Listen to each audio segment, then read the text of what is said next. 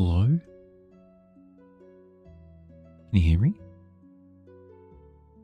You're late by 5 minutes? No, you're fine. You're fine. You're fine. You're fine.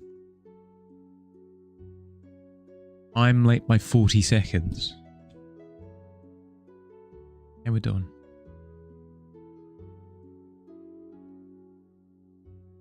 I think everything should be working. Everything should be working. We're good. We're good. David with a first place finish. That's very rare. Well done. Well done. David first, Pat second, Fields third. I do like the lineup. It's a fun lineup. When I said hello, you waved at the screen. Hello. How we doing? You're early. Welcome in. How you doing? You call while you're awake. Hi, Emo. How you doing, bud? Welcome in. Second. Well done. You're going to take first, but you said, no, they need this more than you. No, that's fair. It's incredibly magnanimous of you to kind of make the self-sacrifice play, you know? It's that moment where you kind of jump up to catch the ball. You got to catch the ball, and then you see the more desperate player coming up to rise to the ball as well, and you're like, you know what? You got this, kid. And then you kind of push off, and then let the younger player come in and grab and you're like, yeah, and you're like, and then you die because that's part of the sports movie is what you go, ah, and then you pass away, and then there's a moment of like, oh, he was so good, you know. You always wave at the screen. That's so cute. That's so cute. How we doing? How's that day been so far? How's recovery after 24 hours? You're okay, just tired. Recovery's been good. Recovery's been good. Sleep is a little bit scuffed at the moment, but like energy is good. Energy is good. Mood is good. Like everything is in the green, except sleep. A little bit on the sleep side. Finally finished the second person. Well done. Well done. Wait. Second. You did a second model? Hell yeah. About to sit up for another 19-ish hours.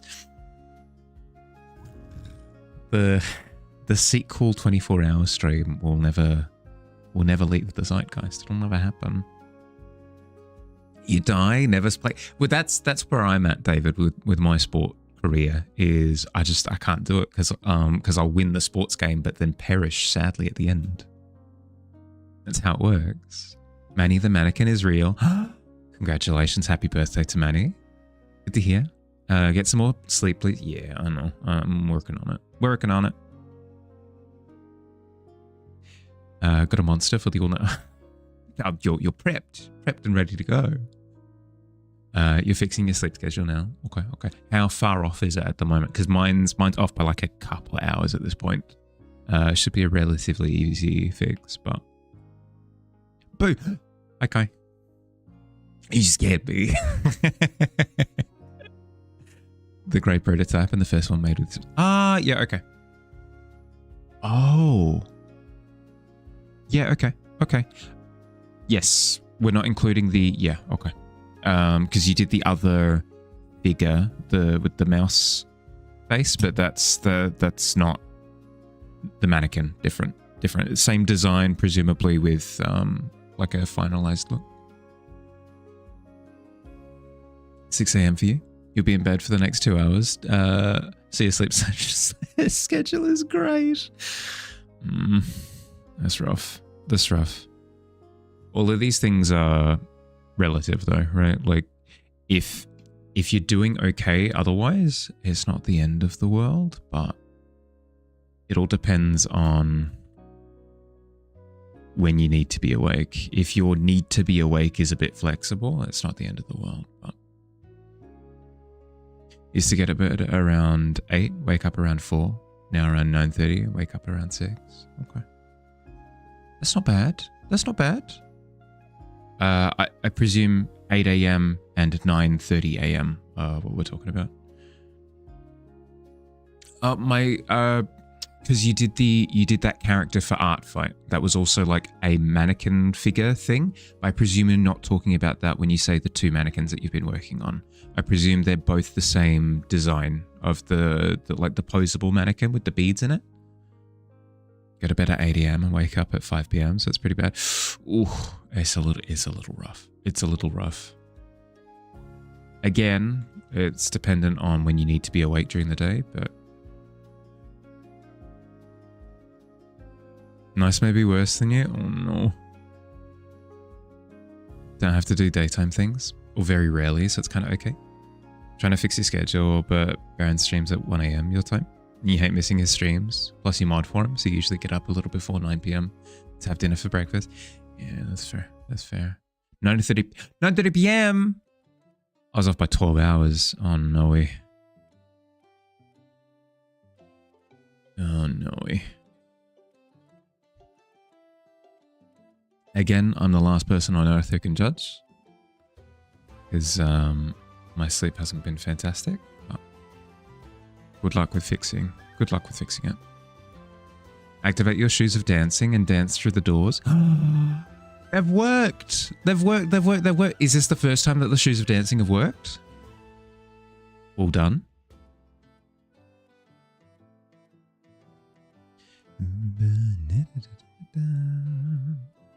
Sadly, if you fix your sleep schedule, won't be able to hang out here as much. But all school requires you to.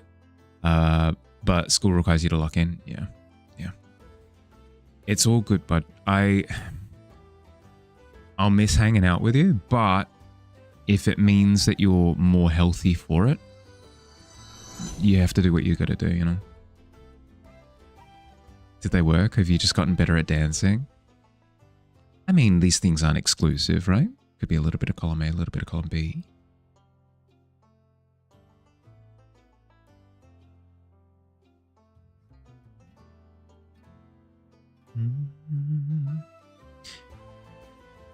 Being productive. Oh, the 20 for the productivity roll. Hell yeah. I'll quickly walk us through what we're doing today, just because I realize it's dawned on me that I haven't said anything yet. We started this landscape study on Tuesday. We did this one first, and then we moved on to this one. We didn't finish it on Tuesday, so I'm going through and finishing it now. And then once we finish this one, we can move on to a third and final study for the week. I think would be quite fun. Fine moves, did ye? Fine indeed. Banished Fields. Ooh. 18 is pretty strong. Can Fields beaten 18?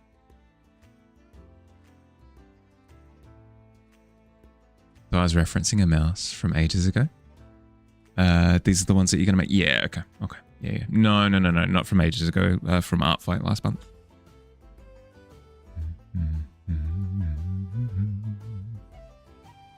You cannot beat an 18? What did you roll? Unless that's just a... No, yeah, there's got to be a little bit of self-belief in there. I reckon you can do it. I reckon you can get close.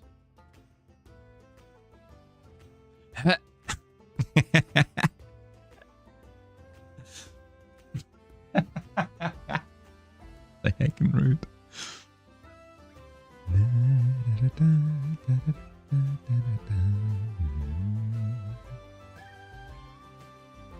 Now, if I let me familiarize myself with the banishment spell. Let's do that now. Banish 5e. Banishment specifically. Let's have a look. I'm going to read this word for word, and it's going to be blinding. There it is. You attempt to send one creature that you can see within range to another plane of existence. The target must succeed on a charisma saving throw or be banished. If the target is native to the plane of existence you're on, your banishment target, you banish the target to a harmless demi-plane. While there, the target is incapacitated. The target remains there until the spell ends, at which point the target reappears in the space it left, or in the nearest unoccupied space. Duration 1 minute. So you've been banished for 1 minute, apparently. It's what happens when you believe. No, you're going to bounce back stronger than ever. Once you re-emerge in 1 minute's time, you shall know forbidden knowledge or something.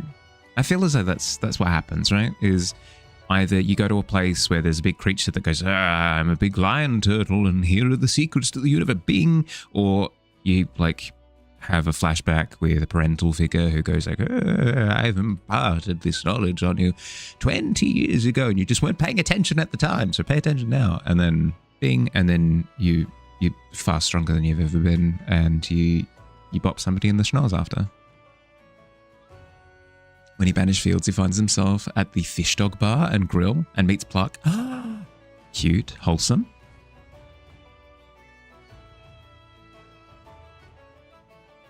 The stream is just white nothingness for a minute. I mean, wouldn't be the end of the world, right?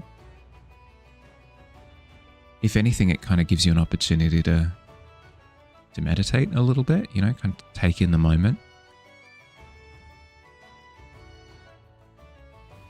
Either that or it's the episode where Squidward gets stuck in a plane of nothingness and he's all alone. Alone.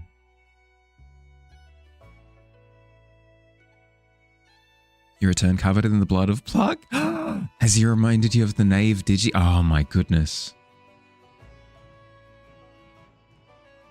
Violence.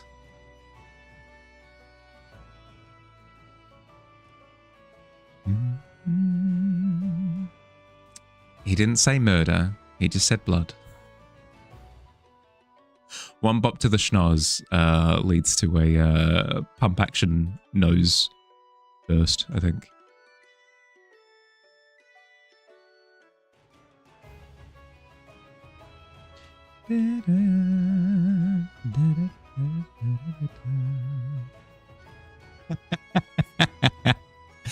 I feel as like my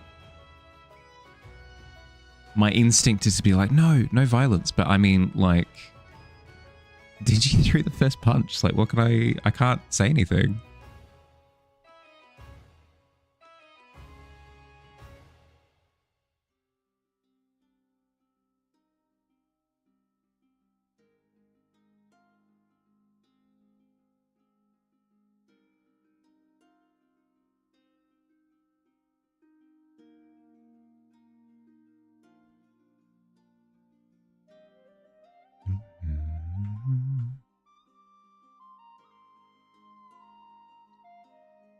Okay, so last time we got the broader strokes down on the canvas. Like the shape is there. We've got the shape of the scene down on the palette, down on the canvas. But now I'm kind of having to go through and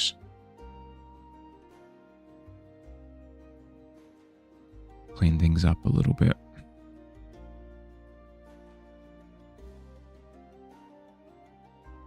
You'd love to see someone make a violin lance.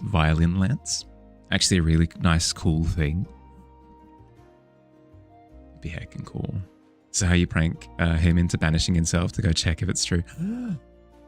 Oh, it's one of those. Oh my goodness. Is it just me, or I hate it? I absolutely hate when something will happen. It'll be like a big fight happens, right? Big fight, and the main hero gets absolutely obliterated, absolutely destroyed, to the point where they're just absolutely covered in blood and they look like they're on the verge of death. And then they reveal that they've secretly had like a bag of pig's blood or something on them that they popped during the fight and covered themselves in the fake blood. Here's the thing. It happens. It keeps happening in stories. I don't know why. I don't know why they think this is a good thing to do. It's a clever twist to be like, I thought ahead of time to bring fake blood with me.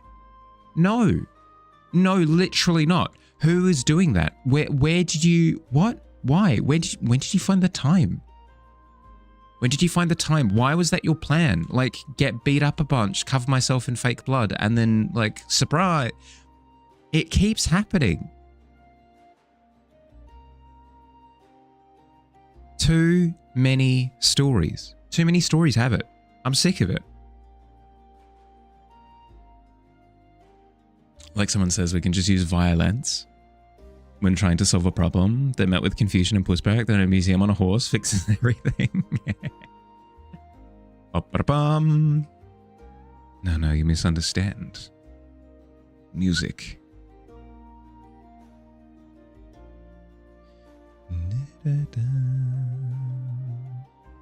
A museum on a horse? Oh, I mean, that works too.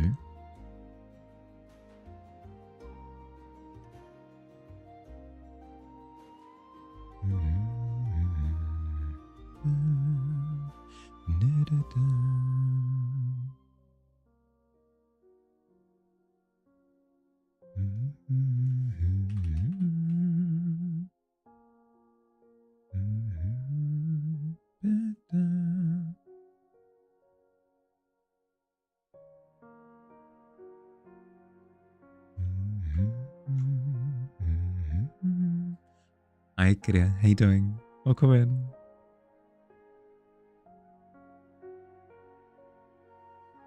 How's your day been?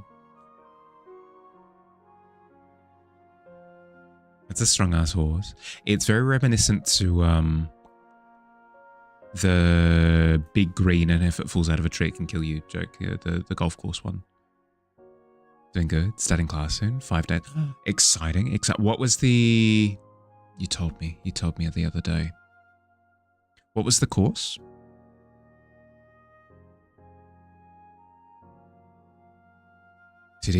That's right. 2D, 3D animation. Hell yeah. And you were saying that you're going into 3D animation specifically, or that's where your like a lot of your practice is. Yeah. I remember now. It's come back to me. Thank you. Sorry, my memory is terrible. Just reminds you need to watch the bread monkey stapler video. Nobody's gonna know what you mean. It's the joke. I know. I recognize that nobody knows what you mean.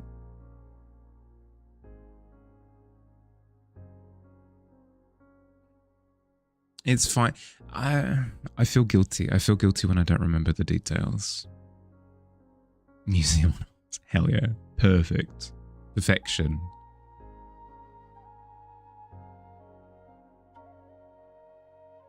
Actually, you know what that actually makes me think of? There's like a moment in every role player's life when you're role playing with other people and somebody else at the table says a thing and your brain just goes, no, that doesn't work. No. An example being, my character rides around the corner with a museum on horseback, and it's like, no, that's broken my immersion completely. That doesn't make any sense. It's more frequent when you're kids, when you're playing superheroes or whatever, and it's like, yeah, well, you know, I lift up the bank vault and I fly it to safety or whatever, and then one of the other kids goes, yeah, well, I eat the planet, and it's like, wait, no, you can't do that. We've broken all of the rules that we haven't specified ahead of time. That's breaking everything. Like everything doesn't work now. It's broken. That's the funny. I know. That's the funny, but it breaks the RP. It's understandable. It happens with you more often than we're nearly 9 of 10. You don't remember what happens like 10 seconds ago. Yeah, literally that.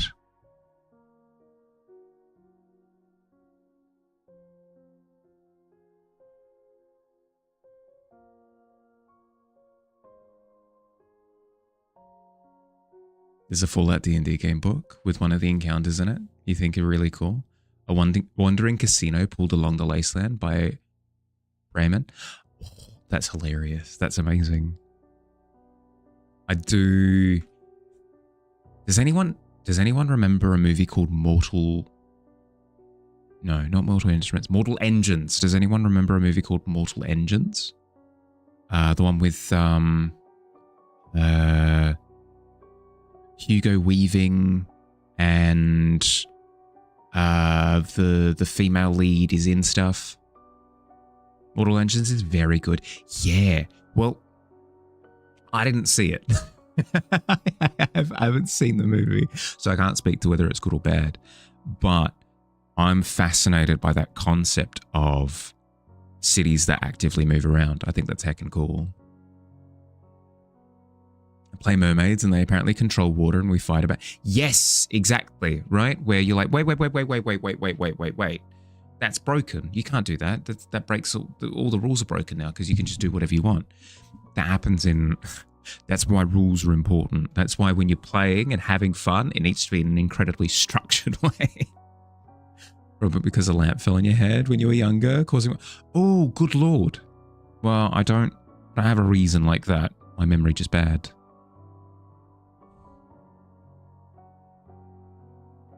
A streamer watched the movie. I know. It's one that I should watch at some point. Heck, we could probably watch it for one of the movie nights. You remember it, but you fell asleep. That's the thing. That's the thing, right? Is that I'm not sure if I would enjoy the movie. I'm not sure. I just don't know. But the concept is absolutely fascinating, and it just lives in my head rent free. Now and always. Do I watch anime? Sometimes. I'm very picky when it comes to anime, and I will happily just drop a series if it's disappointing me. I'm such a snob.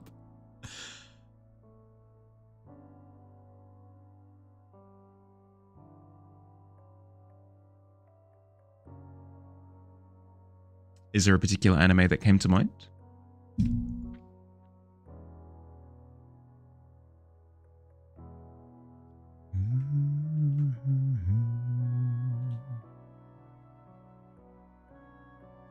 There's an anime movie that you watched called Bubble. It's one you love and suggest to nearly everyone. Really? I do watch anime. I don't often watch anime movies. And by don't often, I mean I can't remember the last time I watched an anime movie. It's got a certain taste. You love the art style a lot. Would you be able to... This is incredibly presumptuous of me, but would you be able to shoot me that as a DM on either Twitch or Discord? Again, that memory problem thing, I'm not going to be able to remember it. But if you shoot me a message, I'll have it kind of there as a constant reminder.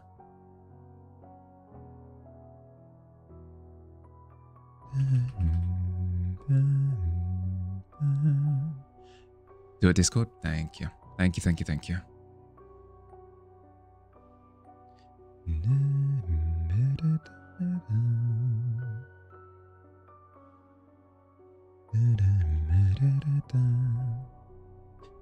For anyone who wants to join along with this particular study, if you're like, I really like this scene that you're doing, Mahali, and I want to do that as well as practice. It is in the Discord. It is, I promise, hand on heart. If you head over to the photo references, I think that's what the channel is called. Conversations, study references. There we go. It's the first one, top of the list. If you go to conversations, if you go into that channel, study references will be at the tippity top, and this photo is in that channel. It is in that channel specifically.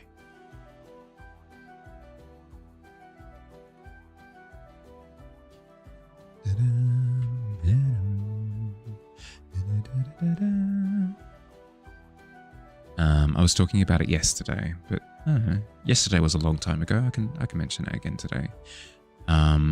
This is my equivalent of eating my vegetables. It's all well and good to do art that makes me feel good, like the Ghostbusters said. But occasionally, I need to do practice that makes me actually technically improve. So, little things that I've noticed in this one so far are visual elements in the floor that help to communicate that it's going backwards and the distance is getting further and further away. What do I mean by that?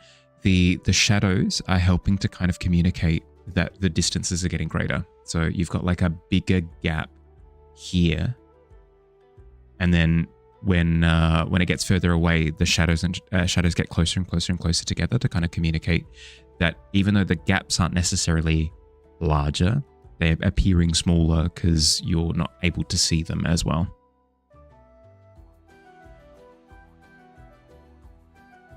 Added a picture as well. Hell yeah, thank you. How did you know that I was a visual learner? I thought I was doing a good job of keeping it hidden.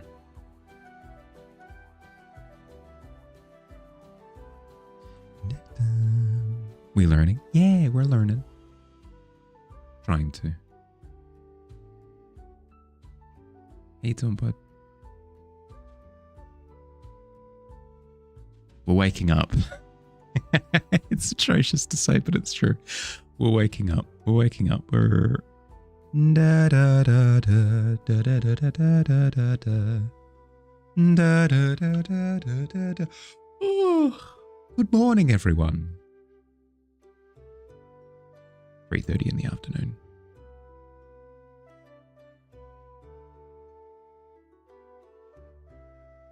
As if, yeah, I know, it's atrocious.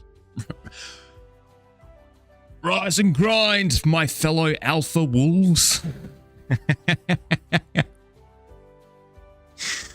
Oh, it'd be fun. It'd be fun. I don't know. Like if I was on that sort of condiment, I would lean into it hardcore. Could you imagine? It'd be so much fun.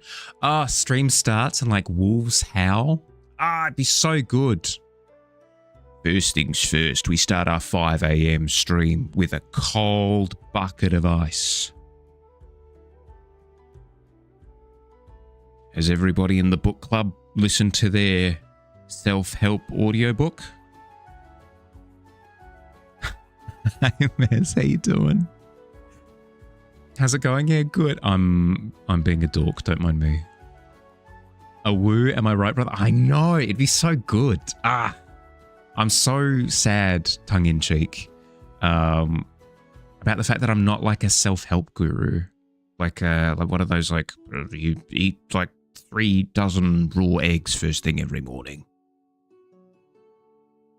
Go find the closest person outside and yell at them to assert your dominance.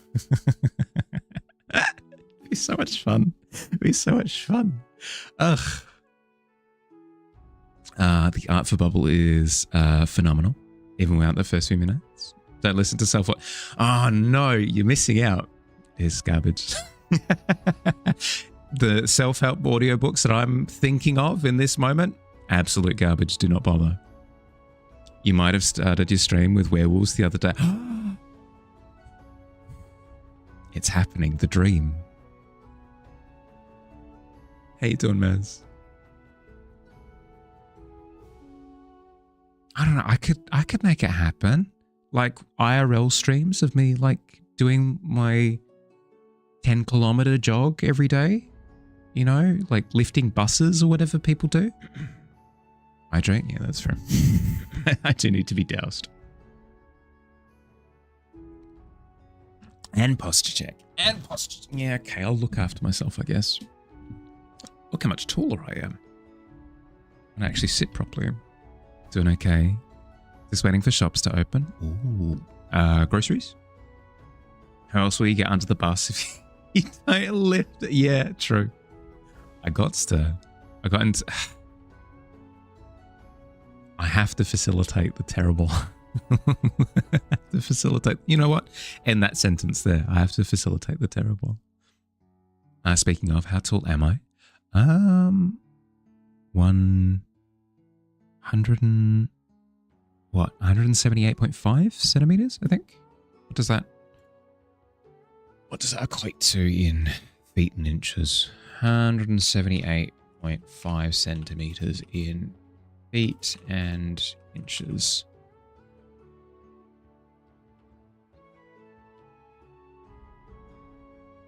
5.8 feet is very misleading because that's not, that's not 5 feet. No, wait, no, that's not even, wait, what? 5'8"? That's not true. Yeah, no, that isn't true. It's because stupid measuring system.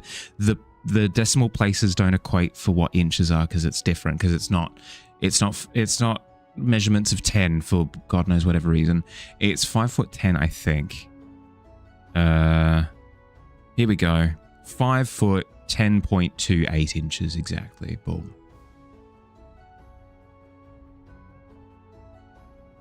Seven raccoons. Lock it in.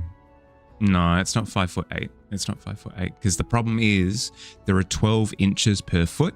So when you go 5.8, that's not, it doesn't, it like the 0.8 doesn't go into feet via inches. It's 5 foot 0.8 decimal feet.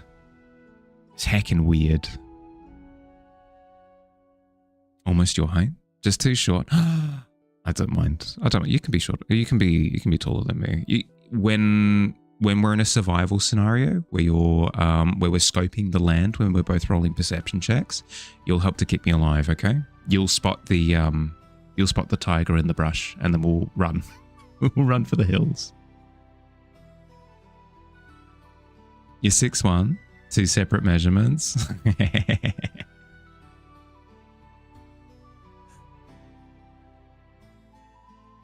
6'1" by the official Measuring Council of Australia. An adult raccoon is like 12 inches tall. 1 foot then. Boom. I am 5.8 raccoons tall. Perfect, that works.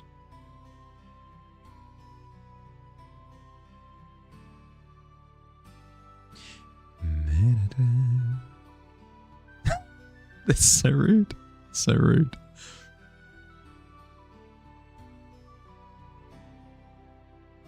Raccoon confirmed.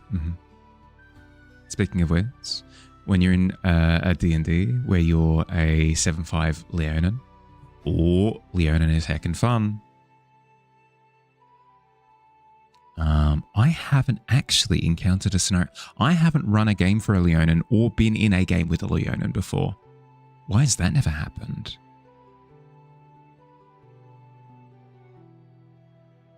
Maybe it's because I'm a werewolf every time. I can't be a werewolf Leonin. That's overkill. I don't know. I'm still obsessed with this idea of being like an alpha male influencer, whatever stream, and then really heavily leaning into the theming. Oh, it'd be so much fun. Could you imagine? Like with the graphics that like come, like you start stream and like wolves come in from off the sides of the screen, oh, and like a moon rises and like fire sparks, and like metal lettering comes. Oh, it'd be so hardcore. Yeah, the Chad graphics. Yeah, it'd be so much fun, right? I could be a Chad. I could make it happen, right? It's time for, we're going to have Nutrigrain for breakfast on stream. We're gonna go out on the street and ask people really uncomfortable questions for no reason. Gonna start chatting. Yeah. New arc coming in. Oh my god, it'd be so much fun. It'd be so much fun. I could wear like a leather jacket with cut off sleeves. I suppose it would be like a leather vest at that point. I could wear a leather vest. You're gonna go. Let's see. I've chased you off. Oh, good. Look after yourself, bud. Sleep well. Rest up. Good luck with prep, okay? Good luck with prep. You've got this. If you come in one day and I've themed the whole tavern with wolves and protein, don't know what you do. I don't know. I think I wouldn't be able to do it. I would be too busy laughing. Like I wouldn't be. I couldn't with a straight face. Hello, my fellow Chat Maxes. No. I was kidding. Look, Sleep well, Akira. Look after yourself, bud.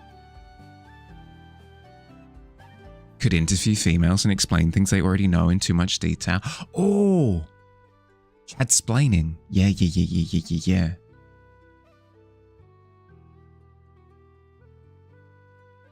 It's D&D. It's D&D trivia. Did you know that a beholder has like 10 extra eye tentacles, and each of them do a different thing? Like one of them is a fear ray where you need to make a charisma saving throw, and if you fail it, you have to run away. It's actually really powerful. Make sure to no, I can't even finish that sentence. Heckin' Christ. Manosphere Mahali 2027. No, that doesn't sound as fun. Specifically the wolf thing. The wolf thing makes me laugh. Mansplain chat maxing. A 10 seems about accurate, yeah.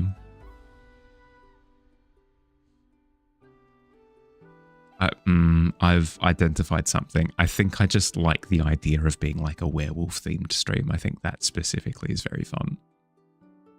Because what's it? Spoilers for Skyrim.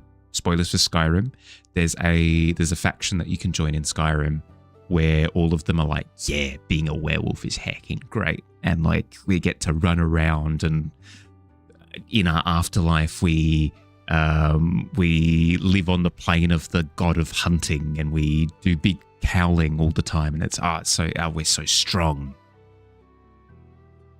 and that makes me laugh.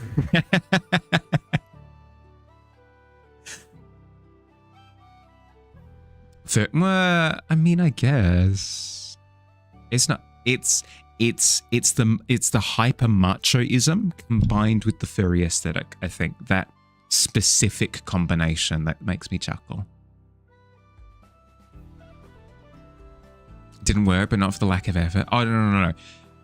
Davey, there's never a lack of effort. You are effort personified. You make it known to anyone and everyone around you that you are putting in effort, and you would be shunned by this community if you were not sweating at all. Is that a thing? Is that part of it? Like the amount of sweat that you...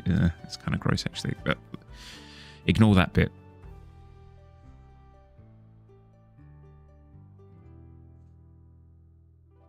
New segment. Mahali explains something that he has absolutely no... I mean, it's part of the mansplaining thing again, actually. Mahali explains communities that he's never actually read up on. Oh, no. Okay, so how do I defend myself? We're pivoting, House. We're pivoting. At least for today, we're pivoting to like a macho stream, lifting weights and stuff. Can tell by the visibility of your socks due to your pant hems being awkwardly high to the point where you feel them touching the tops of your ankles.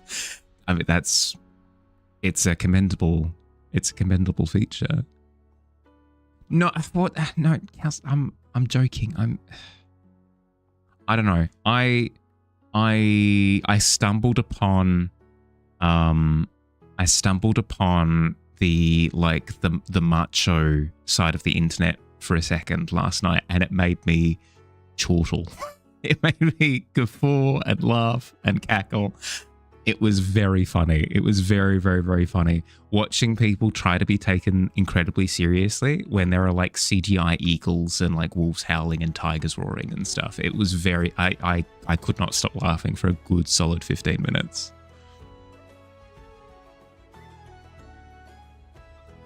Check out these man calls. Oh my goodness.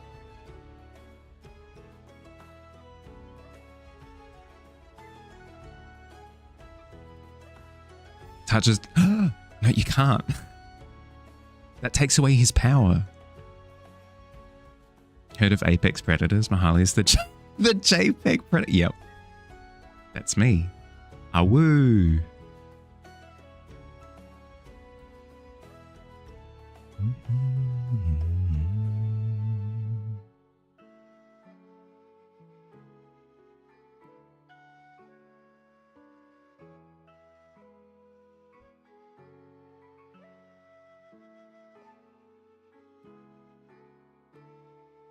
Now, this is a shocking revelation, but I think it's dawning on me that I would just, I think, enjoy the LARP. I think the LARP would be quite fun. The LARP would be, it would be incredibly obvious. Like, I would be smirking and laughing the entire way through. But the idea of, like, the combat paint and the, like, staring into the camera and the animal noises and it's just... It'd be very funny. It would be very... I would absolutely make a D&D character that was that.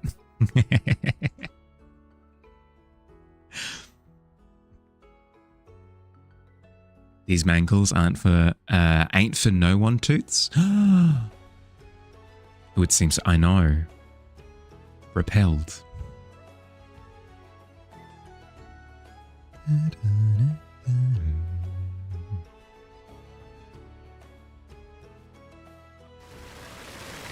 Yeah, no, I deserve that. I deserve that. Cooler heads will prevail once they're dunked in water.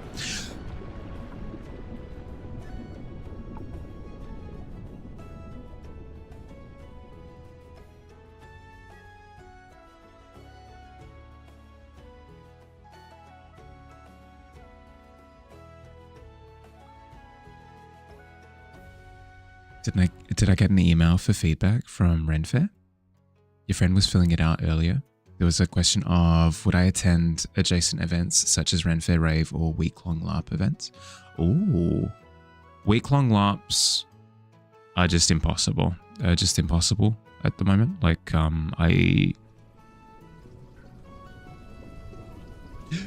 as much fun as it would be to try, because I said the other day, like, I'm very much so in a mode of trying things to sort of see how they go nowadays. I would love to give them a go, but just I wouldn't sacrifice stream to do it. I feel like a rave with folk music would be brilliantly hilarious. I completely agree to that. That would be amazing. I didn't get the form specifically because it was my sister that organised the tickets last time, so she probably would have gotten the form. Week-long LARP screams unemployment. Yeah, I just like how am I gonna find the time?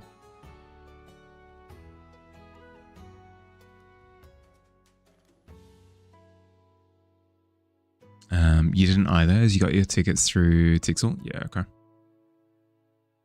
A themed rave though, that'd be kind of cool.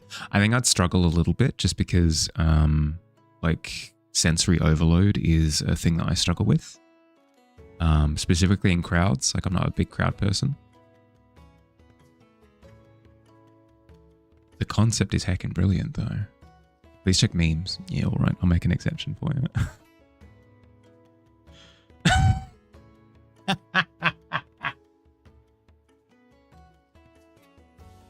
Sorry, I saw the still shot of the front cover. Yeah, no, I don't. I take it back. I don't want to be part of the. I don't want to be macho anymore. That sucks.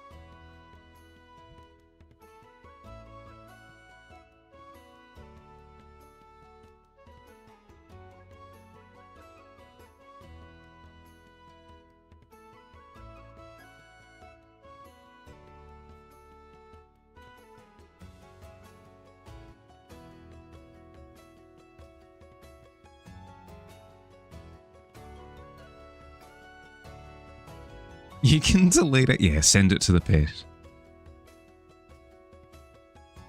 No, you don't have to delete it.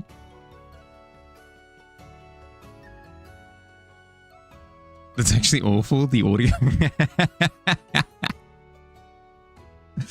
I am glad I did not play it on stream.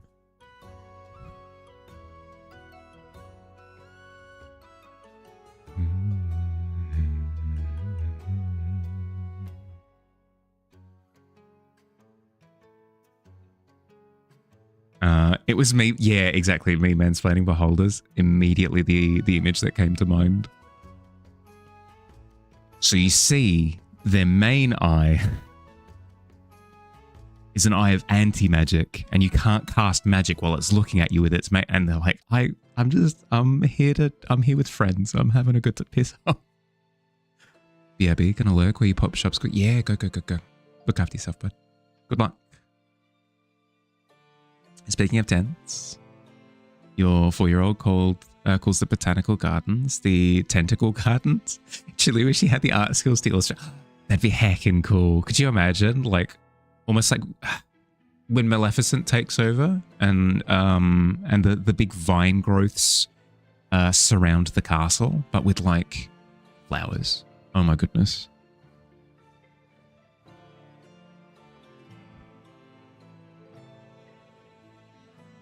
Please feel free to use Tentacle Gardens. It has become part of the communal idea pool. The font of inspiration.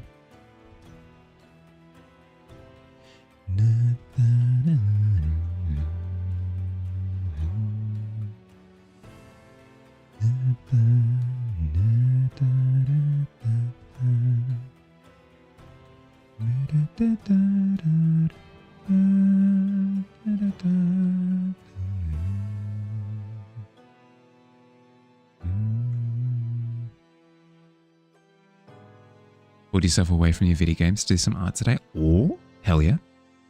Are you going to join me with studies? Are you gonna do an original piece? Are you going to finish one that you've already started? What's on the menu?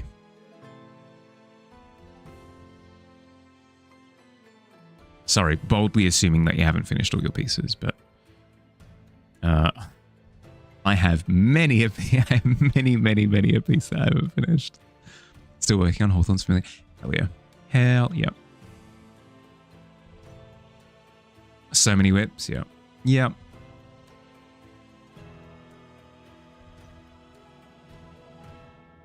My birthday scene from last year isn't finished. That feels like a travesty. We're going to depict a birthday and the part. Well, I don't know. Actually, wait. No, think. Wait. And the party never ended. That's a pretty good finish, actually. I'm not. It was never finished. It's got a kind of good ring to it, you know. Happy birthday! Oh, thank you. Thank you. Got a cheeky little piece that you're working on. Moving into performance art, and this one's called Crying in the Corner. Pretty self-explanatory. Powerful, though. I feel as though it'll resonate with a lot of the viewing audience. Tiny room in that corner. Yep. Me too.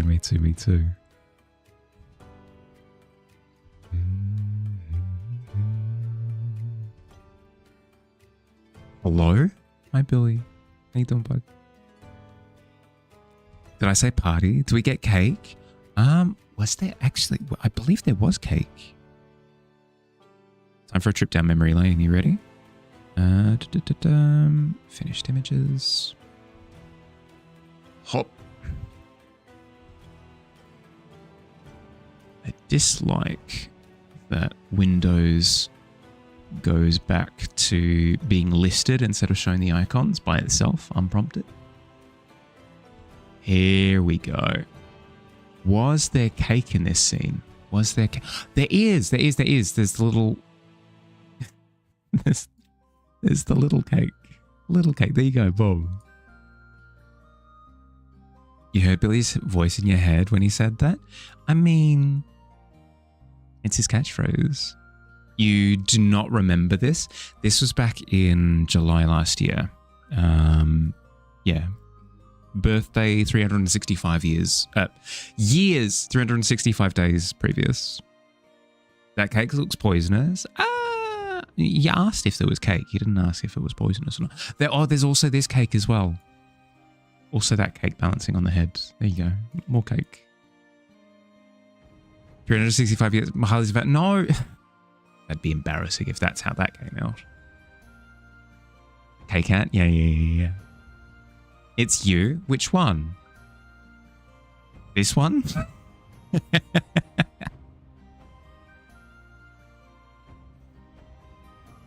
This might have been before your time, Kals. It might have been.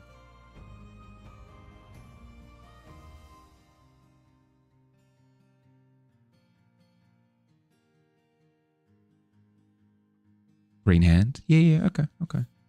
Well, I mean, you do have a green thumb, Field, so that lines up.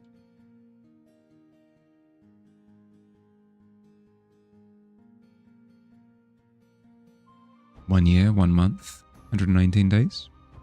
Yeah, slightly before.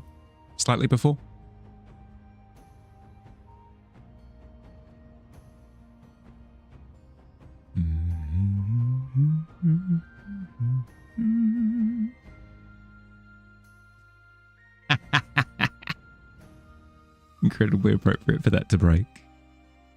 Billy's been following for 3 years, 7 months. Bit longer than that. You did unfollow, refollow business. And by a bit longer than that, I mean a lot longer than that. 3 years since you tested it, yeah.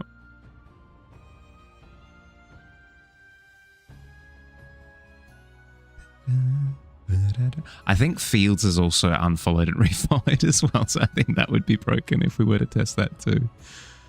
Deary dear.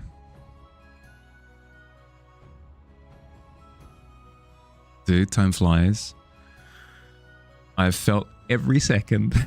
I have felt every second of time.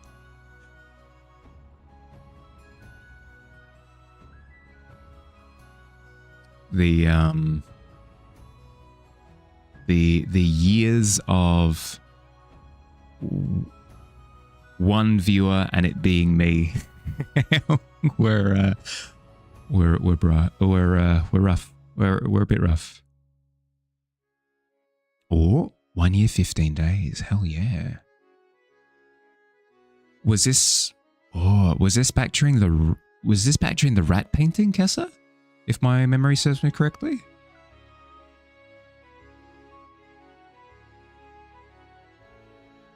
Hey, Pug. How'd you sleep?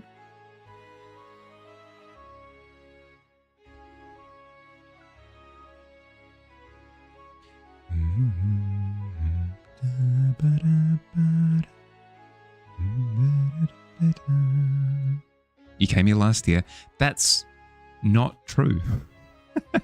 That's not true at all.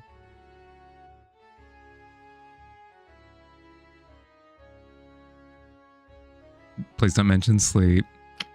It's rough. I think my first stream was when I was doing the mermaid contest. Really?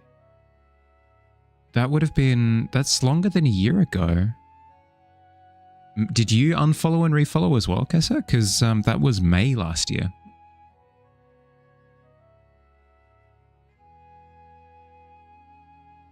So much progress, but you're running on 3 hours of juice. Ooh. Followed when I was doing the Kraken image.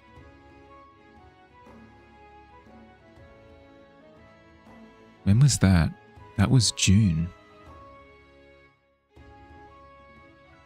That doesn't line up either. Sorry, I apologize. I told you, I remember every second of stream. Specifics? Absolutely not. Eras?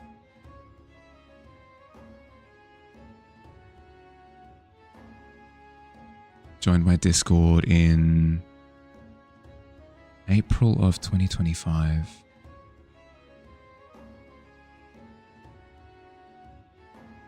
That doesn't seem right. Maybe I'm misremembering then.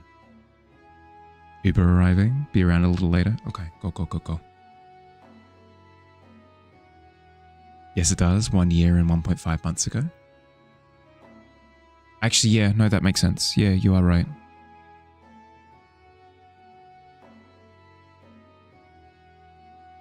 August 1.5. Yeah, you're right.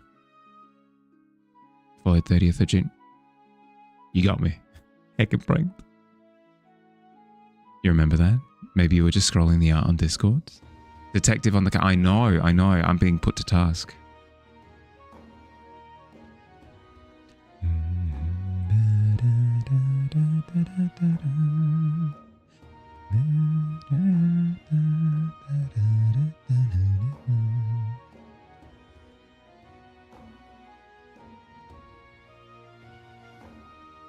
Me?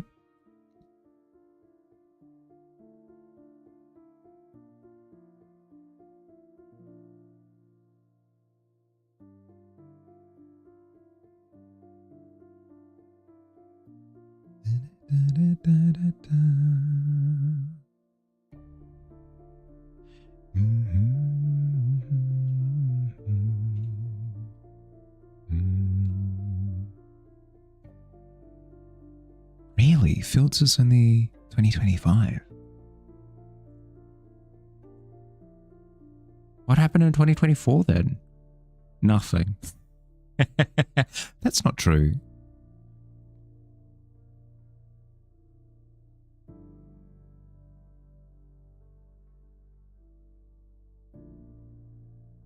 You were not on Twitch in 2024?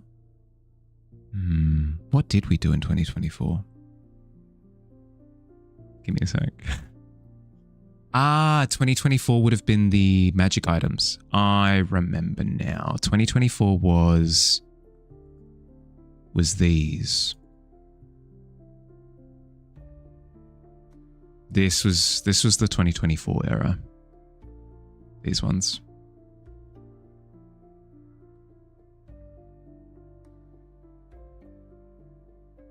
I remember now. It's coming back to me.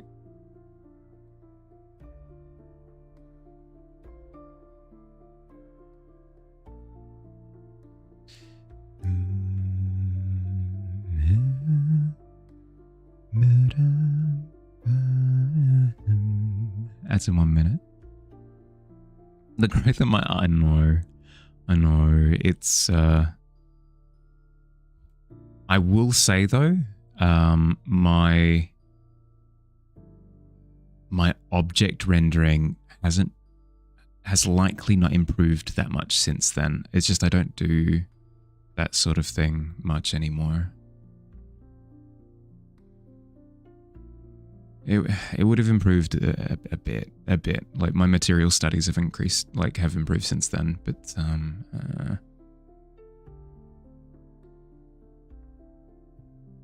everyone talks about the growth, but never the kavoth. It's behind you, run. I was making magic items. Remember that you were searching for some because your players wanted them and you didn't use them at all. You're completely fine. Magic items surely break the game. You can run sessions that are low magic. You can absolutely do that. It is something that I would be transparent with my players about. I'd be like, hey, I'm not anticipating using magic items at all, basically. Like, if you find a magic item, it's like story sculpting. If you find this magic item, it'll be a case of you have to drop everything and deal with it because it's something that is incredible, you know? Yeah, that's part of like a session 0. Not saying there was a problem before, just all so much more lore and expansion and stuff now. So good. Yeah. We had the tavern, like the overlay existed, but there was no sense of what we were doing. I would say I've got a stronger sense of where I want to go with streaming now. Very much so. Need to use them more now in Curse of Strahd. Oh, in Curse of Strahd, yeah. I don't think there's any if buts maybes about that. You are just nerfing your players for no reason at that point, if that's the case.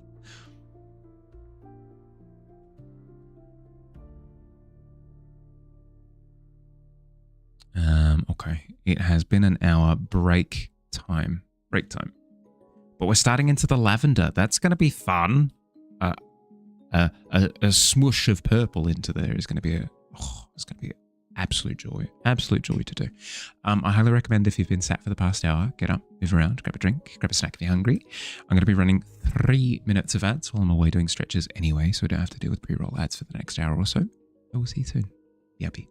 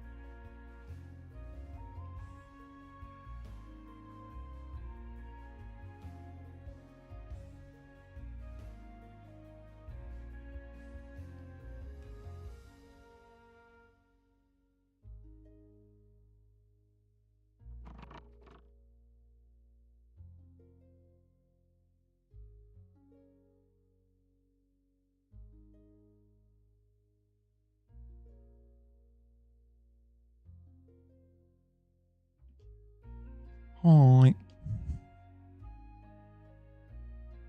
Welcome back.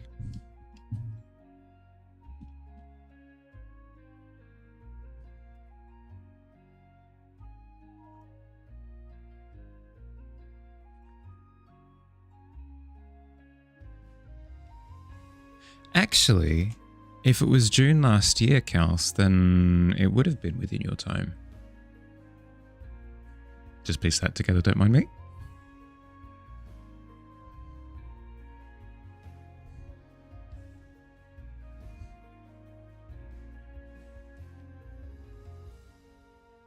Because it would have been, yeah, it would have been end of July last year. Yeah.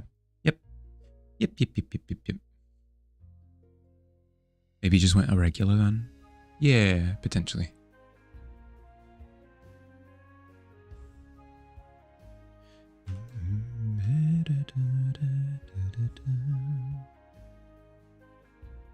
was a weird bit of screen tearing. Huh.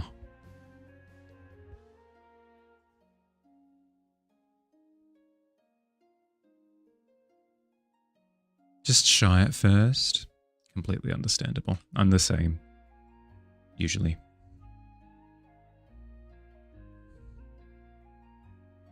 I'm terrible. I'm terrible in other people's chats. I don't know what it is. I get super self-conscious about talking too much. I don't know. I just I enjoy talking to streamers, and then I realize, like, oh wait, I've just been yammering at them for the past 15 minutes and they haven't done anything. They've been super distracted. I'm getting in the way. No, don't. I don't know. I know there's no like book of decorum for how to do it. Literally, it's just a case of streamer by streamer, you know, like check with them, see what they're happy with, and then go from there. I don't know. It's tough. Literally here to hear me talk. No. It's more when I'm visiting other people's streams. Like when I'm typing, I get self-conscious about, like for example, if I'm in Davey's chat and he's working on a piece, and I'm you know, enthusiastically typing away like, you know, like I've tried this thing in Pokemon recently and it hasn't worked at all and it's been a catastrophic failure. And then I realized that I've been distracting him for the past like 10 minutes from this thing that he's like, I'm gonna make this amazing artwork. And then I've been, I get self-conscious. Here for Mahali to listen to you talk. As you should be, Billy. I wouldn't have it any other way.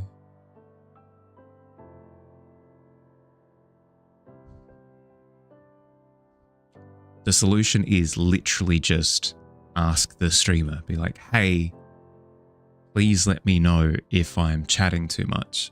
I do not mind. Please let me know so that I can respect your boundaries, you know?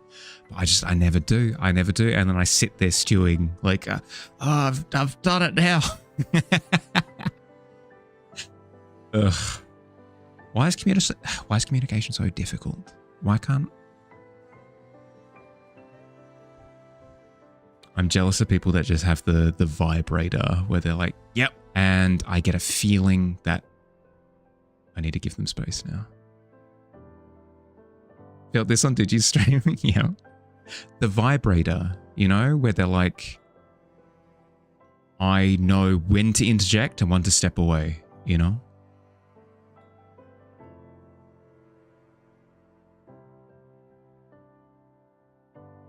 Yeah.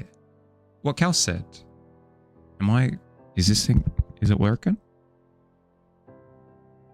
What?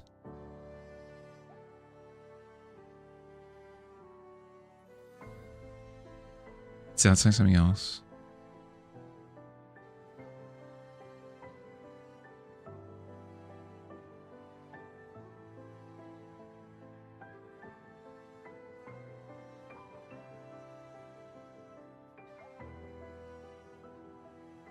I'll stop it. That's not what you... Whatever. I don't need to explain myself.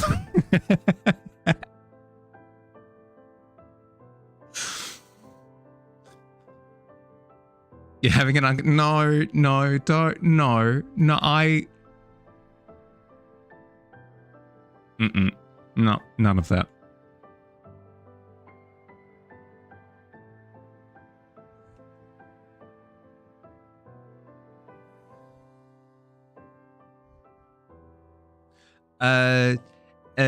A communication sensor, a atmosphere reader, but I couldn't use other words.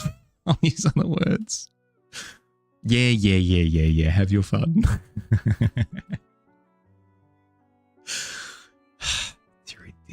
Dearie dear. No, that's on me. That's on me. Billy deleted Billy's message. You're completely fine. No, do not mind. Do not mind me. No. We're not trademarking that. That's not like a new Mahali invention. That's not happening. Absolutely not.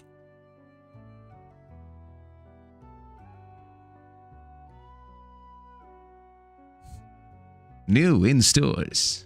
2 for the price of 1.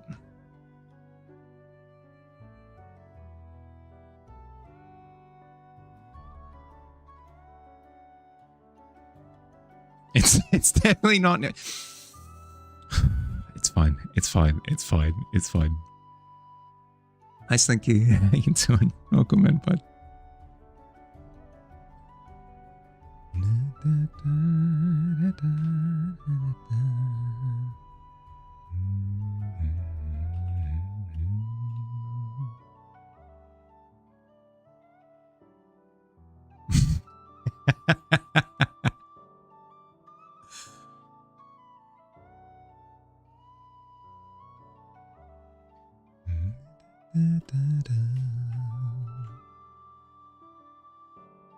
Have you spotted the bone pile for 13?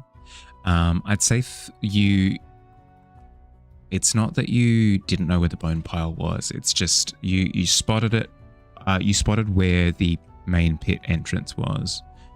On the it was either 15 or 16 last time, and on a 13, I will say that you have made it to the pile. You've made it to the pile at this point. Can you assist? In what way?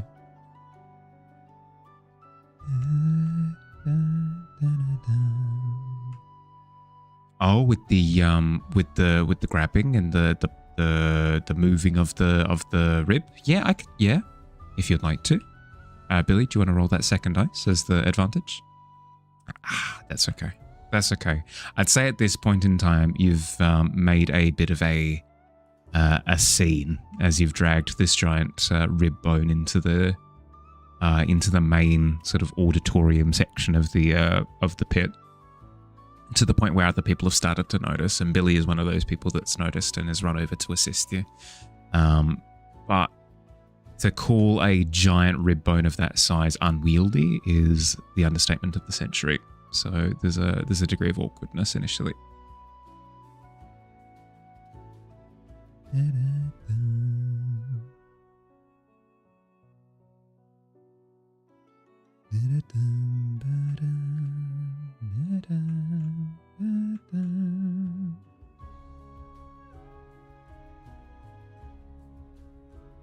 A bunch of pigment? Yep. Literally, that's the kind of size scale that we're describing at this point.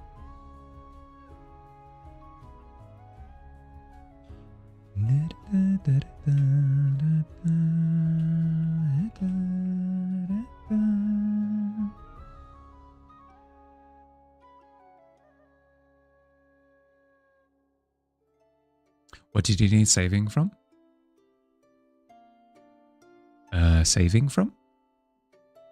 Oh! Don't worry about it.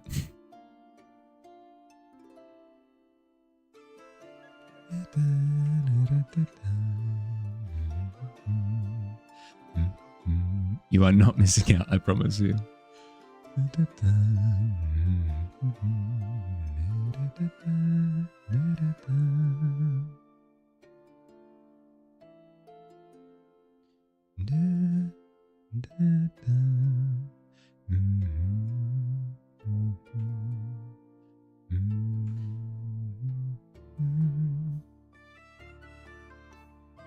Oh, he has some big vibes. I do.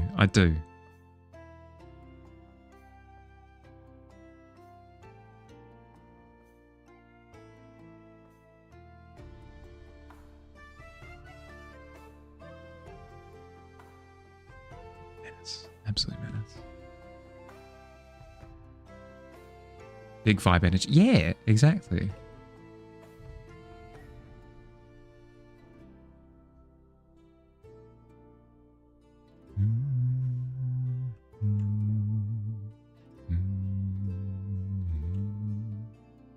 I don't know, whatever reason, that had the same energy as me being about this big with my hands on my hips Like, yeah.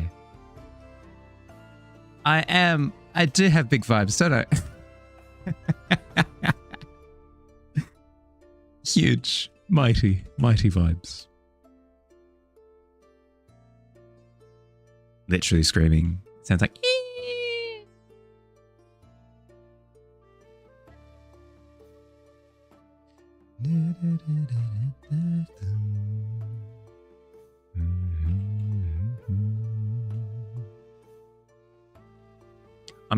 I'm trying to find an opportunity to talk about PAX this year, and I can't find it. So I'm gonna barrel through into the clearing and just blah. You're so cute. I know.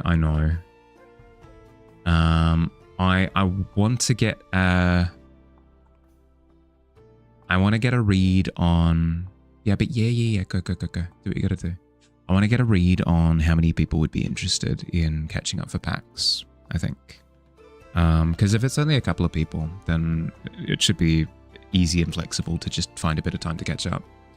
But if it's more than a couple of people, then maybe we need to start organizing something a little bit more concrete, like we'll catch up on Saturday at this time or whatever, at this spot. Do I need an opportunity? It's my stream. Do I know? But I don't know. I'm trying to be conscientious of the topic.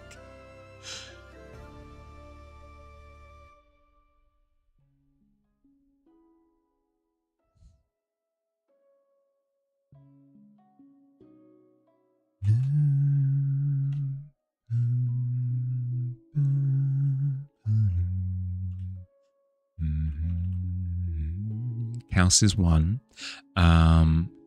Squid has wanted to catch up for the last couple of years, but that hasn't happened. So potentially again this year, we'll see. I know of a couple of others that I for sure will be catching up with. So that's 3 confirmed, maybe 4.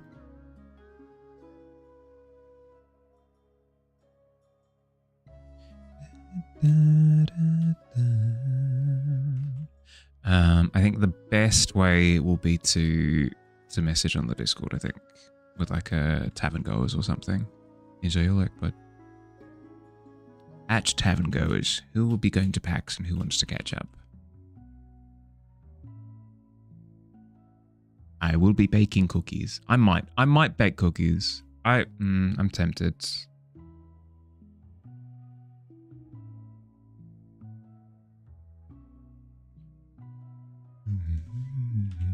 I just don't know what are there rules? Are there rules like thou shalt not bake cookies for a community catch up? This is gorgeous. Thank you. Hey Donman, welcome in.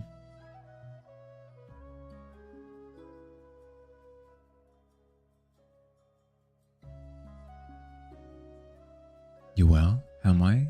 Doing good. I think I mentioned it yesterday, but sort of in recovery from 24 hours from last week. But recovery's going well. Like mood is tip top. Like I was worried that after the 24-hour stream, my mood would tank. Like I'd be depressed or anxious or avoidant or blah blah blah, whatever, procrastinating, whatever. None of that has played out, so I'm quite chuffed actually.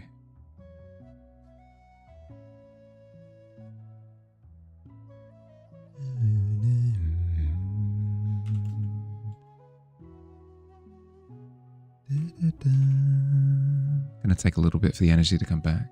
It's good that I'm doing well overall. Yeah, it's one of those things where I will happily take the energy hit if it means the rest of the factors are fine, you know? But yeah, that's where I'm at. My sleep is a little bit shot at the moment, a little bit tired, but otherwise, no complaints. Zero. Null.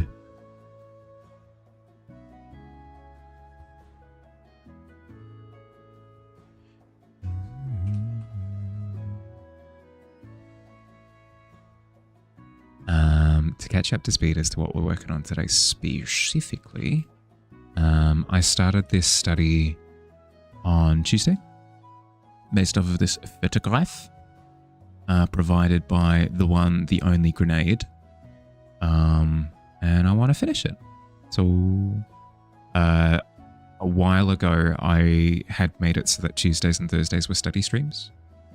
But it's been some time since I followed through on that. So we're getting better. We're getting better. We're committing to the act of improvement.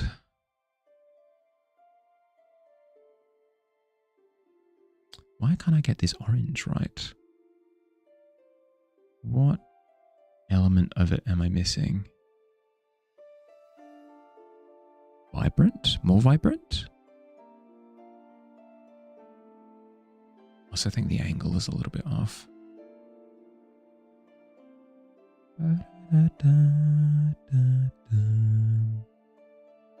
If that's the case, that's fine then.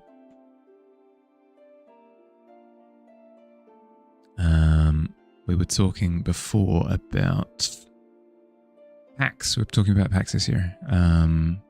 I've gone to most of the Australia PAXs, but this year we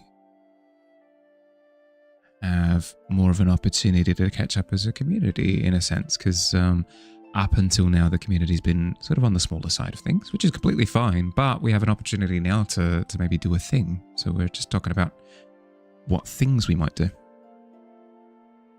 You going for the first time this year? Congratulations. A thing is very exciting. Yeah, well, the one thing mentioned so far is I might bake cookies, but I'm not sure if that's like a faux pas, if you're not supposed to make things for other people to eat or whatever.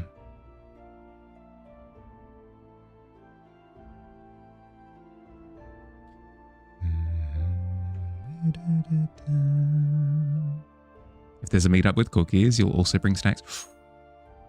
Be pretty good. Excuses to bake are always welcome. Yeah, well, that's the thing, right? Is I found an excuse to bake, and my brain's like, I can do the thing. Still undecided which day we'll purchase tickets for. Let you know when we want to do the meetup. I'm currently targeting the Sunday. I think the Sunday would be best because it's quieter than Saturday. So it kind of gives us an opportunity to catch up without it being too hectic. But it's not Friday when people are likely working, you know?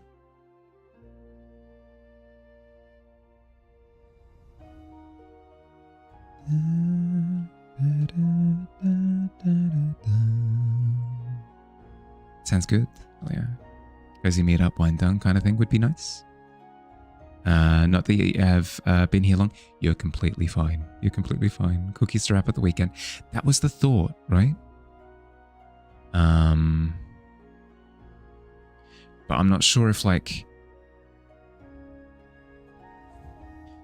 Because here's the thing. I am incredibly naive. I self-admittedly incredibly naive when it comes to like people's ill intents and blah blah blah blah blah whatever. I trust my community, I do, but I don't trust my own judgment in just kind of opening up the doors and being like, yep, anyone can bring any food that anyone can eat. That could lead to, I don't know. Is it something I should be worried about? Am I missing? Totally get it. Yeah, but like because my brain is like, we've got a bunch of good eggs, but what if there's not a good egg? You know, like it might be irresponsible to kind of completely open the floodgates in that sense. Your brain didn't even go there. Yeah, right?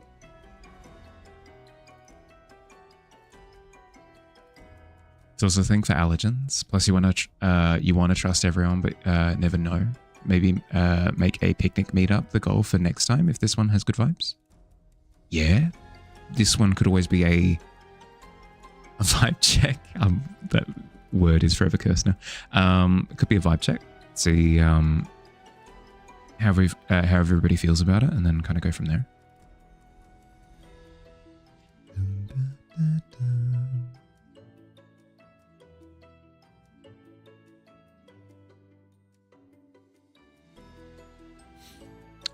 I like what Grey Mouse is doing. Like the stickers, bringing the stickers, I think is incredibly wholesome, and then also really on the safe side as well. I probably wouldn't do that just because it feels wrong. It feels wrong to be like, nice, nabbed. That idea is mine. But I could think of something equivalent to that. I could think of something kind of along those lines. As much as everyone is chill online, it's smart to be aware that almost strangers on the... Yeah, mostly strangers on the internet. Yeah, that's the thought. Knowing Grey, he would love the idea. If the idea spread... Here's the thing. If I did stickers as well, I could exchange stickers with Grey. That's a fun thought.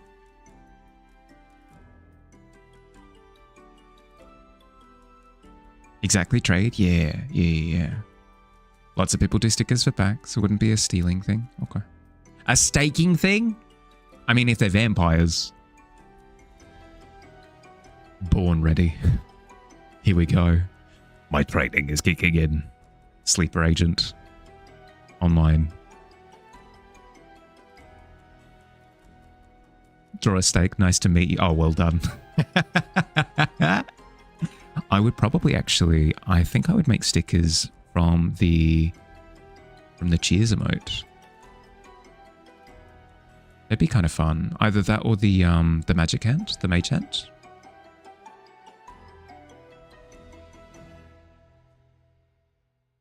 The heart. Oh, the heart would be fun. Yeah. The heart emote would be good.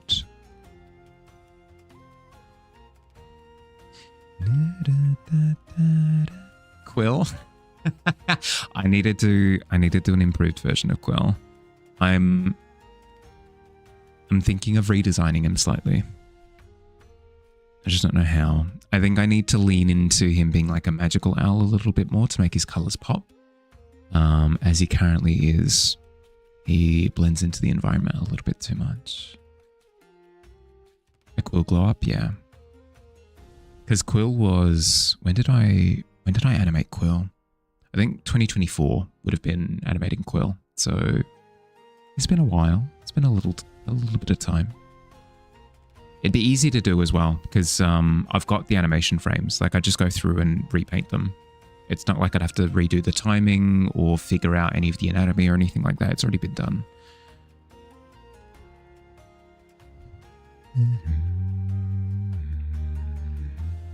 Kowalski, status report. We're doing well.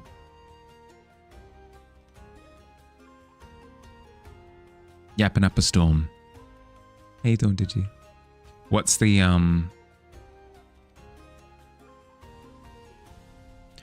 watch along media of choice now? If Critical Role's out the window. Do we know when book 2 is? Do we know when that's happening? I have kind of just been going, it's going to be this week, surely, and then it hasn't been this week. Every week for the past month. In a week, you believe? Oh, okay, just one more. Or 2. Oh, no.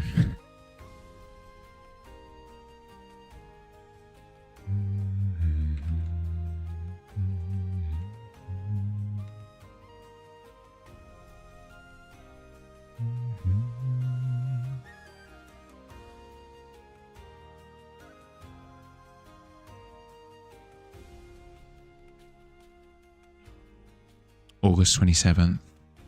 Yeah, next week. Okay. Easy. Is it Thursday yet?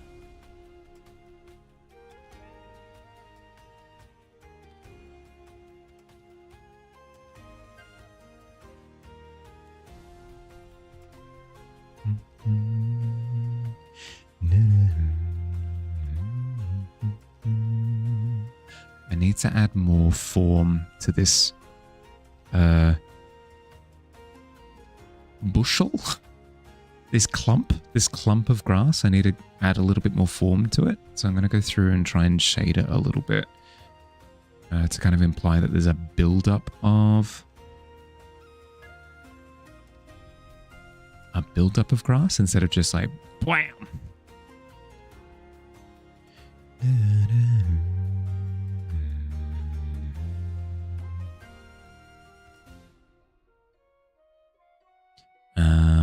Also, if you are free tomorrow specifically, during my day, I have plans, evil plans that I must conspire with you for. Because I potentially have another game of D&D on Sunday that I need to prep for.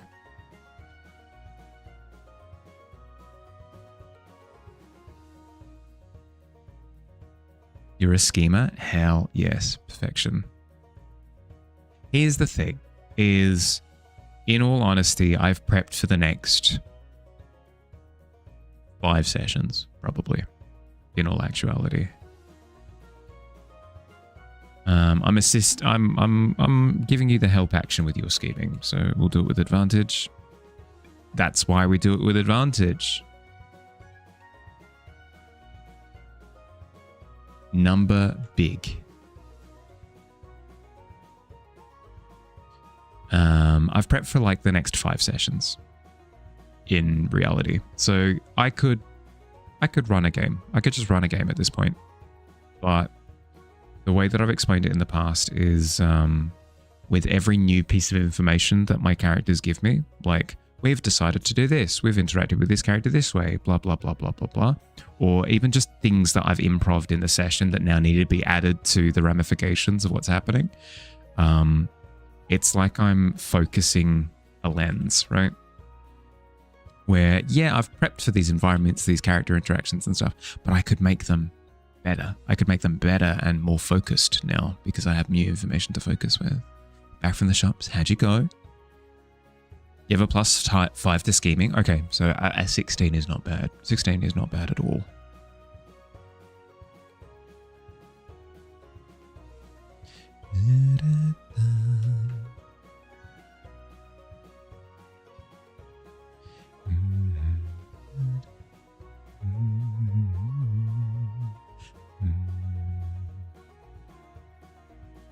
Interesting to hear that you're playing through Strat at the moment, though, Kessa, if you can still hear me. I'd be super keen to hear how you find it, because I've heard good things, but a lot of those good things have just been from general internet rabble. I would trust your verdict more than I would trust just some random person on, as I feel as though is appropriate. I trust your opinion more than some randoms.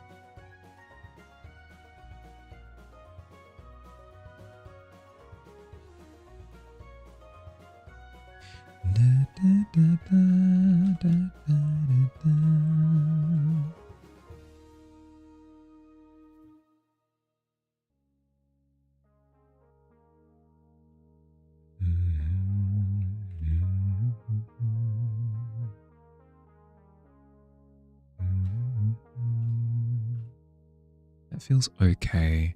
What's happening here? Why does this feel flat? Is it because all these lines are... Yeah, okay. All these lines are very just kind of flat horizontal like this. I can add a little bit more depth by taking them on a little bit of a journey. That journey kind of implies that the grass is bubbling and broiling in different ways that kind of gets those patches moving a bit. Same with this spot here. I can have that duck, dive, dip, dodge, and duck and dive, or whatever that quote is. The 5 rules of rendering.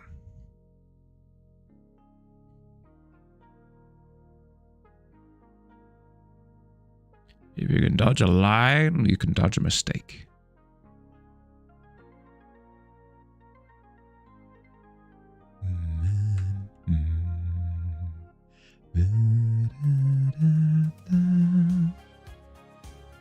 Since when are there rules to rendering? I mean, they kinda are. Really want to make stickers of packs that say, you've been mooned? That's fantastic. What happened at PAX? I was mooned. What can I say?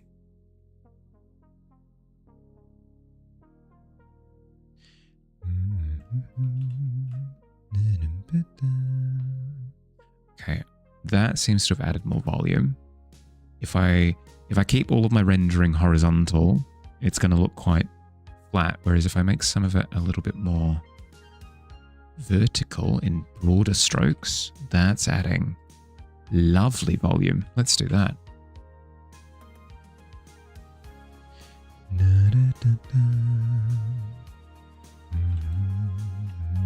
That feels far more luscious. Hell yes.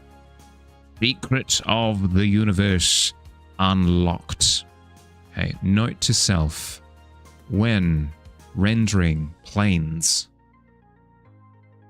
of just traversal, if I switch up my method of paint stroke, I can add more sort of luscious terrain, make it feel a little bit more bumpy. Add a lot of dimension. Yeah.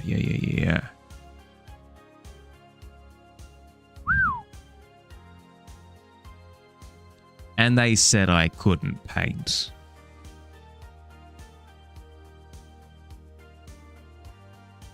They'll see. They'll all see.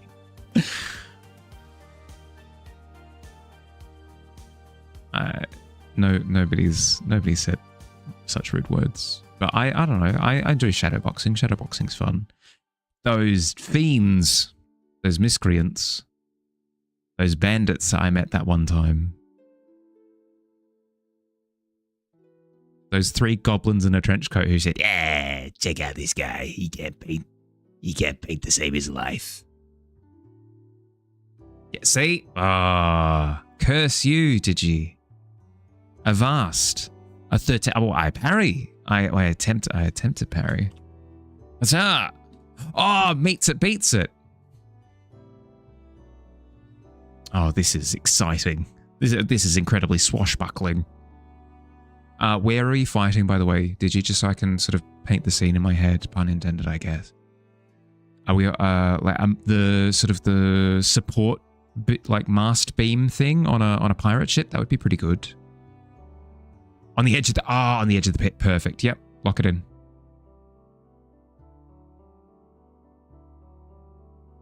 I laugh for whatever reason. I'm laughing at the joy of the peril that we're in. Ha ha ha. And then I go for a riposte. You grapple. You grapple with a 4. Oh no, wait. Oh, with a 7. Oh, it's rough and tumble.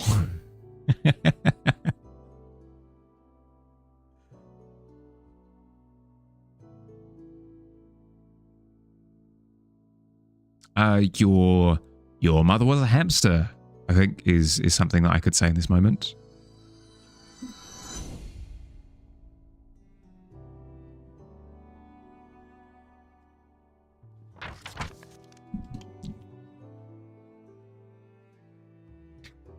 In a moment of surprise villainy, Moon sort of combat rolls over to where the combat is happening, to where the scuffle is happening, and throws out a boot, an actual boot. We'll say an actual. You throw out an actual boot towards where the skirmish is taking place.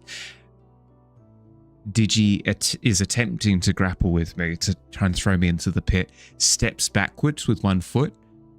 Foot skids on the boot that he steps on. He goes, whoa, whoa, whoa. And then I think I reach out. I think I respect you as a fellow combatant. I reach out in this moment, but because of just how grease covered this boot is, you slip quite violently and get thrown out into sort of the middle of where the floorboards have been parted by the tavern. Oh, that's so good. Yeah. Okay. I clasp your hand at the edge of the pit. You look into my eyes. You look into my eyes. You scowl, and then you let go. And because I don't know, because of how sweaty our hands are from all of the fighting, all I can do is watch in abject horror as you fall in slow motion with your hair sort of blowing and fluttering in the wind as you descend into the pit. It's not so much worse than you wanted. Well, these things happen. You're doing no. As the demi-gauntlet tumbles into the pit with you as well. Oh my goodness. The drama. So I'm left holding it. Throws a rope to Digi. It's too late. It's too late, Moon. You throw out the rope and it dangles sort of limply in the void as the floorboards creak and crack and stitch themselves back together, closing the entrance to the pit. You just trip into one. Oh no. Oh, Strahd, yeah, you're in the beginning using. Sorry, different conversation. Using Death House start. You're curious how many players, if any, survive that? Are gonna survive that, but it's okay if they die. Then that's the best way to the Shadowfell. Also, you can add Undead tag to that. Would be funny if it makes the if half make it out alive and other half are tarnished. That'd be kind of interesting, yeah. An interesting dynamic, because then half of the party can kind of interact with that side of things, and then the other half can interact with, yeah. You've made grave errors. That's okay. That is okay. That's part of the storytelling. That might be your first introduction to the pit, though, Moon, if my memory is serving me correctly. We could describe this, yeah. As you throw out the rope, I would say that it catches on Digi's foot and drags you into the pit after him. And you're tumbling down past sort of dark shades of stone and rock and little glints in the walls as you fall and fall and fall. Below you, very fast approaching, it's like a dimly lit space and what appears to be a pile of things. As you crash land into this pile, it dawns on you that you're surrounded by odd knickknacks of all sorts of eclectic origin. Chairs, tables, dresses, mugs, attire, stuffed animals, all sorts, sort of all surrounding you as you sort of break yourself loose of this pile. You look around at the environment around you, dimly in the distance, sort of all around you in a radius. You see the walls of this vast cavern are illuminated by pinprick lights, and as your focus settles for a moment, you notice that they're shimmering slightly. It's candlelight. It appears as though you're surrounded by a downward spiraling, almost catacomb of like cave dwellings as you acclimatize to the environment of the pit. Hi Vale, how you doing? Welcome in. You prepared the Death House expecting it to be enough for one session. You're on session 3 already? Your guess is going to take around 5 sessions. I mean, that's always what happens when it spirals a little bit. Desert platter of bugs. Ooh, dessert platter of bugs, hell yeah. Delish. That's what we could bring to PAX. Lion King style. Did anyone else grow up with the misconception that bugs in Africa are heckin' delicious because they all look like incredibly vibrant and juicy? A mug of honey mead, please. Delicious. I do have an image of the pit that could work as a visual reference as well. Let's do that.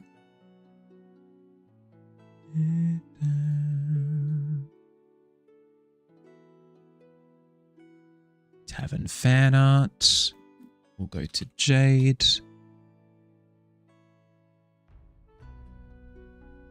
Is it not here? Hollow? Jade Moth specifically. Specific channel Tavern fan art. It'll be here somewhere, I believe. It's not. Heck, I'll go looking for it later. You assumed their bugs were like Starburst lollies? Yeah, exactly, right? The Strahd Castle has like 150 rooms. That's going to be insane to run. Ugh, I couldn't imagine it.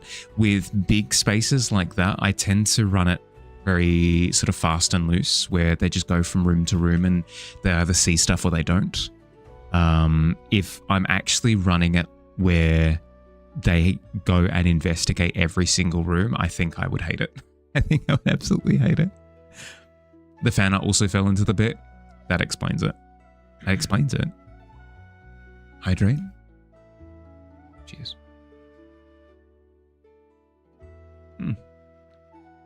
We're running low on water. I'll make sure to top up when I take my break next. How you doing, Vale? How's your day been?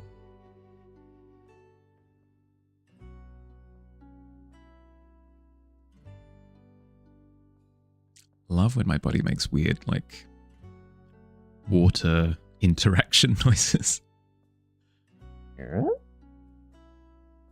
Just got done playing some Windrose with some others. What is Windrose?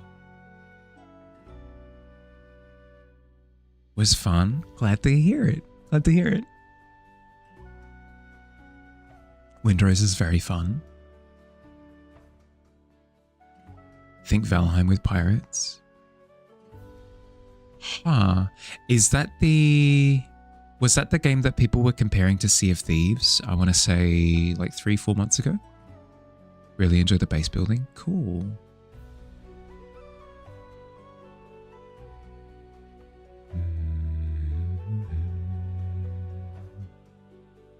Perhaps you think a bit, yeah? Okay. I am looking for games at the moment that are multiplayer. So Windrose might be exactly what I'm looking for. I've got that plugged in for a sec. I've got it plugged into like a personal Discord for me, so I'll go look into it after. That's your problem too. You don't want them to miss things, but it can be slow. It's your first time running a module. It's much easier to run it just from nothing and just improvise. Here's what I'll say is modules are there to give you structure, but if you find that the structure is inhibiting you, if it's making things more difficult, feel free to ditch it. Feel free to be like, yep, so you walk through there, roll perception check for those 5 rooms. Yeah, okay, so as you're going through, as you're ransacking the place, you notice this in that room, you notice this in that room, you notice that in that room. Don't have the biggest pitfall that I tend to find is when you've got a map for an area, try to keep that map almost exclusive. For me, this is a me thing. Try to keep that map exclusively for combat, because if it comes down to just almost like tile crawling, it slows things down considerably. It slows things down a massive amount. You're sucked into Power World? I've heard good things. I don't think it would be for me, because the Pokemon similarities I think would throw me for a loop. But if you're enjoying it, hell yeah. That's awesome. Aye, matey. Windrose would be perfect for you. Right. You're telling me that there are pirates in this game? Well. Time for a bit of sailing out in the open seas. Feels like you can learn the game and level up as a DM if you do run the module properly, because you can learn a lot from that. I disagree. But then again, that's okay. Like, we can have our disagreements. My disagreement comes from running modules. I would say it's a good perspective to have, to go into it and just run it as is and see what you like, see what you don't. But I wouldn't say running it word for word from the module is like peak D&D. I would say that there are some things that you could potentially learn, but I wouldn't absorb everything. If you find that some things don't work for you, don't keep them. Our world fine for others, but not for you either. Yeah. How's my day going? Good. It hasn't really... It's only just started because my sleep's terrible at the moment. It's not too bad, actually, given that I need to forgive myself. I need to forgive myself for not having like a completely normal sleep schedule because I do stream late. So if I wake up late, it's completely... It's acceptable. It's acceptable if I do. But I've just woken up before stream, so running a little bit late. The environment's looking fantastic. Thank you. This is a study. This is a study that we started on Tuesday. My Tuesdays and Thursdays are supposed to be study days, so we're getting back into form. Started this one on Tuesday, as well as I've got the other one here on hand, don't I? This one. This we did on Tuesday as well. So once we finish this one, we'll most likely head to a third one for this week, and then I'll be quite happy. I'll be quite happy if I can get 3 done this week. Just like that, you can live alongside cute creatures and build stuff. Completely fair. Completely fair. I do want to clarify, if I say that I don't like something, I don't want anybody to feel like they need to then match my energy on that. If you enjoy something, good. I'm glad. Like I don't want that to be. I don't want it to feel like I'm like stepping on the joy. Oh, you know, yeah, okay, cool. As long as that's known. And I would like to run Dragonlance because you love the books. But no, it's vampires now. Yeah, hell yeah. Hell yeah. The reason why I feel strongly about it, Kessa, is because I had an era a couple of years ago where I did run quite a few modules as written. I ran some things from Candlekeep. I ran some things from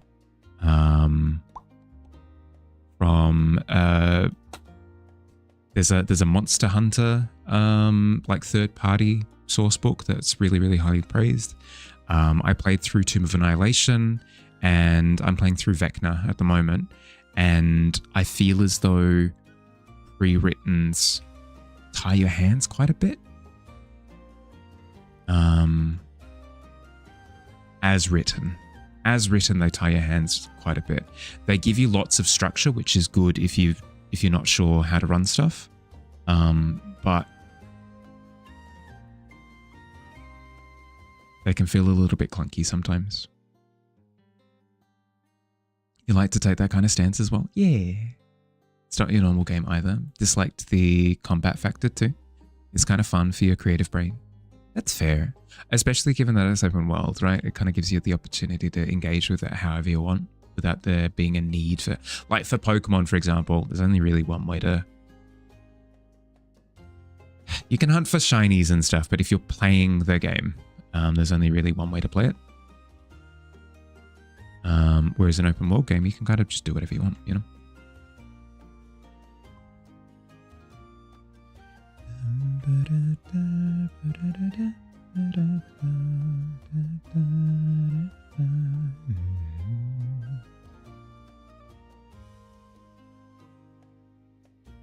A bit of the joys of Pokemon crossed with the building side, like Animal Crossing. Yeah, like a Sims, like an Animal Crossing, like a Minecraft, like a Valheim. Somebody mentioned before as well. Crafting games are quite fun. Quite fun.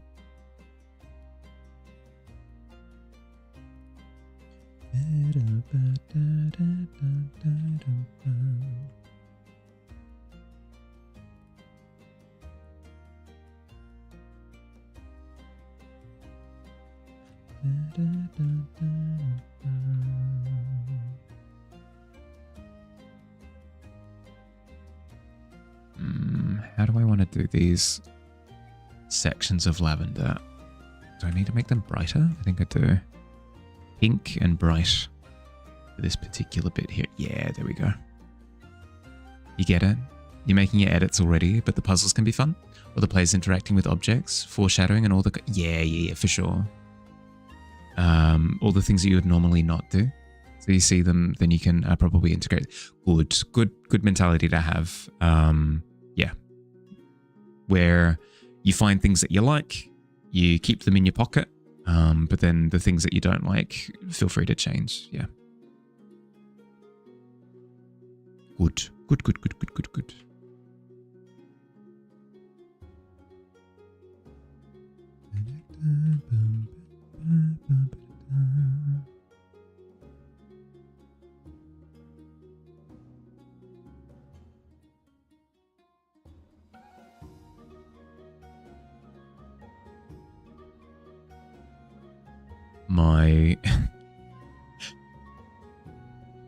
My planning for the game that I'm running at the moment has, I mean, speaking of foreshadowing, I do a lot.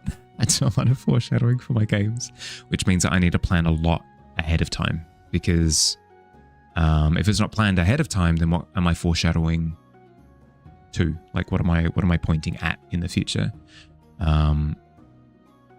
You know, this meme, literally this meme. This is, oh, don't mind that.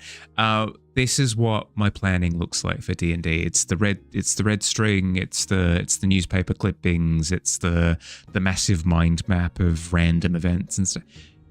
It's getting hectic. It's getting very, very messy. But I'm having a good time. I'm enjoying it. Probably going to make the castle way smaller. Yeah. You don't necessarily need to make the castle smaller, but you could make the interactions smaller. In the sense that you could turn it into a bit of a montage.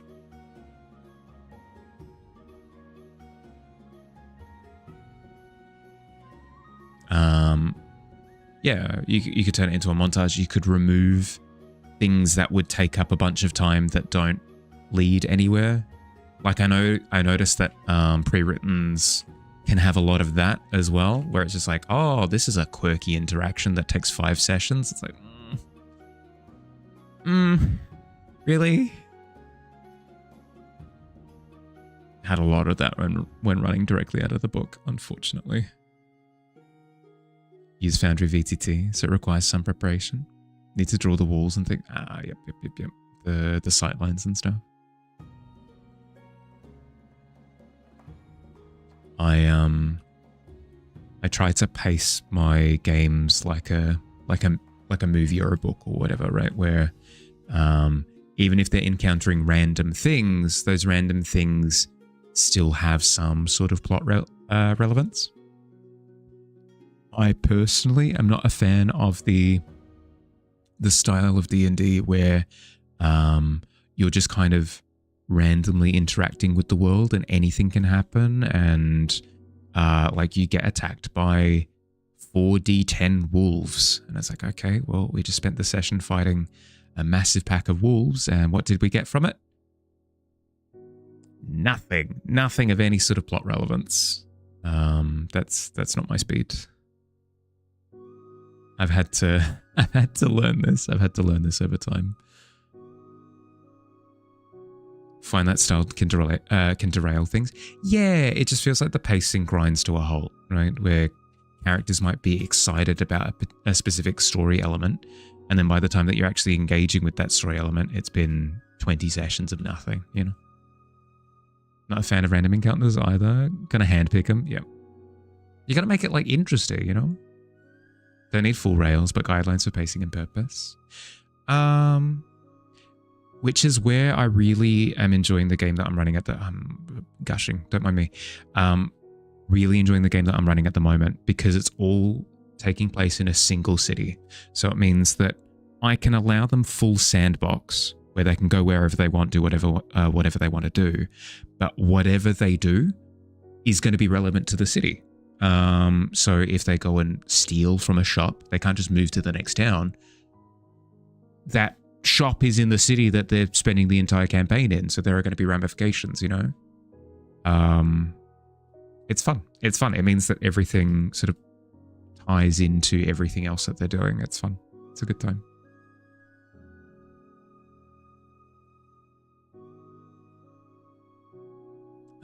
It also means that if they see something interesting and go do the interesting thing, I've pre-prepped the city to be full of things that are relevant.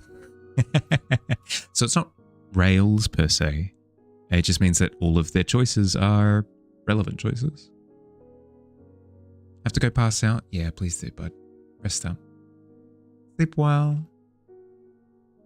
Thank you for stopping in.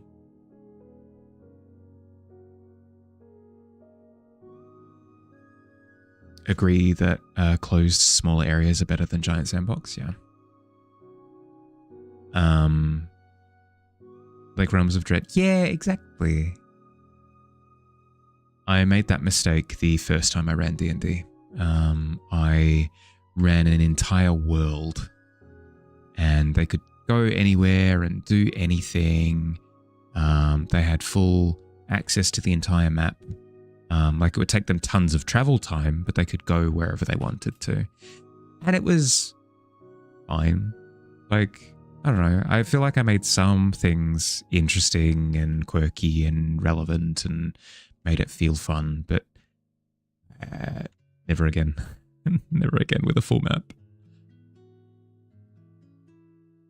It's just not how the world works, right? Like you don't spend your life going like, I could head to Antarctica tomorrow and do Antarctica things. It's like, it's not relevant to anything. Sorry, Antarctica. Sorry to not call you relevant. That was incredibly rude of me, but it's true. Get humbled.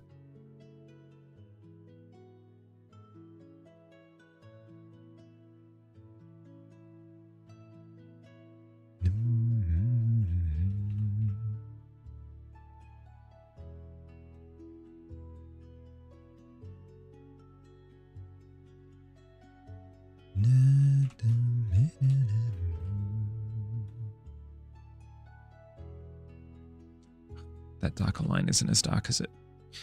Oops.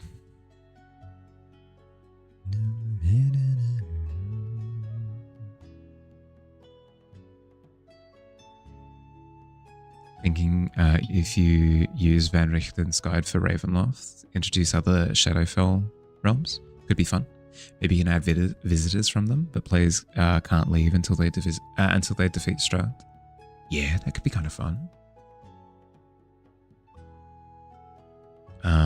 It'll be a little bit more prep on your part, but if you're excited by the concept of adding more stuff, then hell yeah.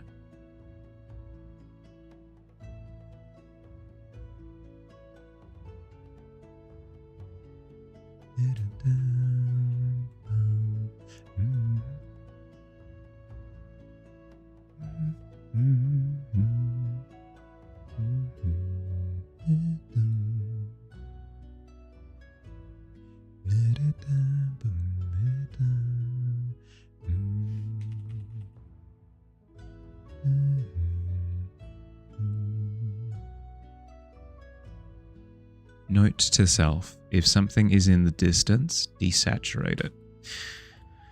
Make sure that it's not all purple. And it was all purple.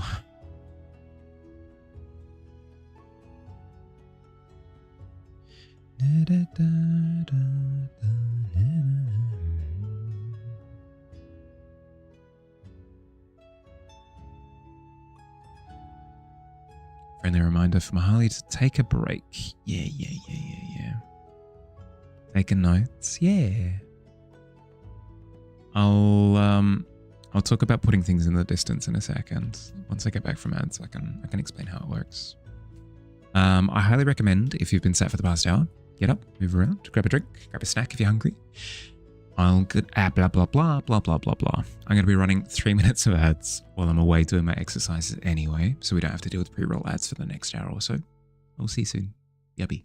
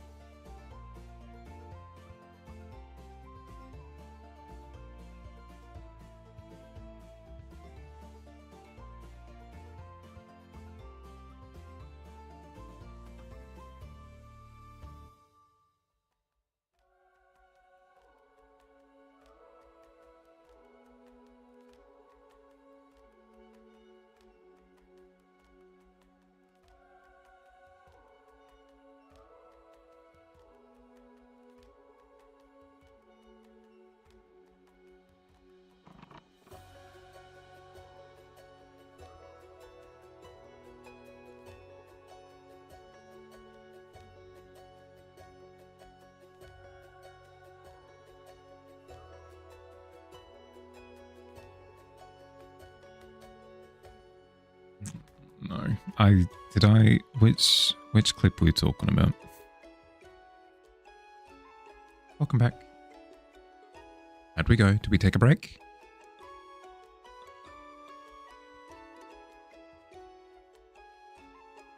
Oh, right. Yeah. There was a clip. It's fine.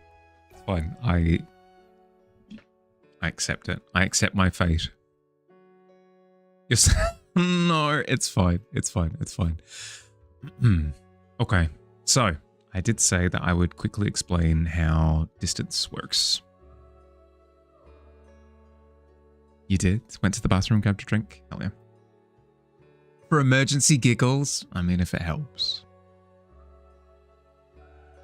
Put it on YouTube, make massive die? Absolutely not.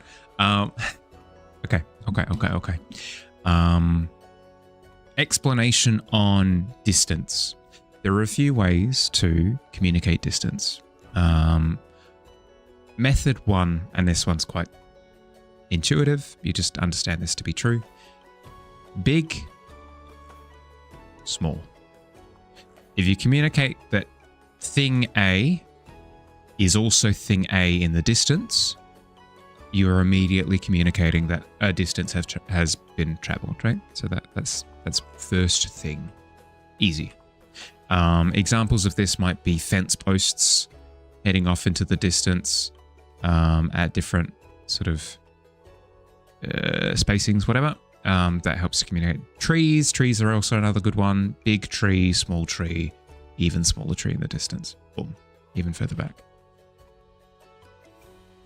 Second thing to communicate distance is, this one is more to do with perspective, but it still applies here, is adding in a banana for scale. Exactly, banana for scale. Exactly. Second thing is like showing larger and larger gaps. It's similar to the first one, but it is distinct enough to mention it here. So for example, if you've got a grassy knoll in the foreground, you have it here, then you might have another grassy knoll in the middle ground that's like a little bit further out. Then as things get further and further into the distance, you increase the amount of distance sort of measuring sticks, yardsticks. So if each grassy knoll is a unit of measurement, the higher... How to explain? It's a combination of larger versus smaller, right? Same as before. But the frequency in which they're taking place increases the further out it goes, because like if we take a stepladder, for example, take a stepladder, all of the rungs of the stepladder are all equidistant from each other, right? So like that's the same as that, that's the same as that, it's the same as the next one or whatever. But as soon as you start laying it flat,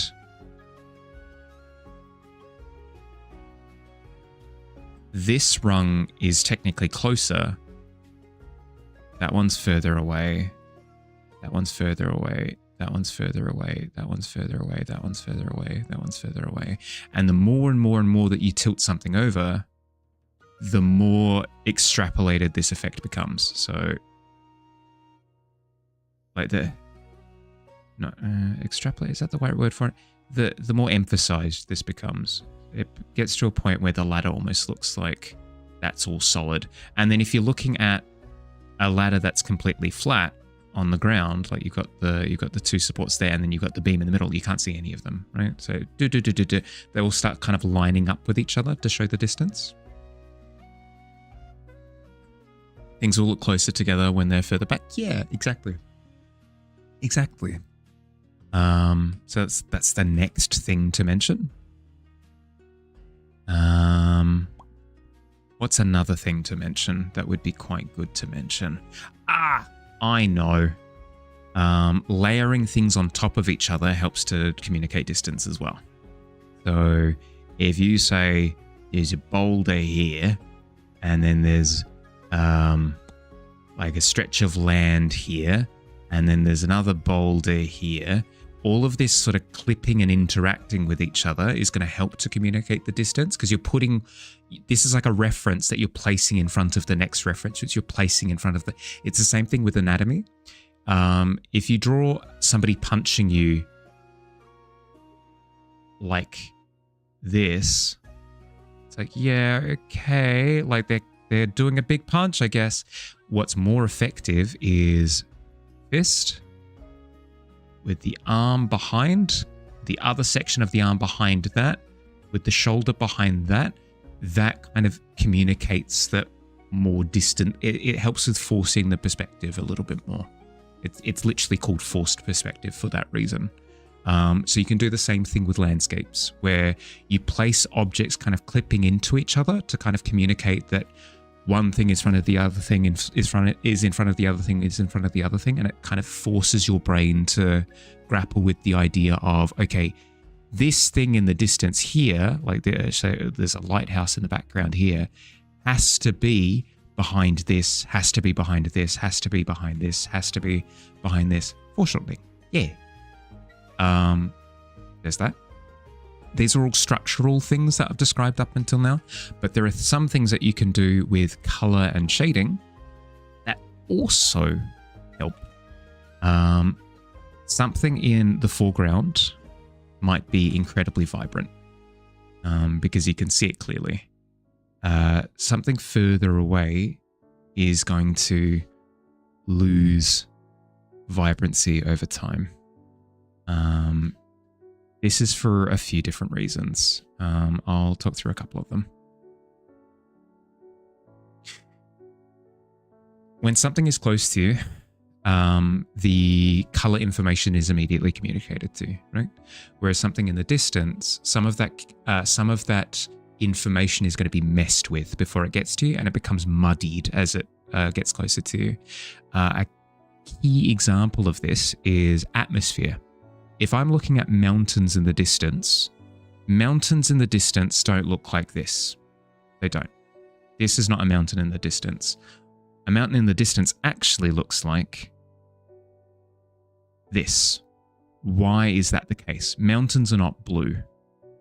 Mountains are not blue. They're not. If you have a look at a mountain up close, you're like, this rock isn't blue.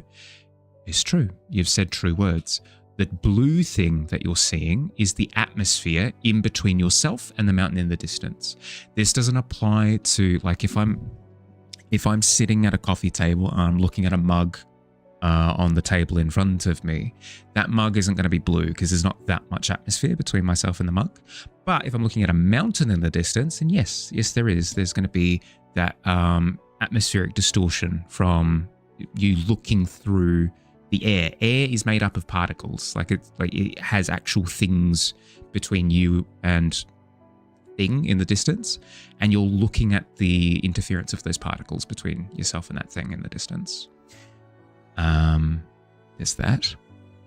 And then I suppose the next thing to mention would be lighting as well. Generally speaking, a good way of communicating distance as well is to have a difference in like light to dark. This is not always true, but rule of thumb, if you've got something in the foreground that, again, if we kind of go with a landscape, if you communicate your distances using shades, it can also help to differentiate between close, medium, and far.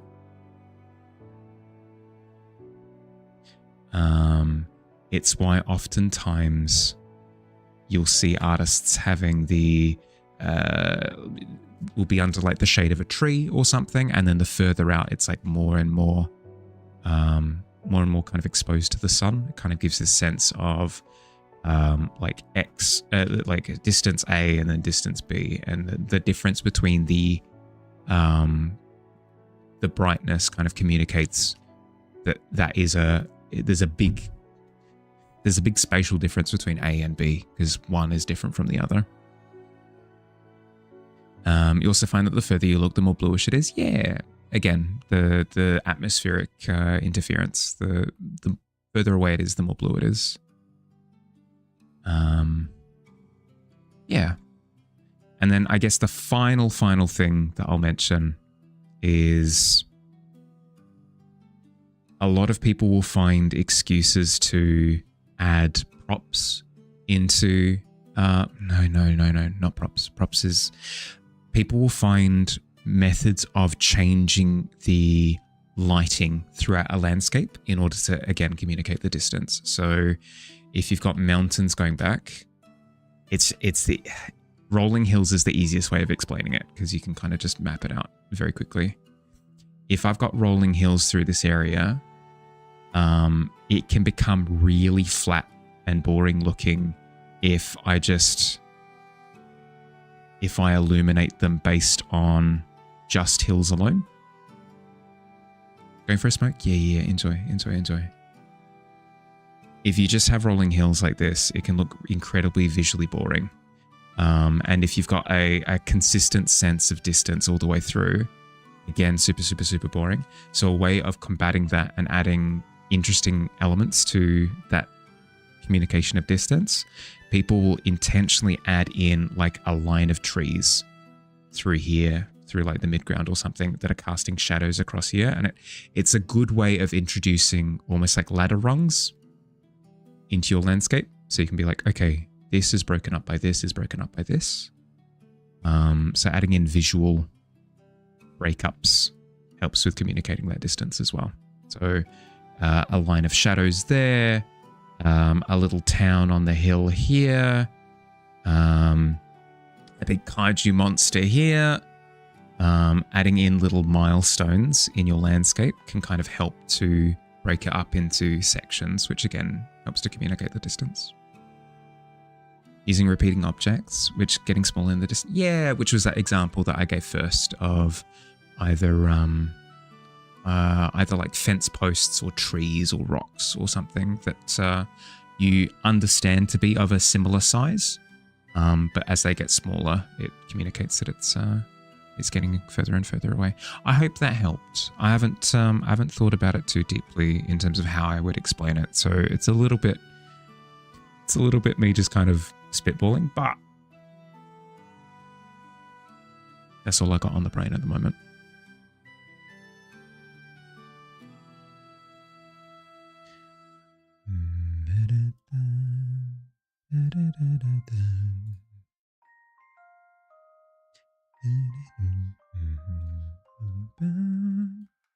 Make sense to you? Hell yeah. I have done my job then. Good job. I need to get better. I need to get better at putting my thoughts into words.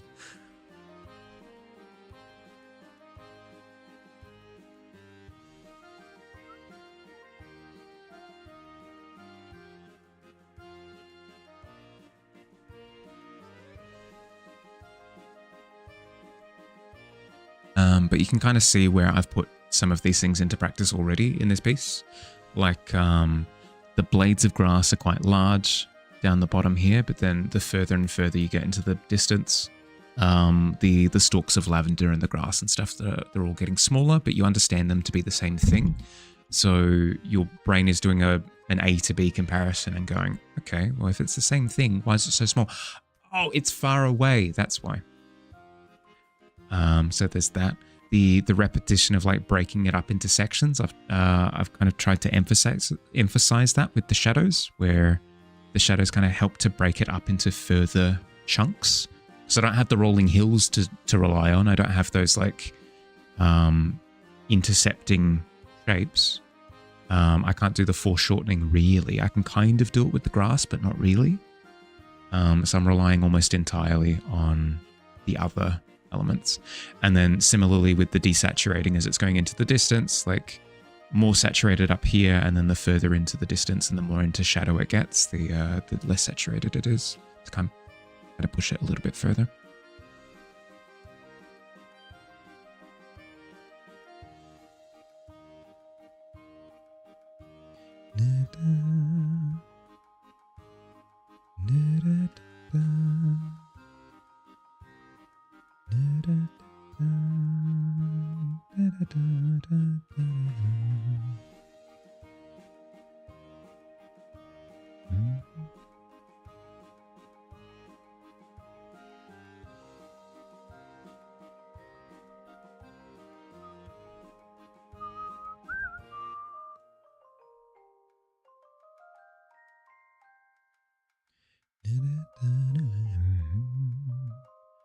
going to run art classes at any point in my life, I'll need to start writing some of these things down so that I can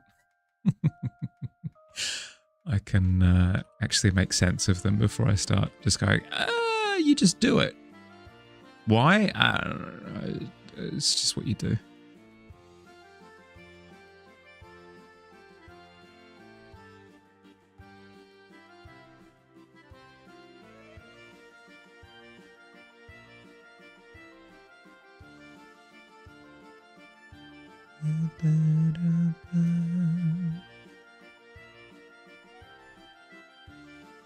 Does not help that a lot of the lessons learned are just kind of intuition at this point, where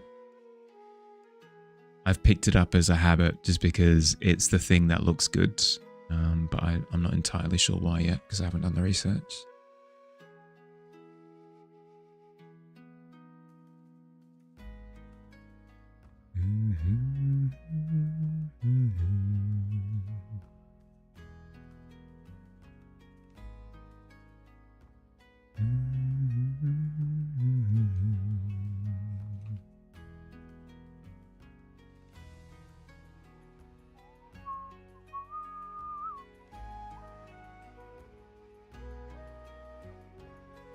This piece is amazing. Thank you. It is just a study, so I'm working off of a photo reference. It's not me. It's not mine. I ain't done nothing. I'm simply learning. Are you small or is this grass huge? Heckin' huge. It's really tall grass by the looks of things.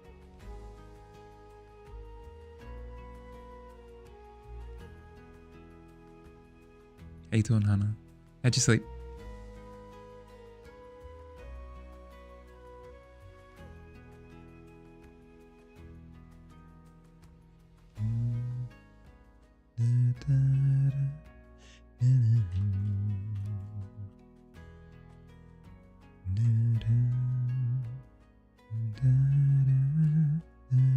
The colors are just so yummy.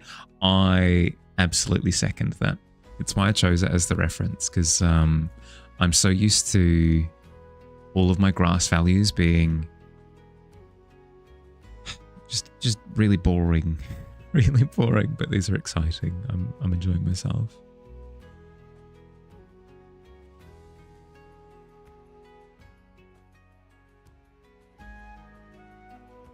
The more time that I'm spending in it, the more that I'm realizing that the grass is actually yellow. I keep making the mistake. I'm looking at it. I'm going, yeah, that's a minty color. It's minty. It's always yellow. It's always yellow without fail. Yeah, what can you do? You went to the vet with your 16-year-old cat yesterday. Has heightened liver issues. Turns out it's just a gallbladder inflammation and she'll be fine. Hell yes. Glad to hear it. Glad to hear it. Obviously not glad to hear that your cat's unwell at the moment, but good.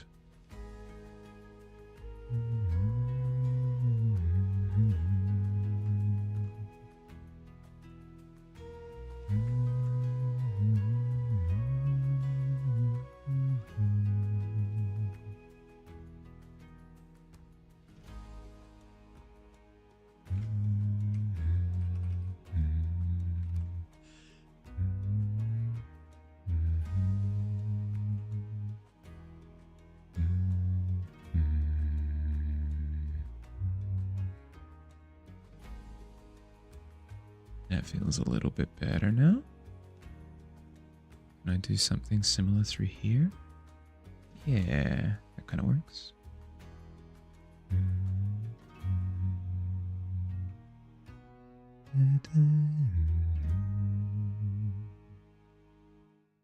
People may judge this and consider it to be cheating, but you've found that recreating study references while having the ability to use the color picker tool has helped you understand color so much more. That's not cheating. It's not. That is literally, that's part of the study process. That back in the day, you would mix paint and sit there comparing to the source until you go, oh, that is this old-timey color picker, you know? Yeah, not cheating. Wouldn't say at all. She had the same issue 10 years ago. Discovered it much later, so she was in much worse condition than now. Made it out just fine, so just an antibiotic and she'll be fine. Yeah, good. But there. Hi Phil, how you doing? Old school matte artists would paint through pieces of glass, painting over a reference. Yeah.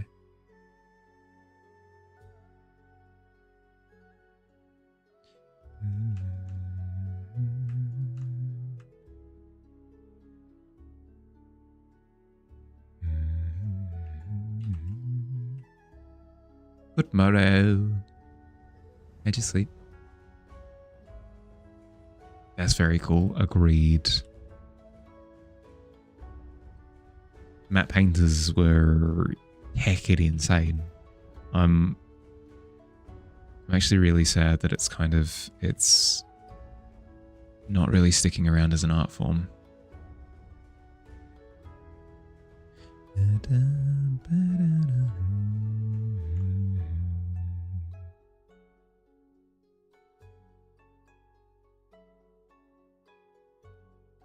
Observation. It's all 100% part of the process. Yeah. Yep.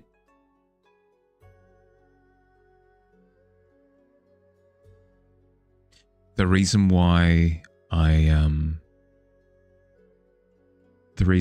emphasize this is not my work isn't because I'm ashamed of my process or anything like that. It's more my regular work is original imagery. So I need to disclose like, hey, that's my usual stuff. This is not my usual stuff. This is directly off of a specific reference, one-to-one. It's important to be on the right page with everyone, on the same page with everyone. This is what we're doing. This is where I'm at. When you have no reference and want to do something off the cuff. Yeah, exactly. It builds up the creativity muscle, the imagination muscle. Imagine if knitting could be considered cheating. Would be considered cheating if using a pattern. I know. Or if cooking, yeah, with a recipe, same thing. Yeah. I don't think it's cheating. My only comment is like managing expectations, right? Because if somebody's expecting that for example, if somebody anticipates that what you've made is something that you've cooked without a recipe, just off the dome, that is different expectation-wise than cooking from a recipe. So as long as you're like, yeah, I cooked from a recipe, like completely fine. Did some rock studies in cases, art sim last night. Prep for another piece iteration before month's end. Painting from photos. Yep. Could draw from life studies, but you have no rocks on hand. Yeah. That's the thing, right?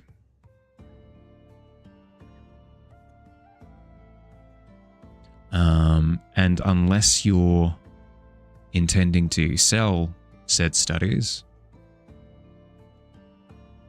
it's fine. Problems arise when you start using photos that you don't own and then intend to sell the work that you've made from said photos that you don't own. That's when it becomes a little bit legally problematic, but it's not what we're talking about, so it's fine.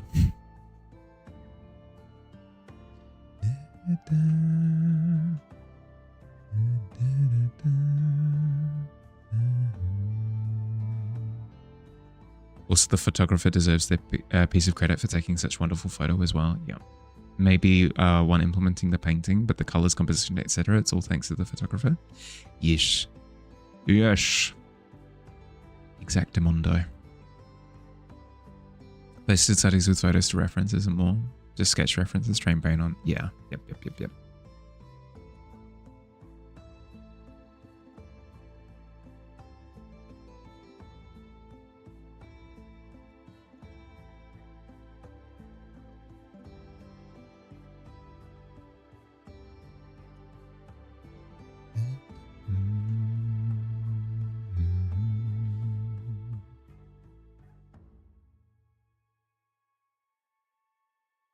You have a friend who takes amazing wildlife photos. You asked him if you could use his photos as references. He was happy to let you do so. Yeah, I've been incredibly lucky in the sense that, one, there are a lot of members of the Tavern who do photography and have been happy for the photos to be used as study references.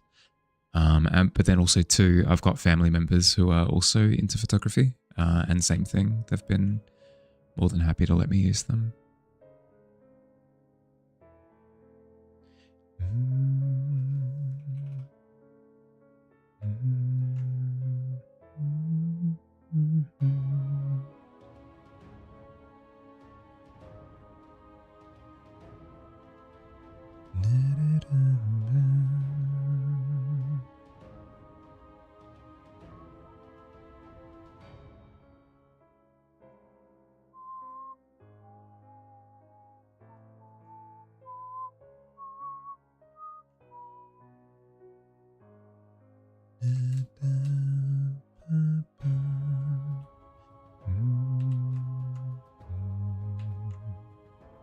Now doing the art gym formally, and then on site for MacGuffin. For instance, really useful when if you do this sort of stuff for years. Yeah, yep. Never stop learning for curious. Yeah, exactly.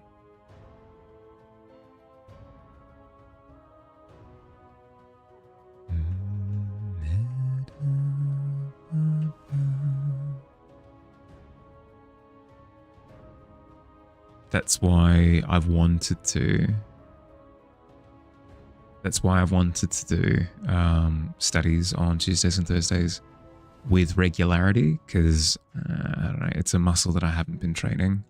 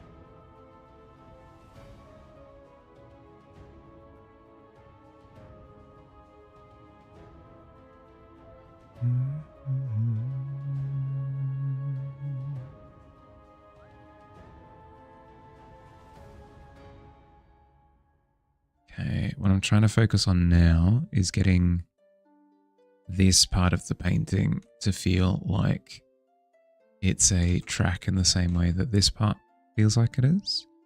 I think I know how.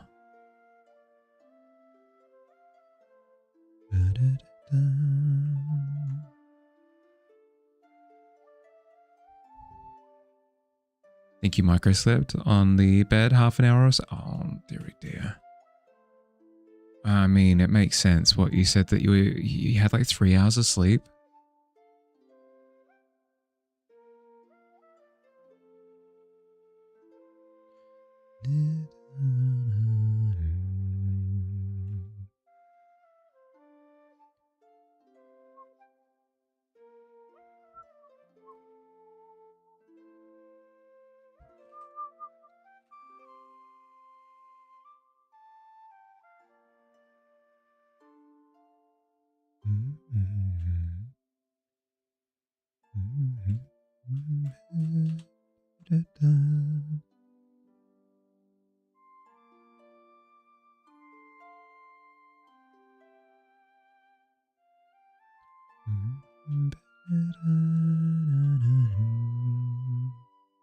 Trying to widen the feeling of the track a little bit.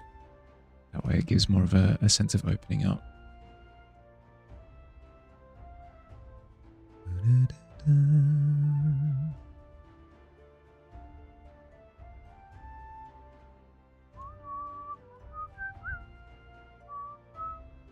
mean, even that feels substantially better.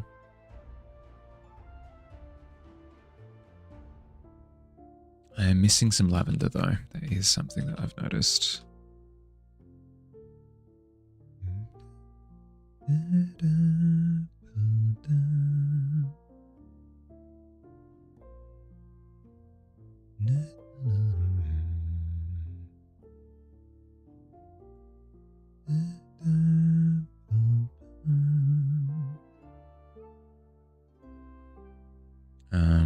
Billy, if you need to go for a nap, maybe an option? Maybe an option. Doesn't need to be for long.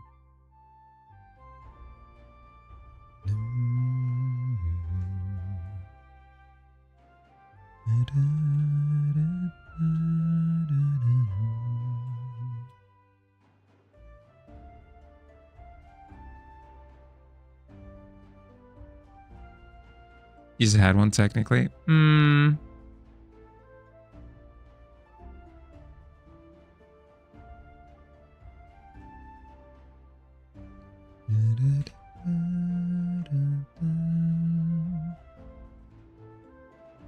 Too many fantastic folks to follow on Twitch. Yeah, I struggle with that at the moment.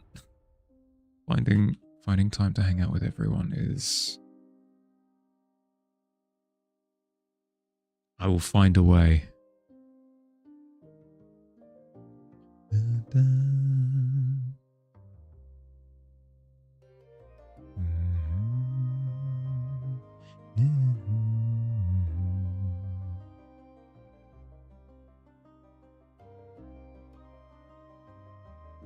Hey, you got your kids' iPads? Huge regret.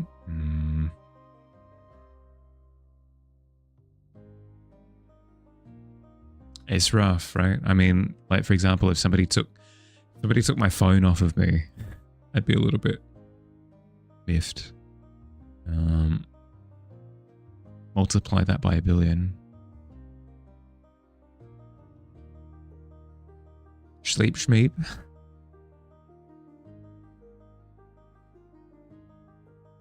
Your kids are currently all being parented by screens, which hubby cooks and you are doing art.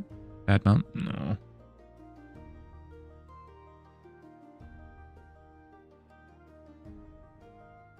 Back from smoke? Welcome back.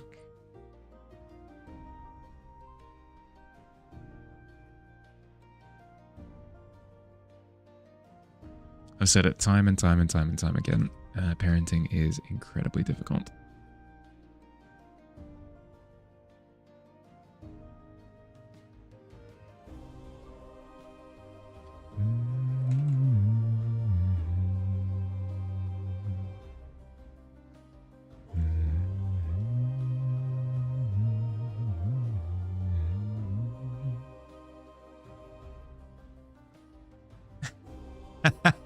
Is that where your brain went when you heard that you were a father? Is that how that works?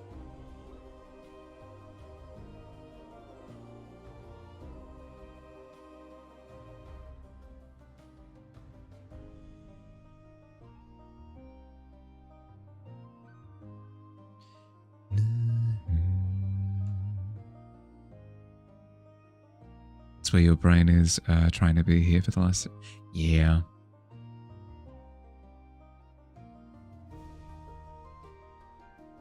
What can you do?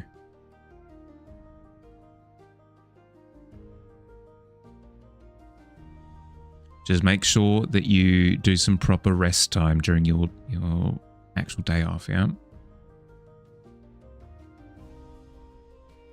That's the point. That's the point, so that you can feel better.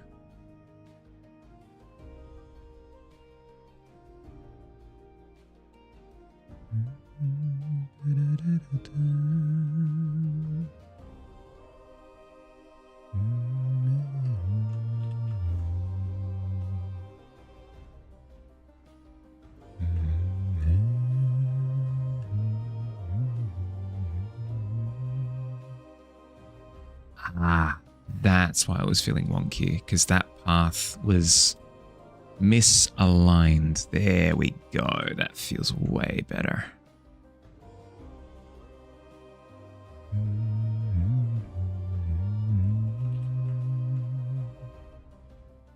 No wonders.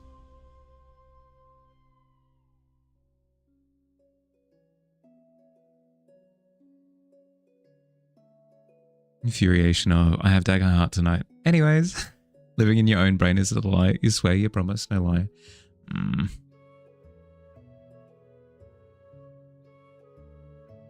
The gauntlet begins to rattle. Is it possessed of some kind?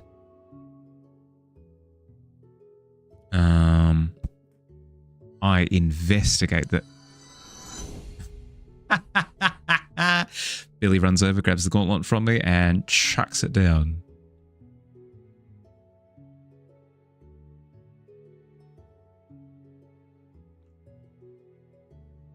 $16 ain't bad.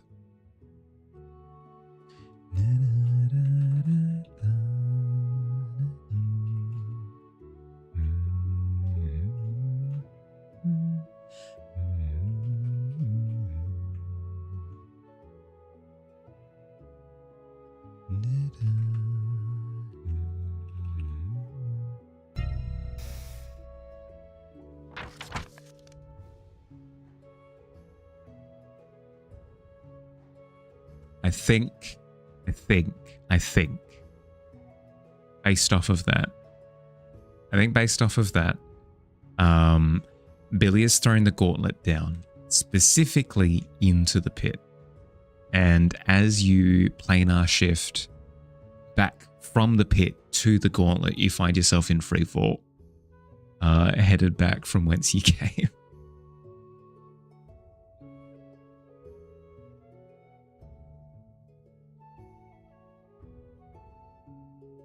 Rerun.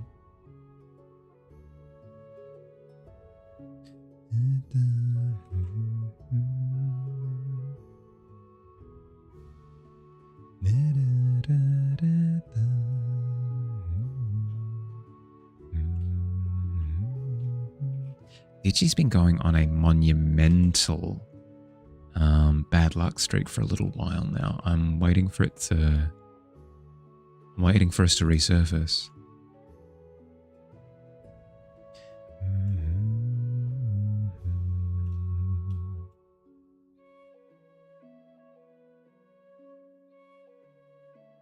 The pit is usually your nesting place. It's the pit is a good congregation point. I'd agree with that. You banished fields quite well. That's true. No, that is true. You did banish fields with an 18. He put all his eggs in the milk bunny. Yeah. And he's paying the price, apparently.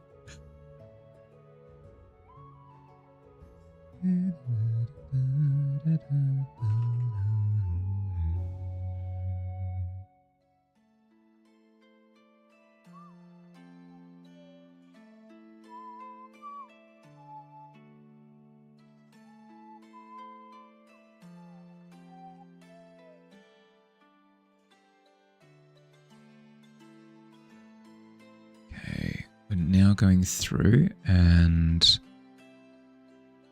doing distant highlights just to kind of break up the foliage a little bit. I feel as though these should be a little bit sharper though. Just a little bit. I worry about it being too sharp. Hey Sunshine, how you doing? Welcome in. How'd you go? Holy dooly, it's Sunshine's Hooligans. Hi. How's stream? How'd you go?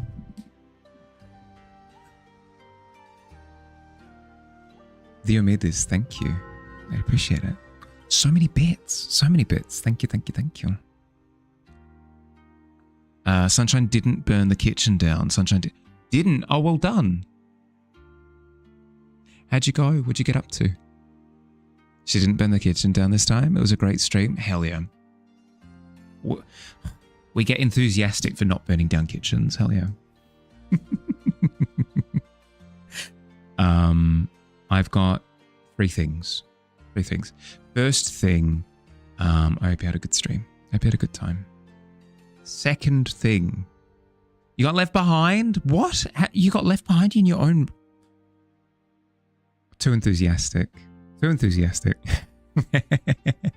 Welcome in, bud. Welcome in. First thing, I hope you had a good stream. Second thing to mention is if you've got... Here's the thing. You can break all my windows. You can throw chairs around. You can hurl tankards as part of a raid. That's completely fine. I'm completely fine with this. It's just part of the course. All I ask in return, though, Sunshine, is a little bit of art tax in order to pay for the damages. So if you got any art tax on hand, any work in progresses, something from this stream, something from your body of work that you'd like to share with everyone, a socials link works too. More than happy to have a look. More than happy to have a look. And then the third and final thing is if you've got to look after yourself after stream, any sort of post-stream self-care, food, drink, sleep, decompress, stare at a wall, run around outside, walk a pet, any of these things, if you got to go do stuff, I insist that you do so, okay? You can hang out, like, by all means, but if there's stuff that you got to do, I insist that you do. Welcome in. That's for everybody who's coming with the raid, by the way. If you got to look after yourself, please do. If you haven't met me before, I'm Mahali. I'm a fantasy illustrator, so I do fantasy paintings, right? Portraits, creatures, landscapes, scenes, the whole 9 yards. If you enjoy fantasy stuff, welcome in. That makes it sound like if you don't enjoy fantasy stuff, there's the door. That's not what I'm saying. Stare at a wall with your pet. Yeah, if you got to stare at a wall with your pet, by all means. Using the mobile app at the moment, and it's weird. Yeah, I have strong words for the mobile app. I have incredibly strong words for the mobile app. The amount of times where it just does not work. Thanks for stream. I know, Quest Send is playing every time. Linktree? Hell yeah. Perfect.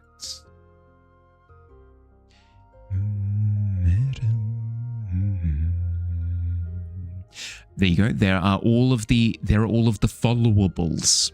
If you aren't using any of the followables yet. Here's the Insta specifically for a little bit of a taste test for Sunshine's art. It's incredibly. We can make this look better. We can make this look better. Let's jump over to here and here. There we go. That's a bit better. If you haven't seen Sunshine's art, incredibly wholesome, super cute. Highly recommend. If you're not following Sunshine on Twitch or Insta or just all the stuff, go do it. The link tree's right there. It's right there. Couple of clicks. So heckin' cute. So heckin' cute. Haven't put anything anywhere for ages. I struggle. I struggle with the socials so much, but we're getting there. I posted something this week. Huzzah! It's been months. It's okay. I fully get it. I fully understand. The vibrant colors are delicious. Incredible work. Gonna lurk while you get on with some art. Do what you gotta do, Maz. Look after yourself, bud. Good job, me. Yeah, it's about damn time. It's too long. Been too long. But yes, thank you for sharing, bud. I really appreciate it. Really appreciate it. Quickly jump back to this. There we go. That's all in order. In terms of what we're doing today, on Tuesdays and Thursdays, I try my best to stick to a bit of a routine where I do some studies. We did this one on Tuesday, and then we started this one afterwards, but we didn't finish it. So that's what I'm planning on doing today, is finishing this one and then hopefully getting onto a third one as well. She also blames the chair. Have a clip to prove this. No shaming. No shaming in chat. You're all good. But yeah, please, Sunshine, if you've got stuff that you got to do, please. Welcome in, everyone. How we doing? How's our day been so far?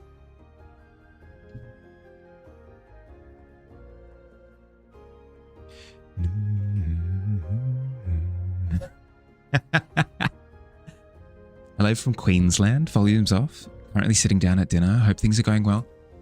Hi. Everybody wave to Squid because volume's off. Hello. Hi. How's Queensland going? Can I sign that in any way? shape, or form. How are you going? Is it good? Question mark. Something's never checked the natural one will forever plague us, yeah. Ain't nothing we can do about that.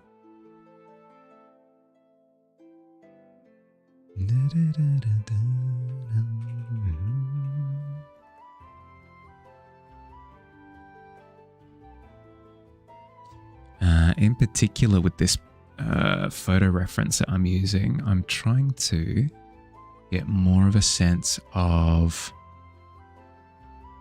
busy landscapes. There's nothing necessarily hectic going on, but a lot of the textures are quite full on. Like you've got a lot of busy grass business going on, busy lavender business going on, busy dirt business going on, busy tree line. And I want to see if I can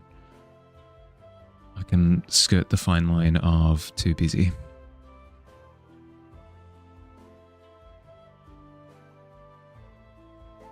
Family dinner is crashed by some random dude from the internet. Don't do it.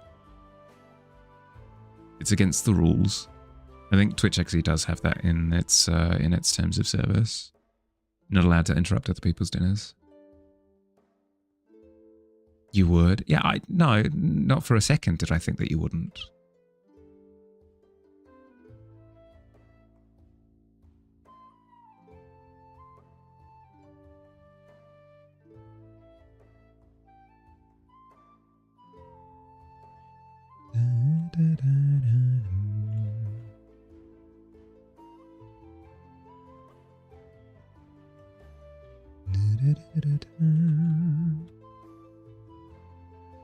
That's fine. That's fine. That'll do.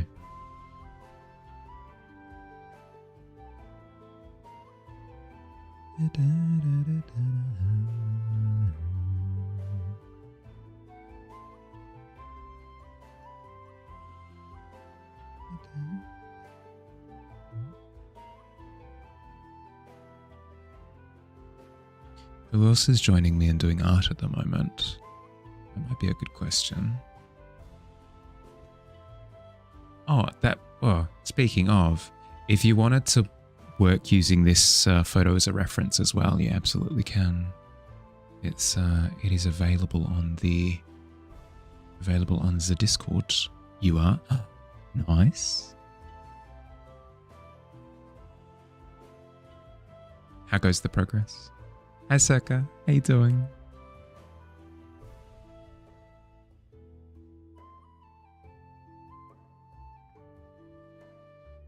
Not that image though. Yours does not look... none of that. None of that.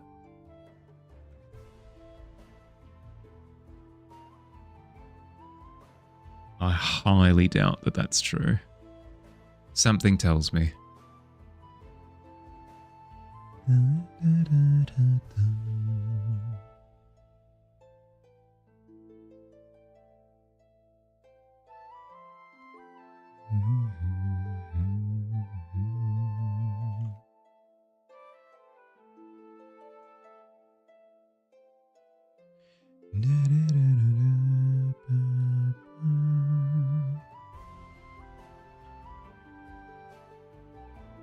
I have a cat that I need to run over and feed directly after stream. That's going to be interesting.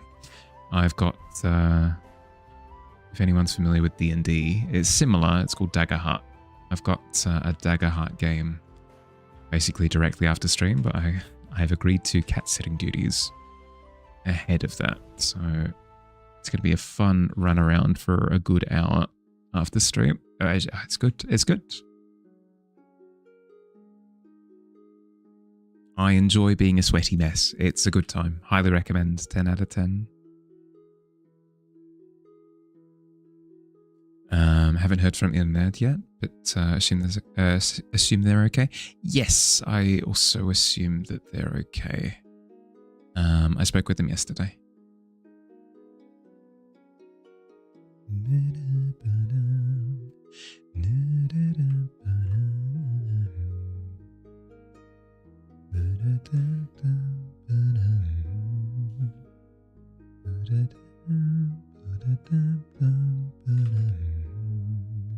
I struggle with this. This is the part of landscape art that I struggle with the most. I think I'd refer to it as forest greebling. If you're familiar with the term at all. Greebling is a thing in sci-fi where you're like, here's this intergalactic object, and it needs to look all technology-y and complex and stuff. And greebling is the act of adding complexity to to an object in a random way that looks really ornate. So a good example of this would be like Star Wars and the Death Star. Like there's a bunch of greebling on the outside of the Death Star that make it look like it's made up of things.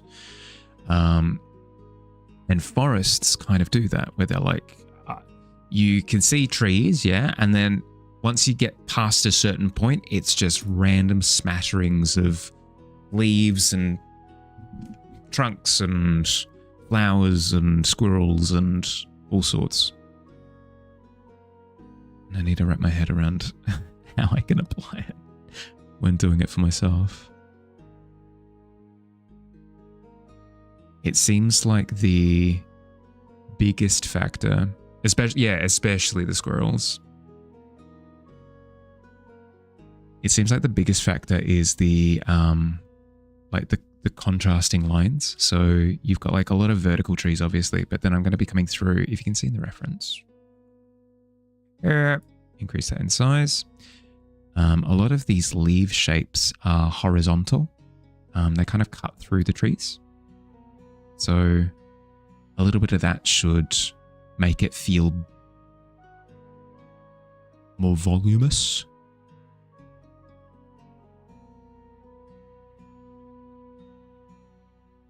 You can use squirrels as greebling in literally any setting. That's true. No, that's a good point. If Lego has taught me anything with frogs.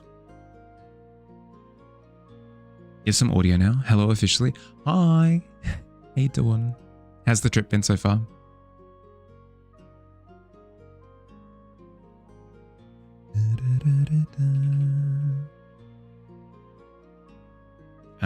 No, but with Lego, what? It's frogs and hot dogs, I think. They kind of manage to fit them in anywhere and everywhere on builds to make it feel like greebling. It literally is greebling. Until if you're exhausted or a little stressed out. Stressed? Because of the travel? Yeah, moving around a lot. That's fair. I would say if you don't travel often, there is quite a bit of fatigue that hits you after a while. I wouldn't be surprised if that's part of it. New place, new bed, that sort of thing. Yeah. I'm terrible with that. I can't sleep in a new bed within reason. If I'm exhausted, like I'll make do, but any sort of thought that I have to put into it, like if I'm thinking like, it would be nice if I went to bed now. Not going to happen. It's just not going to happen.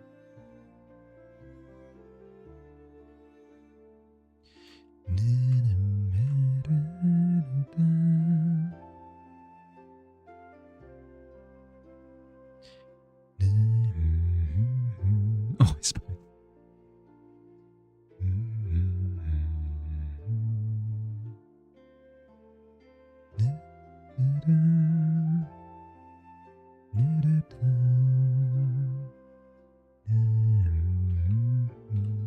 That's kind of helped. So I've gone through and I've added little changes in elevation into the tree line. So if you see that, like we've got the tree line here. Started the tree line is like down here. Started the tree line is down here. So if I went like this, trees. I've added in little, we were talking about rolling hills before. I've added in little changes of elevation back into the tree line a little bit, and that's helped to kind of break up the monolith of trees there a little bit. That's helped. Heck yeah. At least you can turn on, you can turn an air conditioner on the fan setting. Honestly, can't sleep without a fan.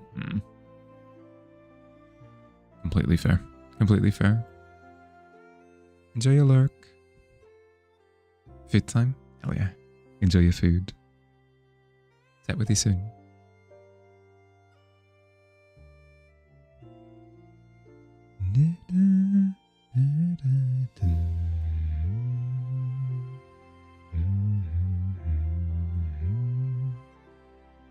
Movie World tomorrow though, so pretty excited. Ooh, that is exciting. Let me know how you go, because I went to Movie World. This would have been when I was 13 or something at the time, and I haven't been since. So I'd be curious to hear how it is nowadays.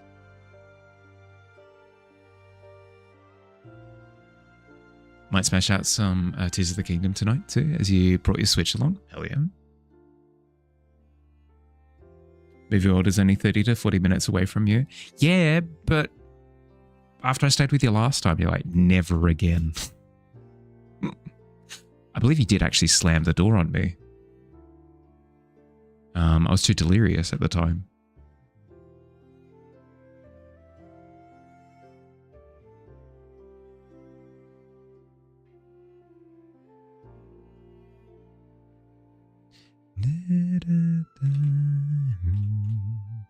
We didn't go to Movie World? Yeah, well, if I want to now, I can't because I've been barred. I've been barred from ever visiting ever again.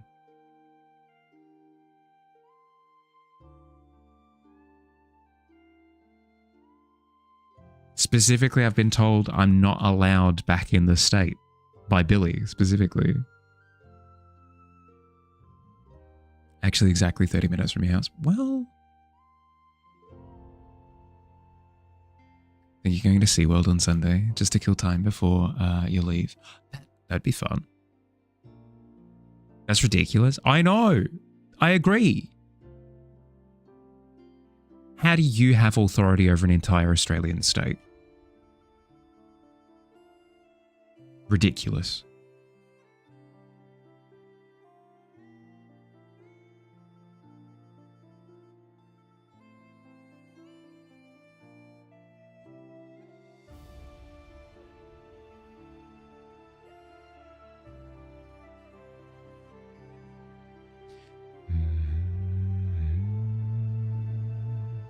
You don't make the rules, you just work here. No, but you specifically said, I make the rules.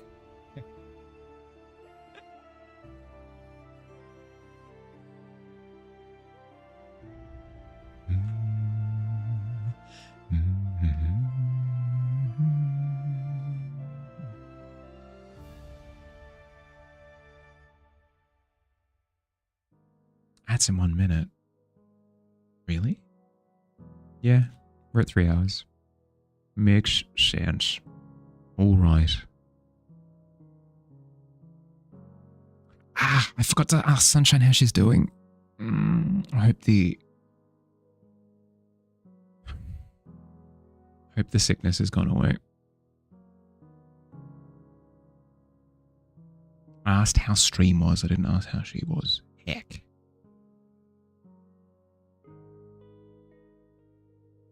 Try this again before you dip. 6 is better than 1. Your result improved by 6 times. Good Lord.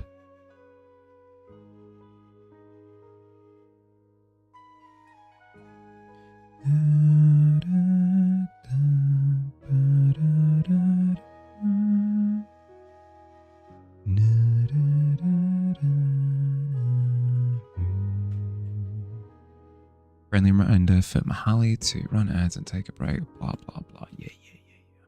Okay. Seeing as it has been another hour, I highly recommend, if you've been sat for the past hour, get up, move around, grab a drink, grab a snack if you're hungry. I'm going to be running 3 minutes of ads while I'm away doing my stretches anyway, so we don't have to deal with pre-roll ads for the next hour or so. We'll see you soon. Yubby.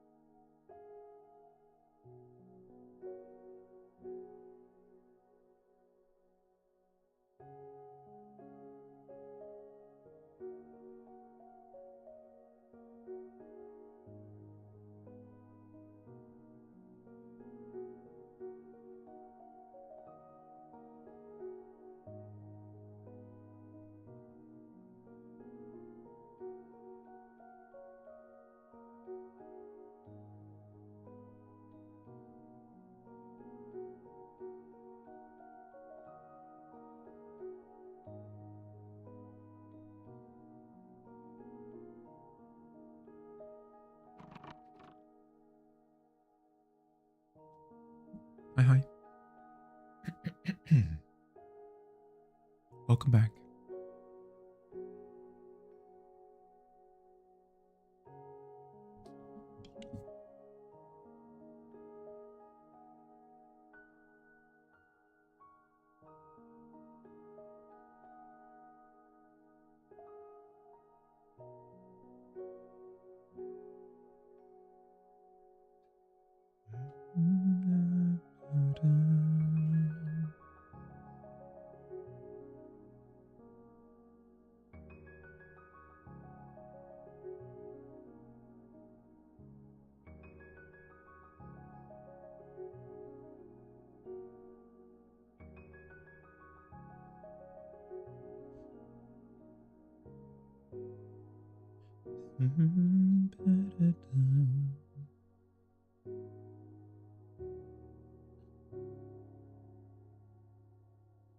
Okay, now we're getting stuck into horizontal splatters to help communicate the foliage in the background.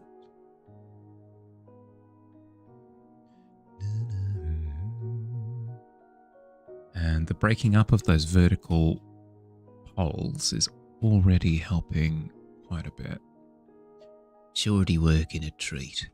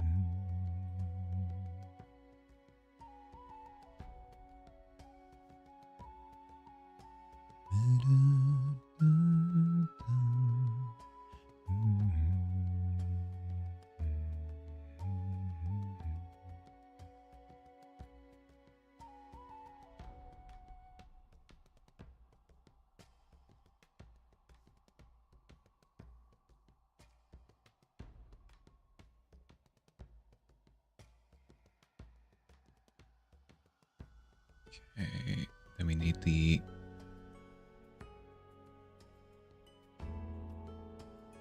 lighter leaves as well. Hi Nev, how you doing? Welcome in.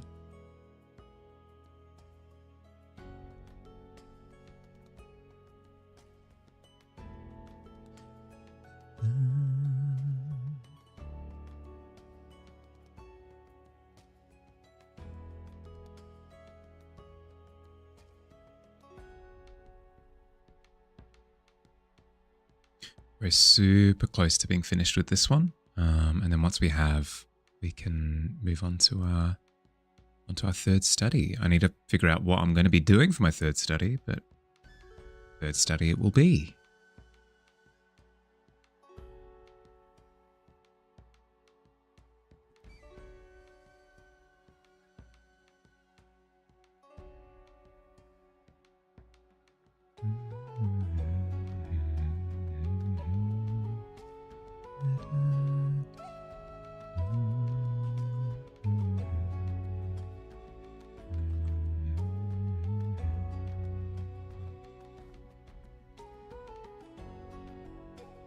Did the bee?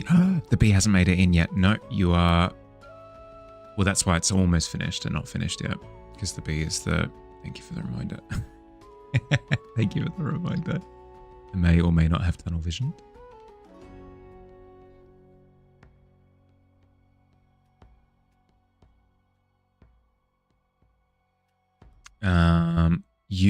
are the expert in this field, where would the bee most likely be?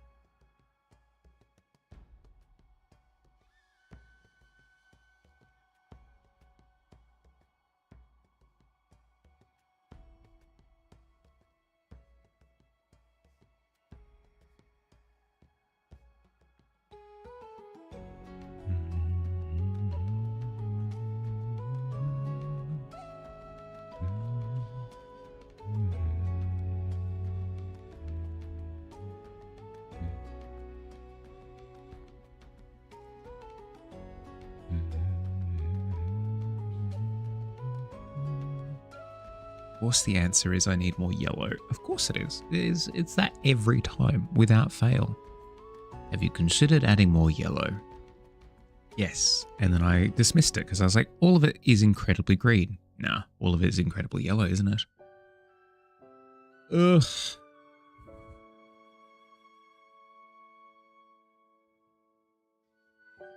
Over the flowers or on your camera lens.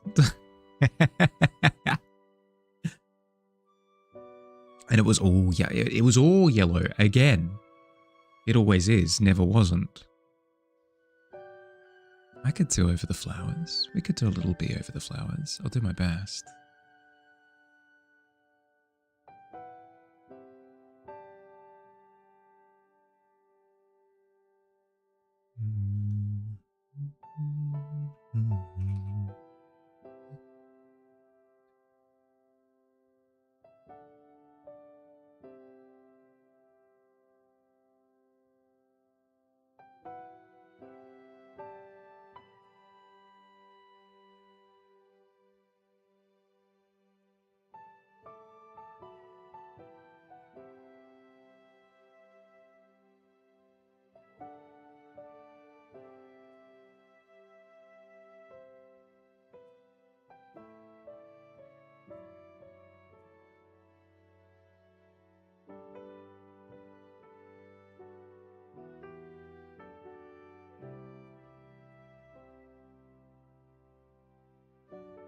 Okay, do a little bit more stuff with the canopy and then bee time. Be prepared.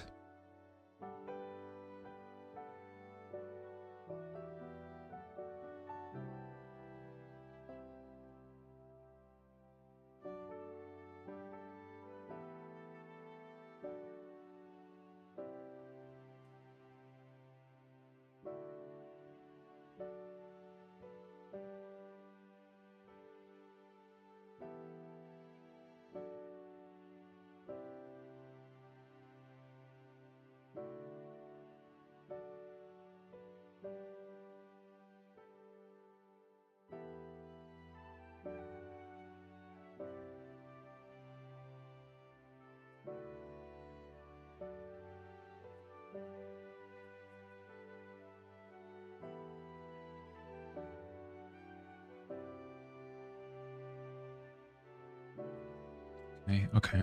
Time for B. We need a B that it's kind of this kind of color. And it would be by the flowers, so by the lavender specifically. Maybe here. And then you know what? Where there is one bee, there's usually a few more. But then they'd have highlights as well. And then maybe one more in like the brightest part, that way it really pops.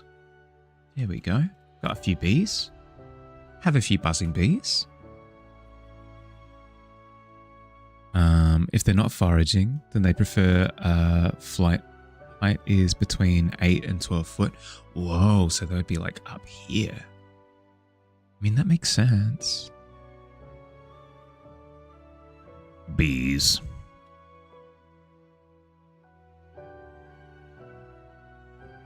I think because my association with bees is always they're next to somebody's sugary drink. I never think of them as flying particularly high, but unless they're loitering on something, I don't really see them, you know. Beautiful, thank you. I reckon.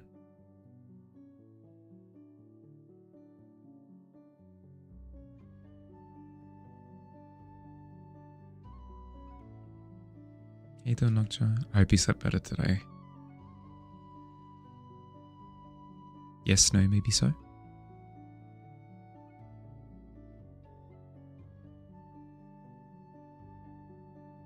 You did? Glad to hear it. Glad to hear it.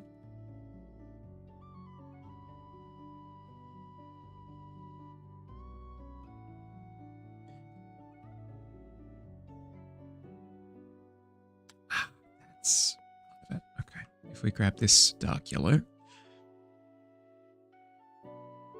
bring the dark yellow down here, it would help to differentiate. Yeah.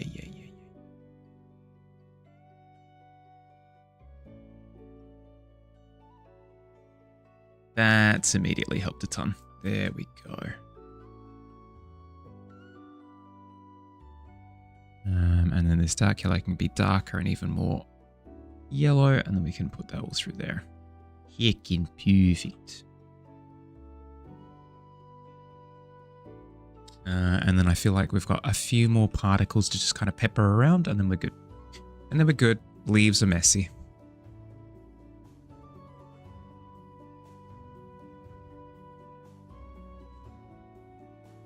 $16 ain't bad.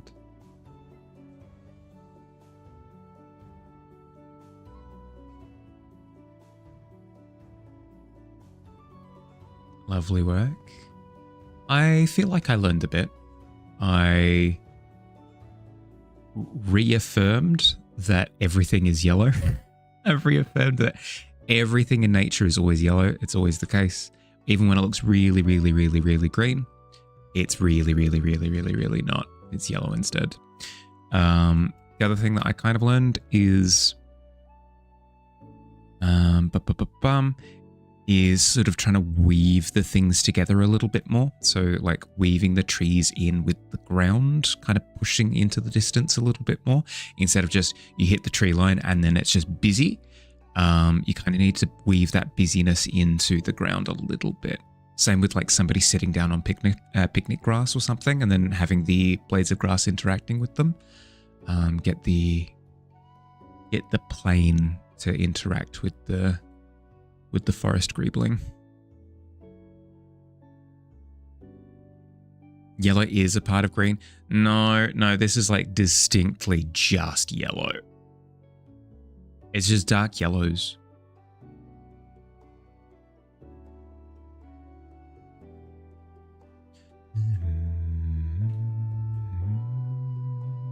Like all of this, all the shadows here, they're too green. They're too green. What can you do? Comes from having a yellow sun. Yeah. Yeah, that's what it comes from. But I keep thinking like, but like maybe there are some conditions in which you get like a luscious, no luscious greens. They don't exist unless you bump the colors. Which, to be fair, you can do.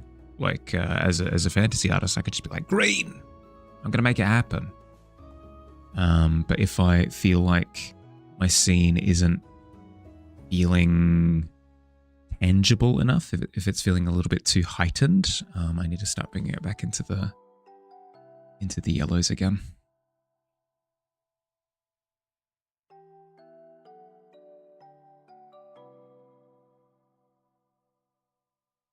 Really? I need more busy. Yeah, okay. More busyness. More busyness. I can busy like a bee. Rain forecast? Yeah, rain would help, I think. Like, if a scene has rain in it, that kind of helps to bring out the green. If it's overcast, like you're more dealing with like desaturated greens at that point instead of just yellows. You're not wrong.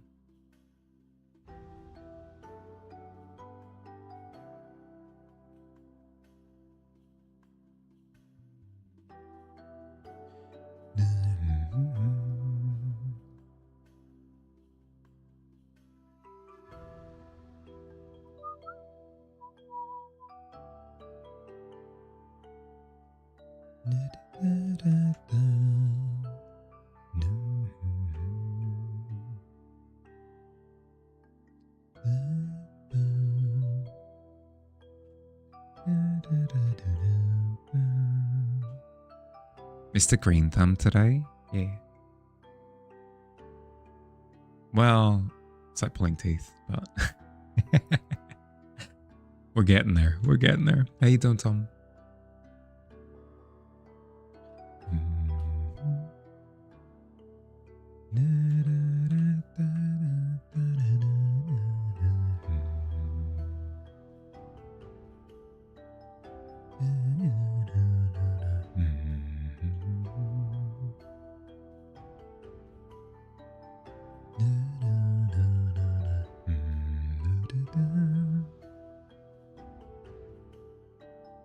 There we go. There we go. There's enough, like, busyness in the canopy to kind of communicate. Almost. There's almost enough busyness in the canopy to kind of communicate that tree leaves are doing tree leaf things. Let's do a little bit more yellow up the top and then we're good. Painting individual bits of nature can be rough at times. Yeah. But if I want this degree of detail, I have to work for it. Just to clarify though, this is a study. This is one of my original pieces. So I'm working very directly off of a photo reference. Gotten far today? Yeah. I mean, compared to where we were at the start, I feel like we've made a dent.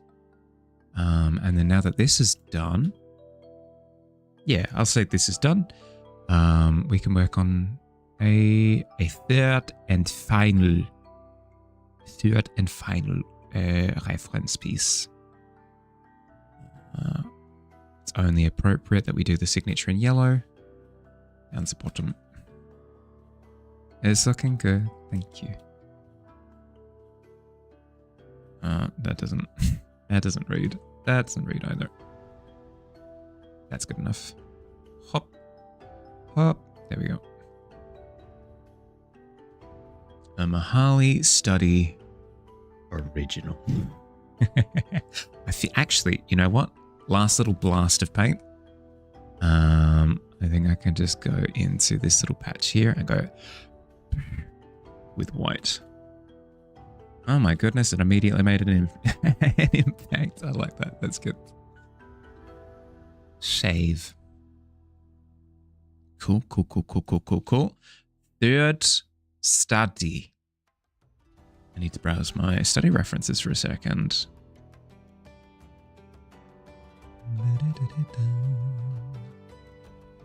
I'm sure something's going to pop out at me immediately.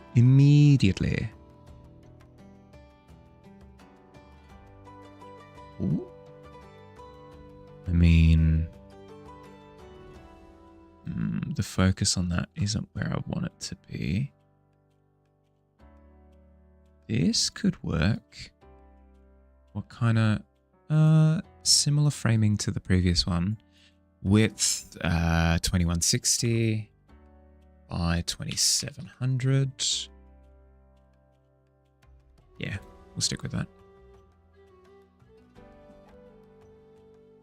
If people want to work along to the new reference image that I'm going with, I will flash it up on the screen for a second. You can find it in the study references channel on the Discord, and feel free to follow along. No pressure, but this is the one. This is the one that I'm working on. Specifically, I'm interested in the focus on this one. So, getting the vibrancy of the plant in the foreground, and then trying to communicate that it's separated from the background, because I've struggled with focus a little bit as of late. So now's the perfect opportunity to practice it. Plus we get to do a bit more foliage stuff, which I always need work on.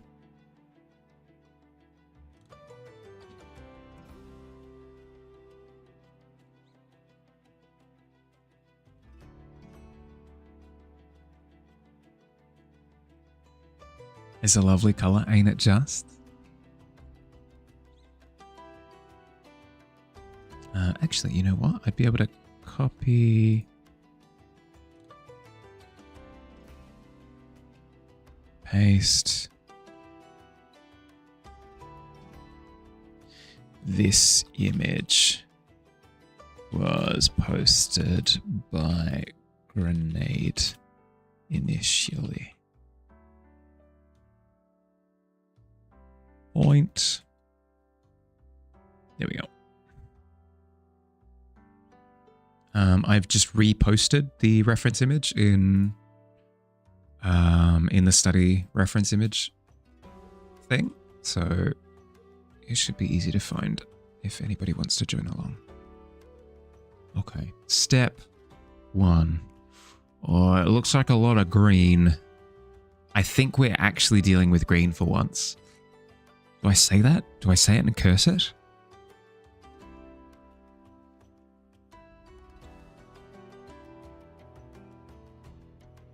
Yeah, it's a yellowy green, but it's still a green. We're working with a green for once. Huzzah!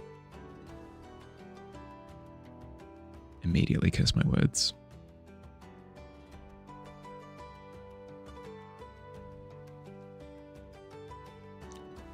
Green.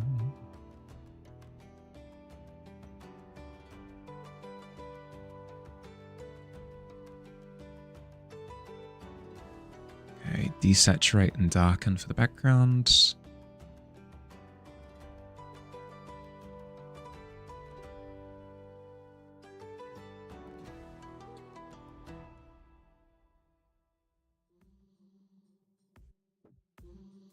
And then we've got little pockets of shadow in there as well.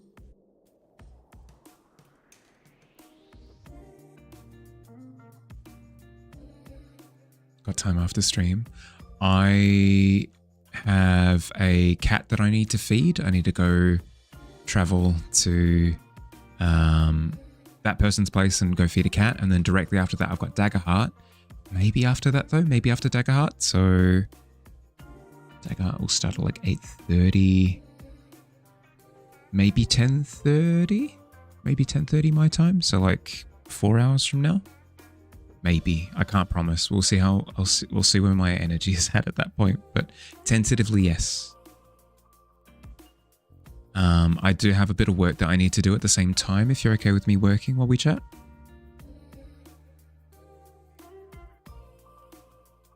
Daggerheart is so fun. Yeah, I've been really enjoying it. Billy has been championing that we try it, and I'm glad that he has pushed because I have been enjoying it quite a bit. My Daggerheart character's name is Acris. Is this guy? His name is Acris, Arcane Creation Restoration Unit 5. Acris for short, and he's a kind little huggable guy that he's like 7 feet tall. He was around heck and yonks ago working on like arcane tablets and stuff, like implementing almost like arcane circuits and things. But then after a landslide incident, he was buried underground for ages. And he's since sort of unearthed himself and he's looking for purpose because like the stuff that he interacted with back in the day doesn't exist anymore. Like those circuits don't exist. Magic doesn't work like that anymore. So he's trying to find like ways that he can interact with the world. You need to sit down and do some drawing too. Oh yeah, perfect. I'll keep you in the loop. So as soon as Daggerheart's finished, I'll let you know if I've got the energy reserves for it. Sorry, I'm gonna be super busy all the way up until the end of August, and then after that, I should have a little bit more breathing room. The game that you played, one of the characters had a very similar character. It was fun to play with. Yeah,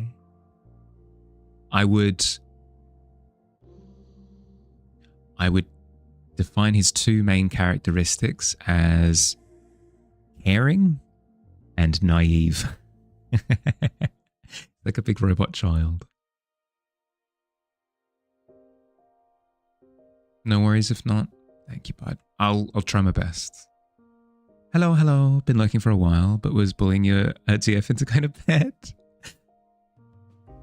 How's everyone doing? Yeah, doing well. Love the dice bags, by the way. It's really cool that you've got the side by side now. You can be like, that was when I had less of an idea as to what I was doing, and this is when I had a little bit more experience.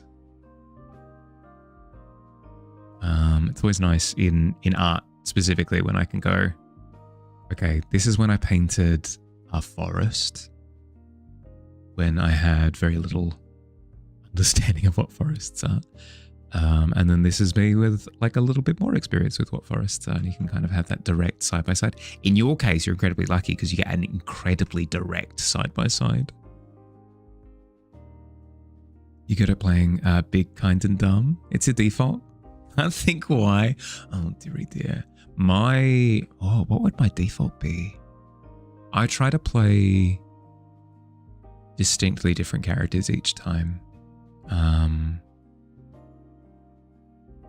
Yeah, to give you an understanding, two characters that I'm playing right now are Acris, and I'm also playing at, do I have it on hand? I don't have it on quick access, maybe here?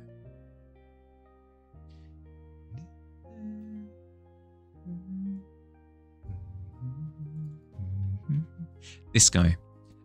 This guy's name is Oswaldo Grimm. He's a character that I'm playing in a D&D campaign at the moment. This is one of my many things that I need to finish. And he is an absolute fiend.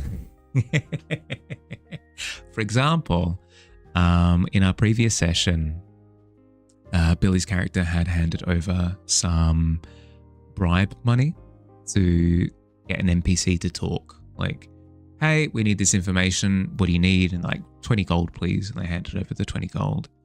And after we received the information, my character stole that 20 gold and kept it to himself. He's a jerk. He's an absolute jerk face. Hate that guy. Even figure out a way to improve the pattern.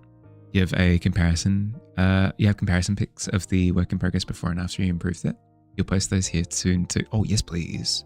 They're just circles at the moment, but you can see a huge difference in quality in your opinion.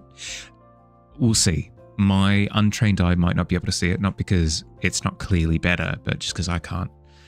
I'm going, yep, that is crocheting. Because I've only recently gotten into crocheting over the last year. I've been sort of poking and prodding at crocheting, but I wouldn't say that I've got any sort of understanding of it yet. I'm not there yet. I'll see her. Your GF saw it and she knows nothing. Yeah, okay. I'm keen to see that.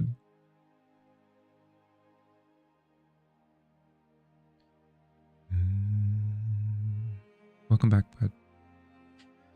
If you need a break, by the way, Squid, I mean, I'm not sure what the dynamic is there, but surely it would be okay if you were to be like, hey, I need to just go lie down for a second.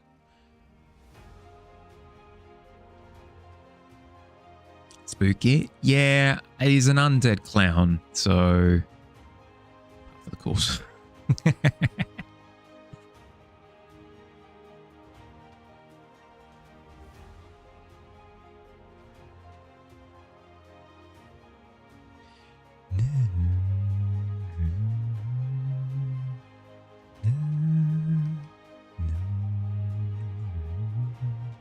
Getting back to the hotel for the night? Yeah, okay. Perfect. Perfect then.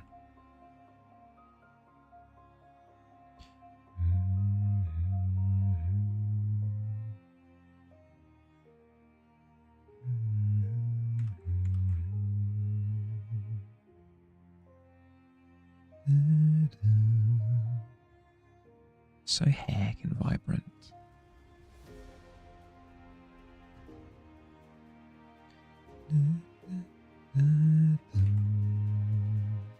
I need to set up your laptop. pull up stream on there and draw in your sketchbook for a while. Nice. How long did you say? You've got until the end of the week, right? You're away for the full week. Who's Billy playing? That would willingly hand out money to that monster. Would willingly hang out with that monster. It's more. We are companions of situation rather than of choice.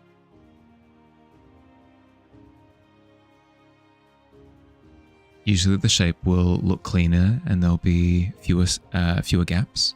You can probably notice the same way it would between a drawn circle from a beginner and from my own level. Let's test that theory for a second, shall we?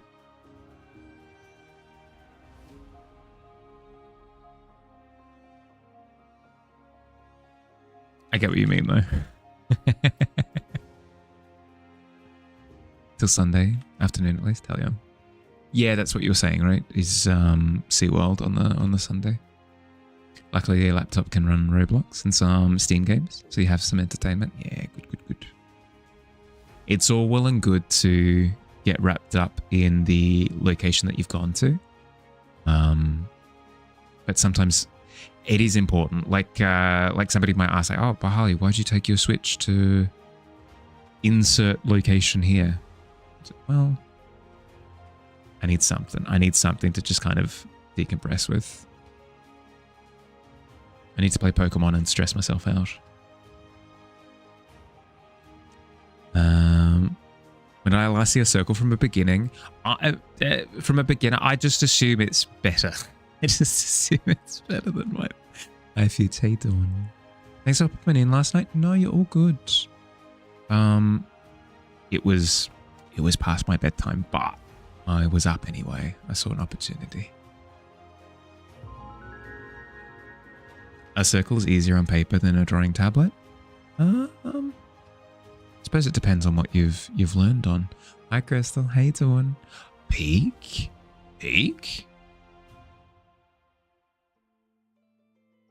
How'd you go? Did you win? Your response to that is, give me something that's familiar so don't freak the hell out. Yeah. Jarvis. Activate peak.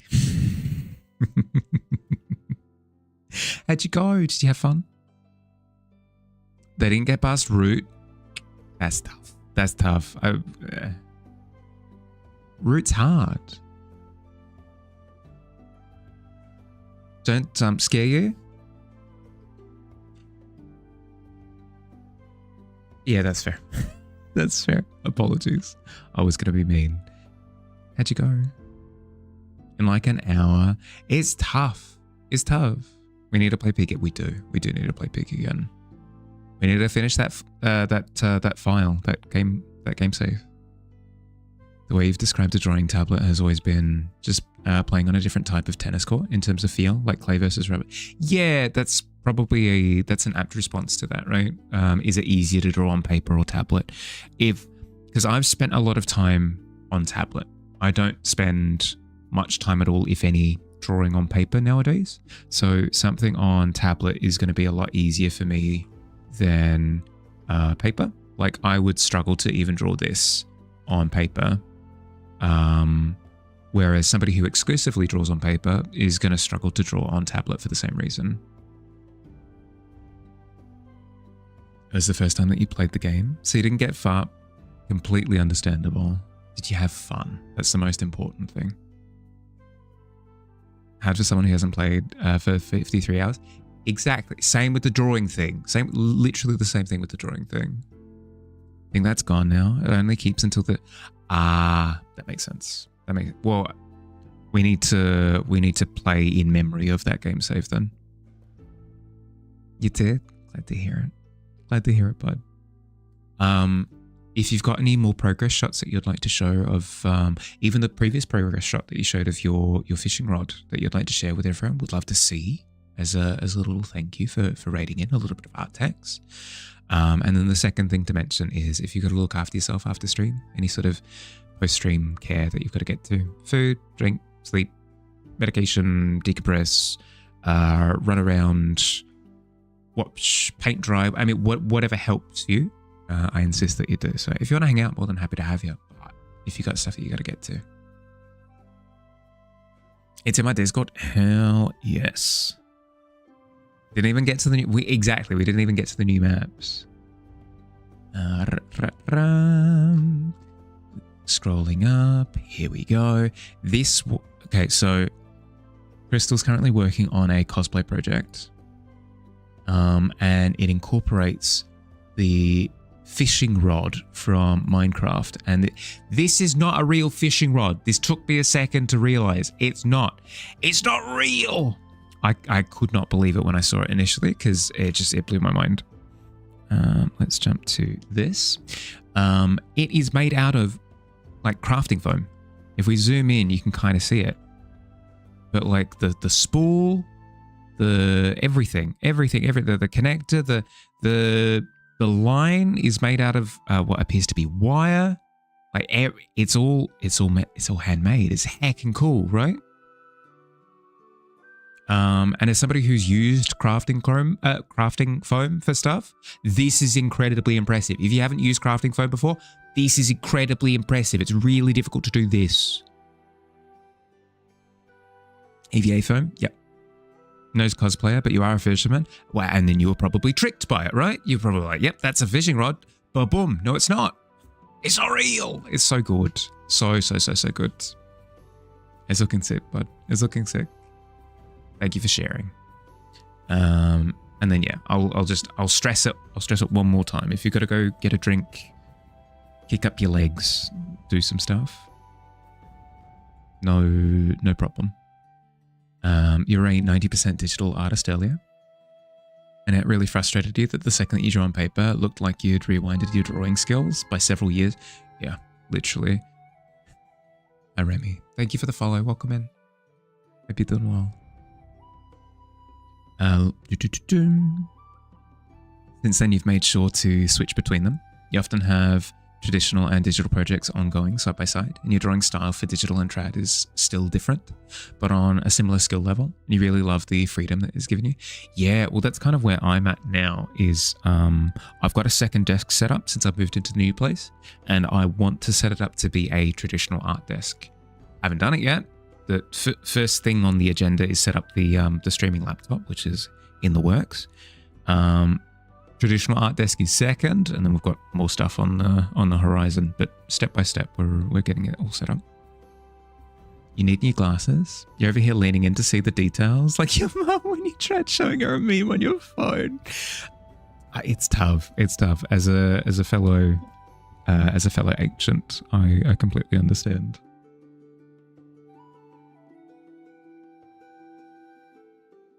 So you can see a good fishing rod when you see one. Yeah, exactly, right? What you saw with the fishing rod looks real good though. 10 out of 10. I completely agree. For some reason, the fishing rod makes you feel like could live in the Frog and Toad books universe. As in, it's got that kind of wholesome feeling to it. Finishing the last of the prop now, so you're going to sit and listen. Did a bit of a dumb and procrastinated on the project. Convention is on Saturday. You got time, but yeah, try to finish with a bit of extra time if you possibly can, just for that peace of mind, but you got this. Nowadays, outside of the odd craft or paint night, you use pencil and paper for branding and identity projects. There's something about the tactile nature of it that helps you see concepts or connections wouldn't otherwise see, like your current recent brand. Yeah, okay. So like start with pencil on paper and then scan it in and then use that as the template. Oh, yeah. You've got a few unfinished projects yourself. Yeah. Literally, one of them was literally up on screen before. Do I wear bottle cap glasses? I.e. glasses with... No. Mine aren't too bad. If you can kind of see the thickness on them. They're not too bad.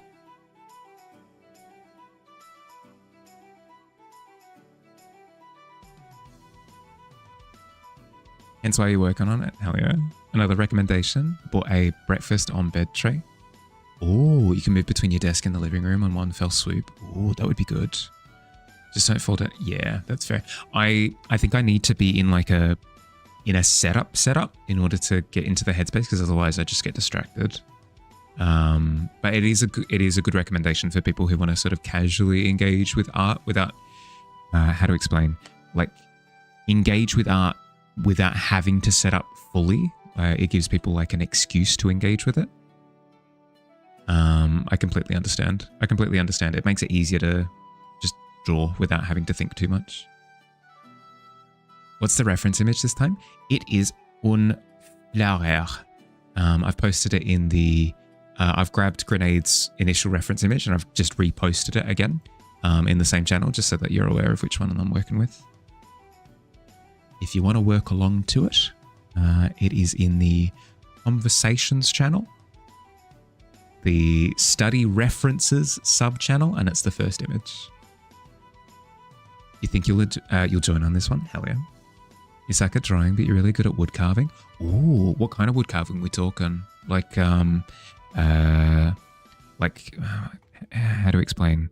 Like shelf pieces? Like, for example, like little head busts and stuff? Or are we talking canoes?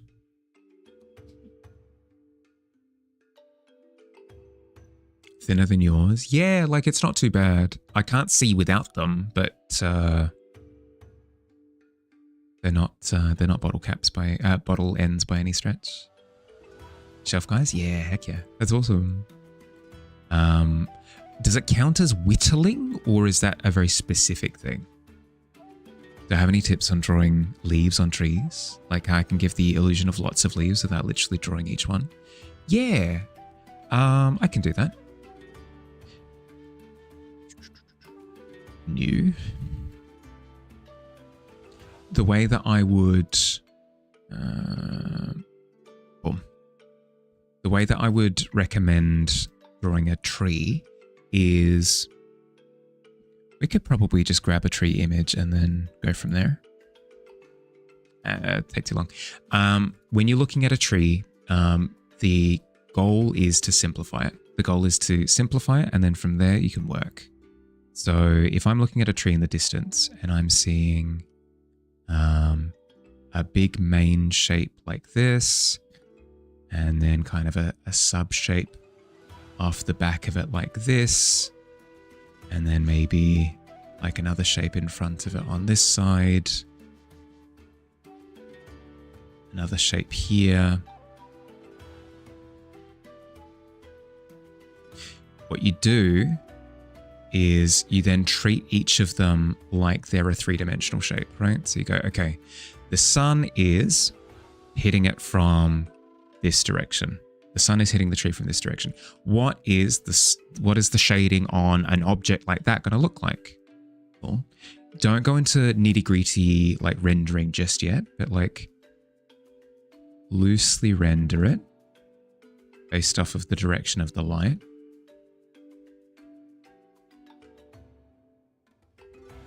And this is your three-dimensional form. This is like what the tree looks like from a distance.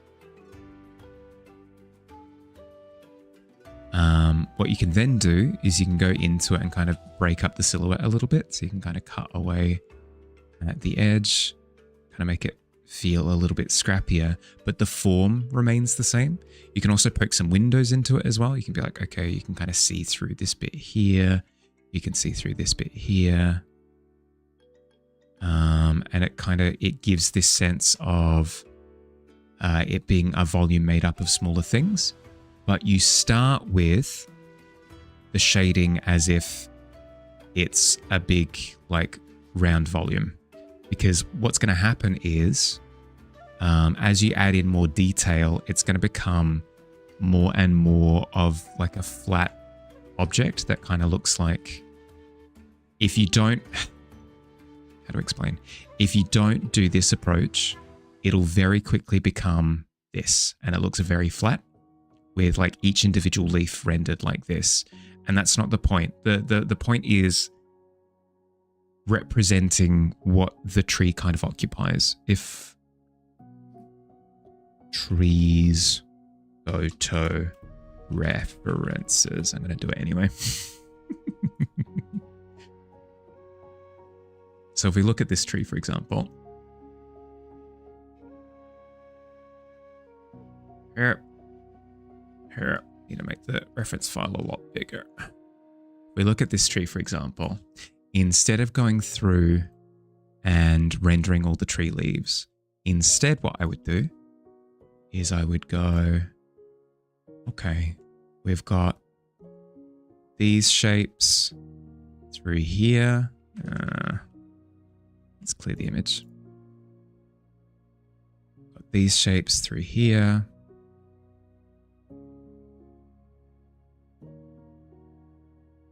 And can you see each of these clumps has lighting applied to it?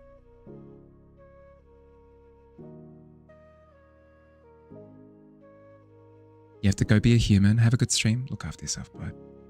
Rest up. Take it easy, okay? Don't push yourself too hard.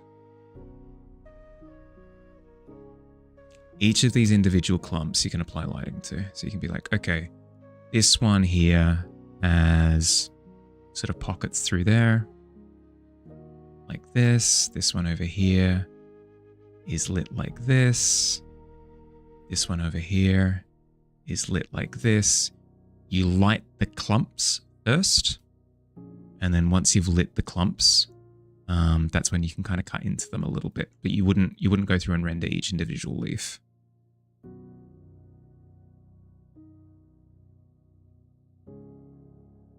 This is a kilometer of chat for me while I tree.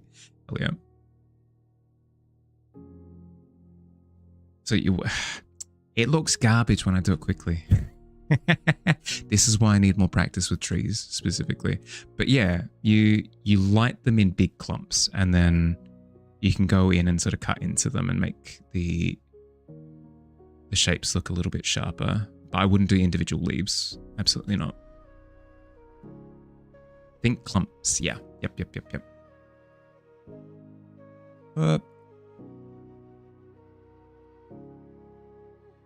Community canvas trees. I do it. I'm crazy.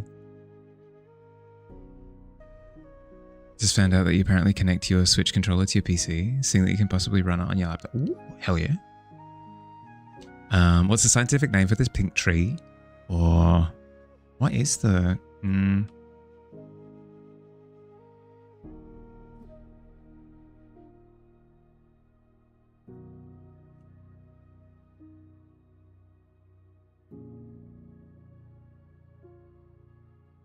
Arbor fictitia.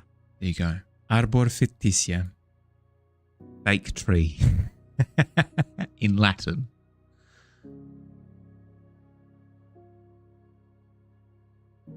You approach trees mostly similarly, but you always go light to dark when you're rendering, because it's a habit that you've developed from designing merch. Screen prints are always printed lightest to darkest. Really? Yeah, okay. I enjoy digging into things, like I enjoy starting at mid-tone, but I should probably change that. It's not the most efficient way to do it. Dark to light is what's recommended for paint, for example. Can't do botanic stuff. Won't be able to focus on one. I got to work on it. BRB again? Yeah, do what you gotta do. Painting is backwards to how you do it, yeah.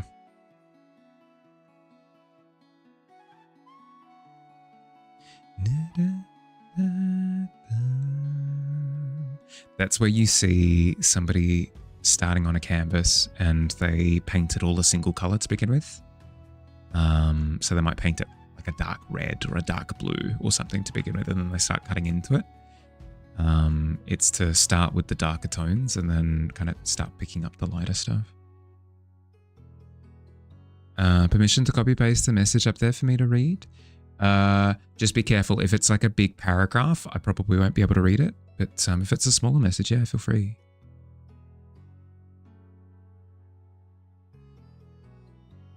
Hardest thing about wood carving is finding wood to carve, as in finding a supplier.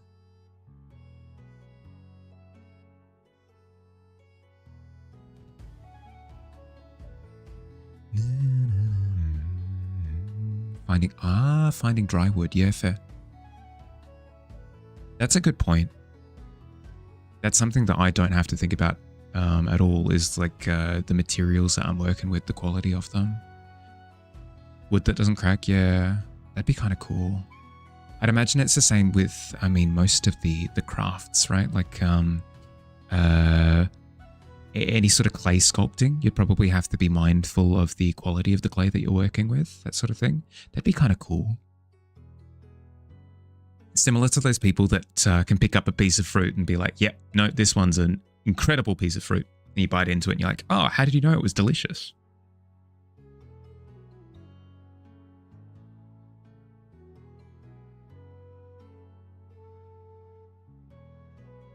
It's making you want to do art, but you think you want to grab your sketchbook? Haven't drawn in for maybe a year. Usually do digital, but you started out with traditional. Ooh. Yeah, please feel free. Like, don't feel pressured to do exactly the study that I'm working on. If you've got stuff that comes to mind and you're like, oh, I'd love to do blank, feel free. Best time to start is now. Yeah, literally. Jack, I haven't seen you in heckin' ages, bud. How you doing? How's life been?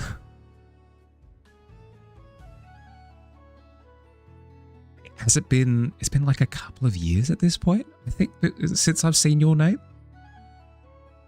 Doing well, just on the grind. Completely fair. No, do not consider it to be an accusation on my part. I'm pleased to see you. Perhaps, yeah, I know.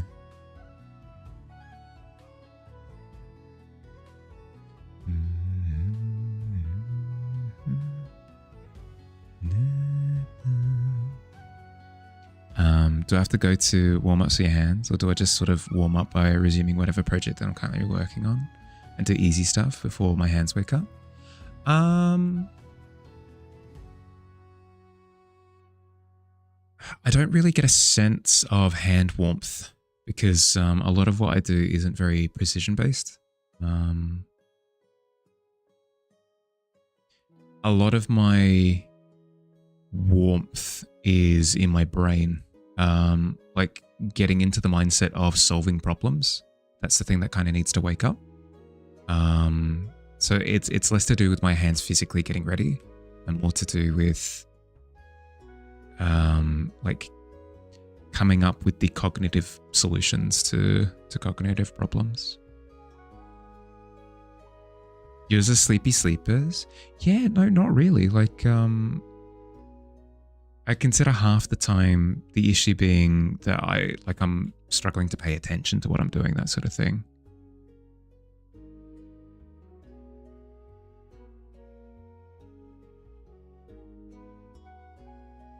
Run 50 miles to warm up your hands. Run 50 miles on your hands to warm up your hands, yeah. Have you tried to pull long lines for line work? You first sit down. When you first sit down, it'll look like a toddler. Well, that's the thing, is my lines do look like toddler lines.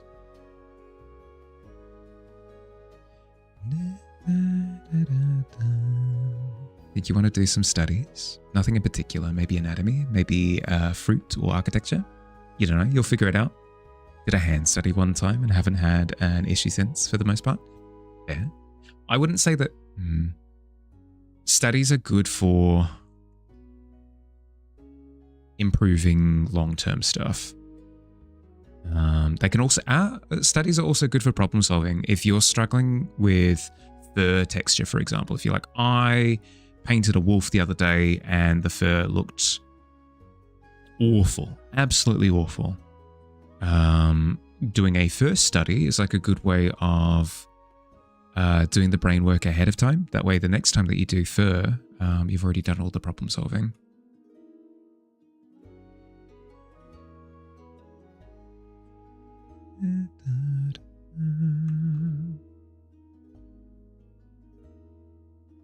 Also, with wood carving and whittling, you have to get used to cutting your hands open.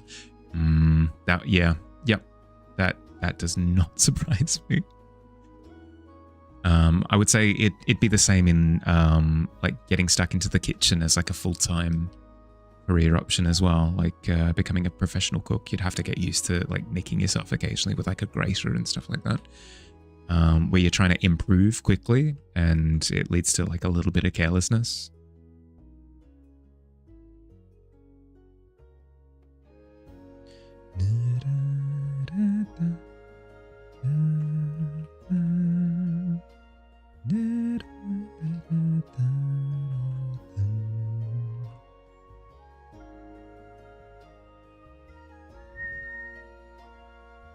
In terms of practice or studying, you generally only do the ones that you get the biggest draw from the spout from.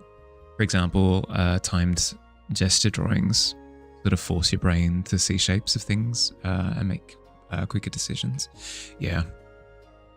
That is a good point. Like, different studies yield different amounts of progress. Like, for example, I'd say that the types of study that I do are not particularly hardcore, in the sense that I'm not putting myself through drills with them.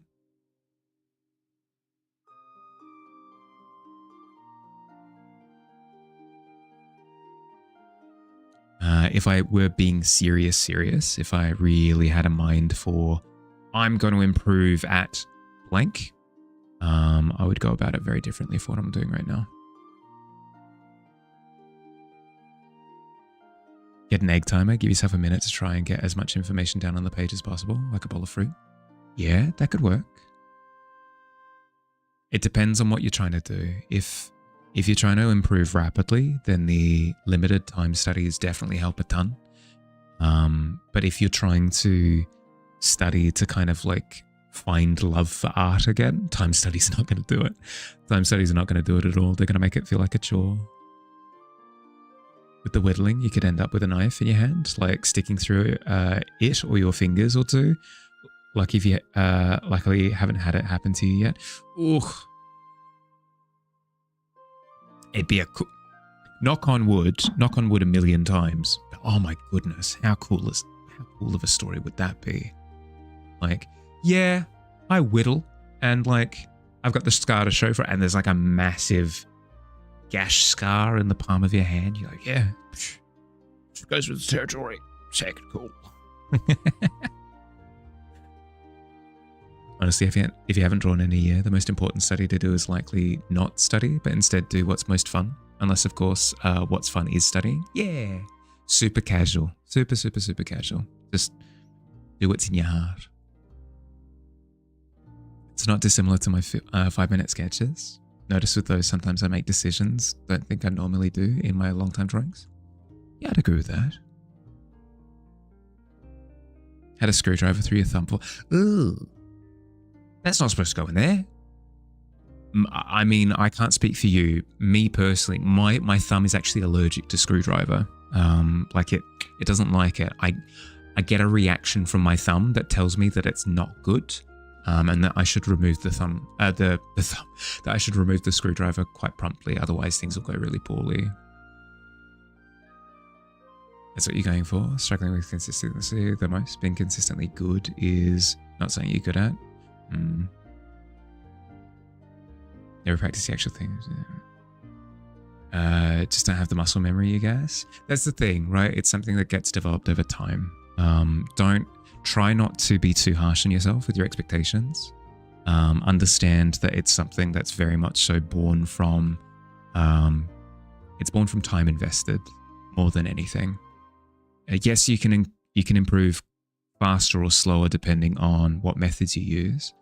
But at the end of the day, if you're trying to compare yourself with people who've been doing it for years and years and years and years, you can, don't get me wrong, shoot for the stars by all means, like compete, be competitive, but don't get disappointed if your expectations aren't met with reality that lines up, you know, at least immediately. It's something that takes time. Remove the yeah, no thumbs. No. Not a single thumb. None. Consistency ends up getting built from having fun, and that muscle memory ends up from consistent. Exactly, right? That's what I found. I spent a year doing intense improvement studies. And it did lead to, I can't argue with the results. It led to a lot of improvement. It did. I burnt out something fierce in the process as well. which led to me not touching art for like 3 months. I much prefer nowadays to go about it with the mindset of not doing it the most efficient way. I'm not by any stretch, but I'm enjoying myself more. I'm enjoying art more. I've got a healthier relationship with art, and I will just gradually improve over time. I'm happy to just kind of plod.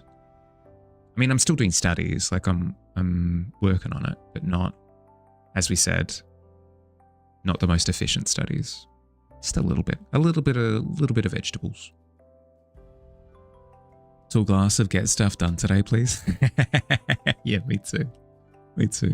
Games test, Silksong kind of works. You'll have to relearn controls as you played the first bit of it in controller. It seems yeah, okay. Good luck. Finding your hand's voice in terms of developing your own style takes a comically long time. For you, it was nearly 2 decades. Yeah, I'm still in the midst of it. I don't anticipate that I'll have like a strong signature style for a very long time. For a very long time. But I don't know. I'm having fun in the meantime. Hi, Ink. How you doing, bud? You'll live through this tip if Unbeatable works. Oh, there you go. Lurk into the shadows you go. Oh, good luck. I should also take my break. It's been another hour. I definitely have a recognizable style. Yes, but I'm not sure if it's mine yet. Like, I don't know if it's the style that speaks to my soul. It could be, but I'm not sure if it's going to settle because it's still shifting a little bit. Go break, do it. Yeah. Oh, good luck with the operation, Ink.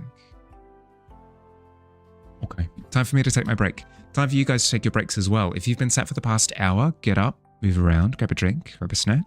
I'm going to be running 3 minutes of ads, so we don't have to deal with pre-roll ads for the rest of stream. I'll see you soon. Yabby.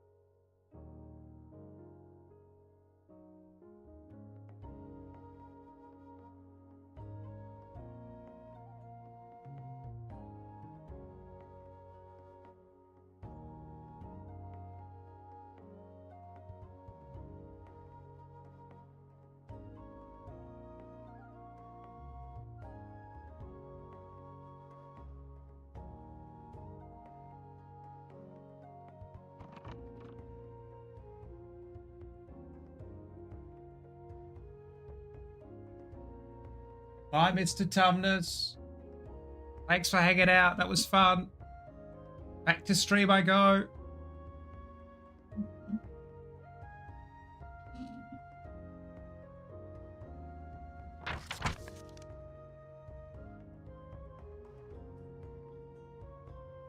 How'd we go?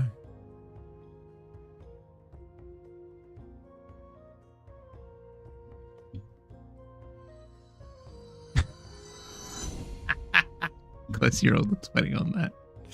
Menace. Absolute menace behavior. How was Narnia? Wait, what? How did you...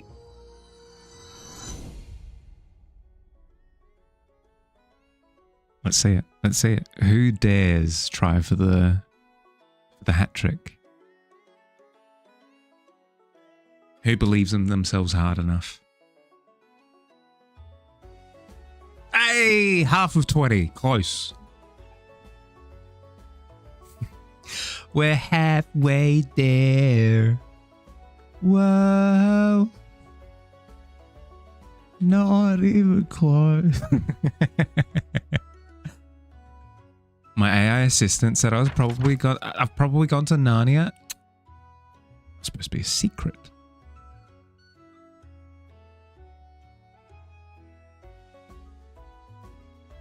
D20 for the other half. Oh, no.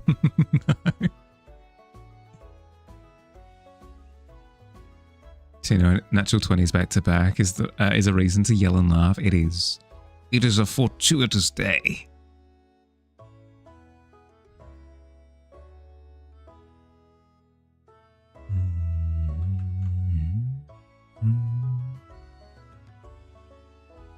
And plus 3 equals 20. Quick maths. There you go. Boom. Easy. Fix. Done. Dusted.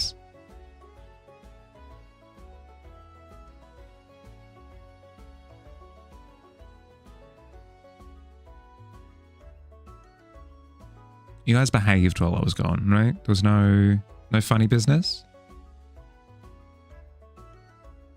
No having a good time, a chortle, a laugh? With character sheets, powers, curses, etc. What's the highest roll I've ever seen? 30. 30 is the highest I've seen. I think might have been like a 34 actually. Not that high. Like I haven't played like level 20 campaigns or anything like that, so I wouldn't have seen anything that was unnatural by the gods, you know, like, oh my 57, you know, nothing like that. 30 is monstrous. Well, this is what happens when a rogue rolls a natural 20 on a stealth check. Twice, actually.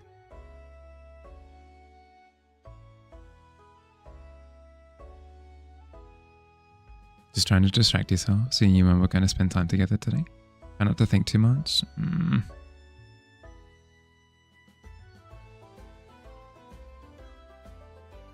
What's the plan for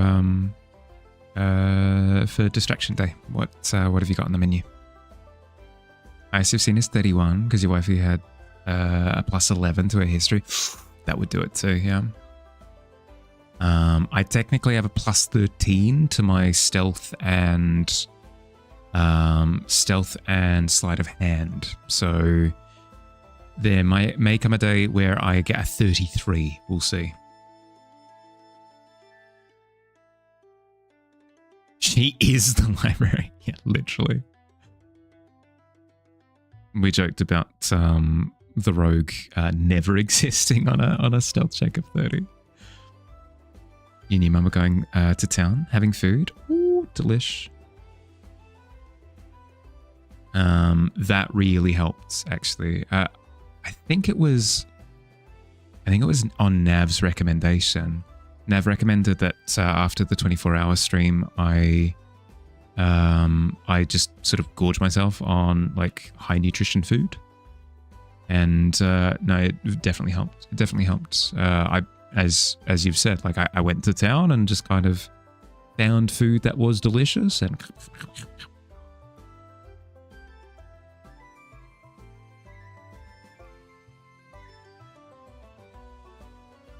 think she was actually playing a College of Law bud. That would probably also help too. What a nerd. Update, Unbeatable doesn't work that well. You can fiddle with it a little bit. I mean, worst case scenario, Squid, you've got an opportunity to play, like, as you said, like Silksong potentially, some other games that you maybe haven't finished for now. And then you'll have Unbeatable to return to when you get back. Not tonight though, because you're exhausted. Yeah, give yourself time.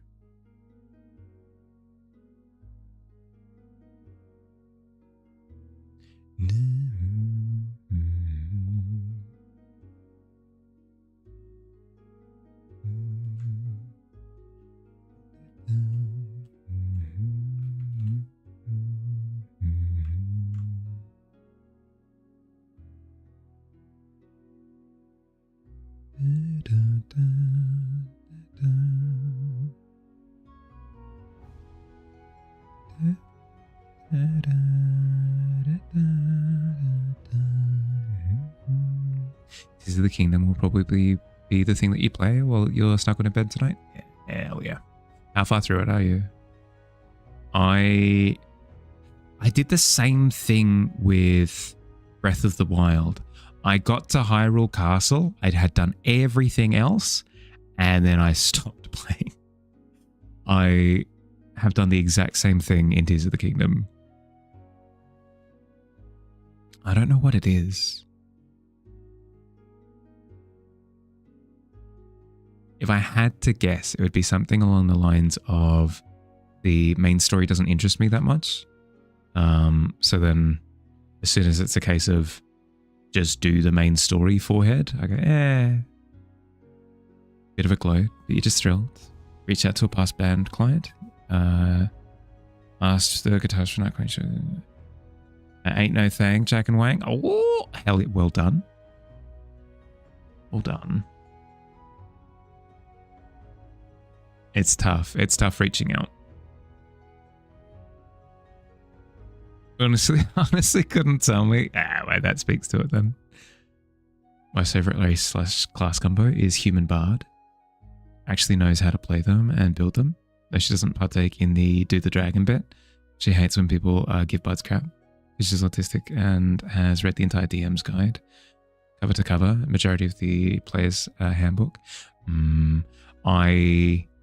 Bard is my favorite class, hands down, and I do not play into the trope whatsoever, but I do lean into the charisma bomb. Like, my Bard characters usually love talking to everyone. Curious little guys. From everyone you've talked to who plays D&D, it seems like you're suited to be a rogue. Don't know much about it though. You just know that in video games you tend to lean towards stealth, distant builds. Yeah, rogue could work. Ranger could kind of work as well if you want to be like more of like a nature sneaky guy. Here's the thing. D&D is very much so like a build your own bear type of deal, where you could be an incredibly sneaky wizard if you wanted to be. You could be an incredibly sneaky fighter. Rogues have a lot of interactions that kind of ratchet the sneakiness up to 11. So if you want to play like really, really, really sneaky, rogue is your best bet. But you do have options. Don't feel like you're cornered into having to play a rogue. You can play Pokemon Unite. There you go. Your Shy Gnome Bard is one of your favorite characters. They specifically are bad at talking to strangers. Again, I say, what a nerd.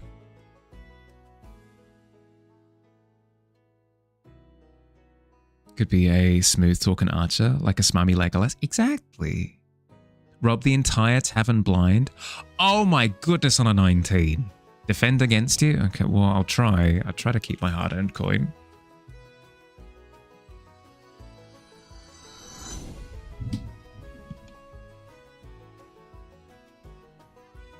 dig on this. Dig on the side of my head, I guess. A little bit better. Biofields.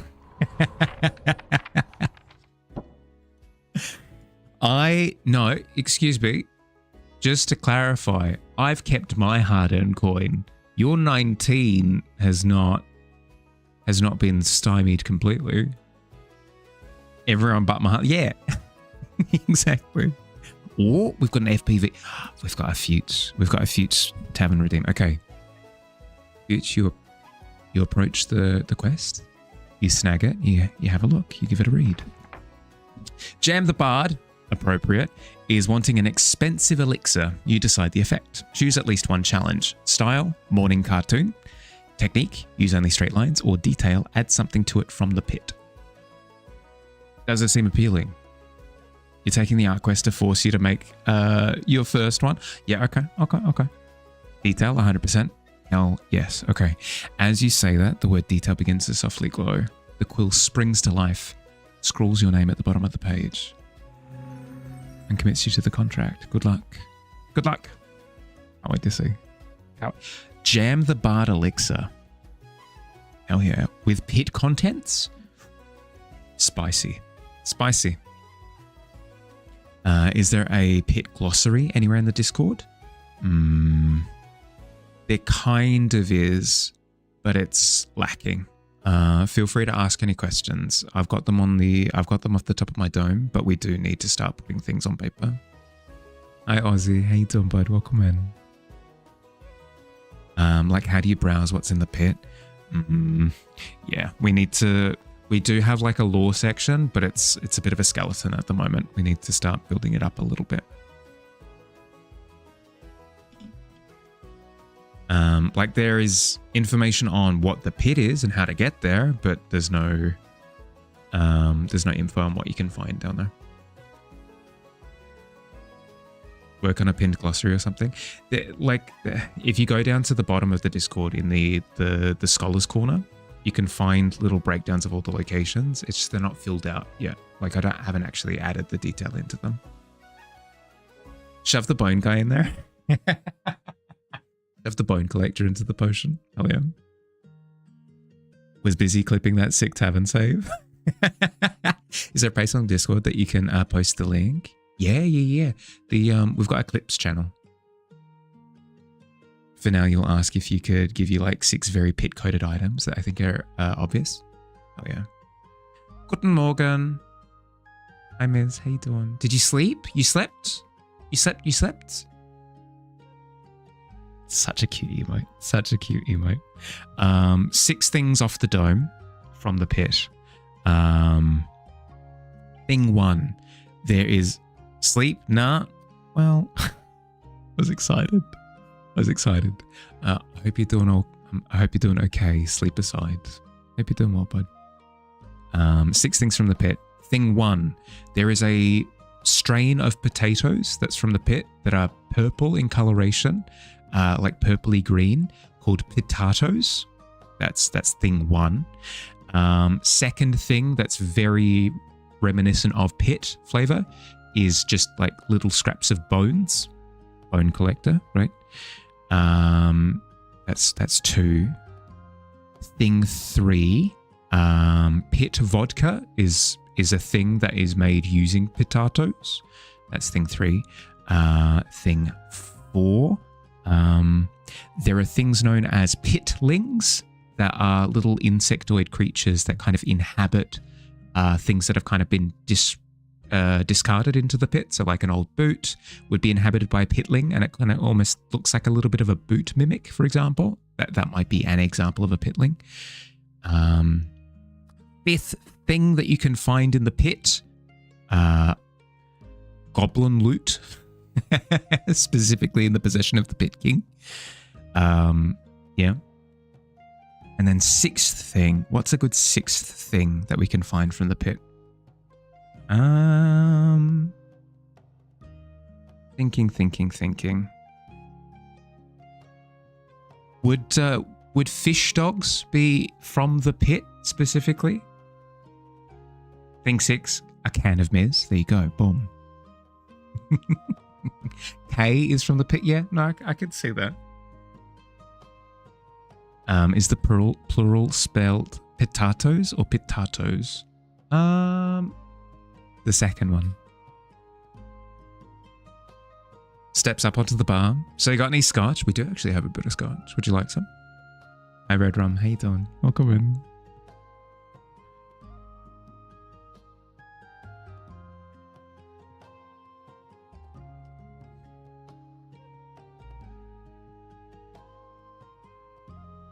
You've got a very silly idea already in mind?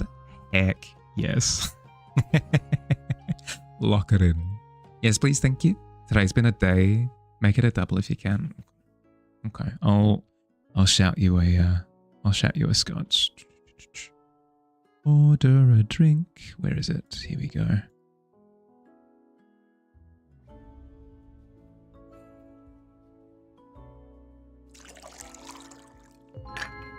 There you go, bud. Enjoy on me. Thank you for the follow. Is it okay if you do a quest out of order of receiving? Know that you did this to force you to draw, but first now you're excited. Yeah, please, by all means. By all means. Ye oldie artsy tavern mecha chameleon level. That'd be heckin' cool. That'd be heckin' cool. Anyway, you have to get yourself ready. Let's go. Have a great rest of the stream. Thank you, bud. Look after yourself. Have a good day. Good luck. Have fun. Enjoy the time. Cheers. So hoping tomorrow's a brighter day. Yeah, I can cheers to that. Cheers.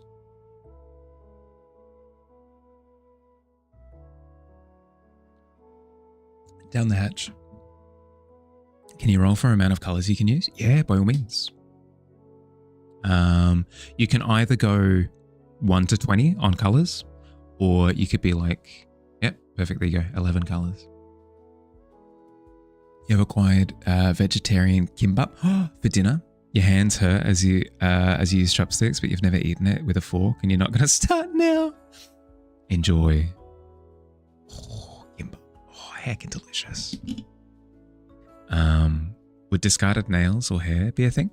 Does the bone collector dismantle dead creatures, humanoids? No, it seems as though the majority of the bone collector's interactions with bones come from offerings. So creatures provide an offering, and the bone collector accepts it and keeps the bones relatively clean. There's an art goblin in or around the grounds of the tavern. An art goblin? I'm not sure. I don't think anybody has claimed an art goblin. A 4? I mean, we were talking about the pet. Tis of the season.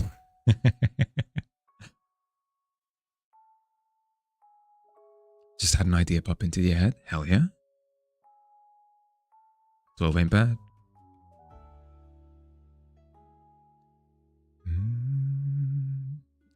Guess you're living off canned Miz. Is tough. Is tough. Should I have an alter ego that's an art goblin? I've got enough going on. I don't need to stay on top of an alter ego as well. If other people want to have an art goblin alter ego, they absolutely can.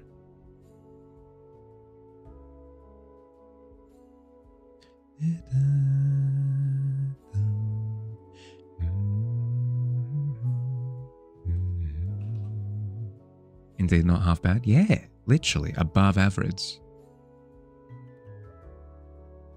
Harley is the art Goblin King? No? No. Goblin King is a different person entirely. Goblin King presides over the pit. I live up in the tavern and occasionally fall into the pit, but we're two sides of the same coin, I suppose. We could put it that way.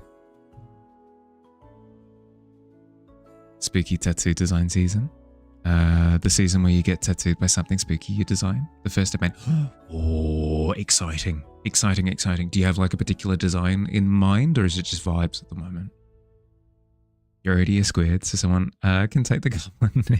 Well, Digi was plucked the goblin for a little bit. Lots of art goblins running around the place. In the pit, yeah. Somebody falling into the pit, perhaps railings. That wouldn't be fun. If anything, half the people in here get disappointed when they don't end up in the pit. So I feel as though railings would spoil some of the fun. Last D&D character was a human barbarian that was a little strong to only be a human, but no one could work out what else he was.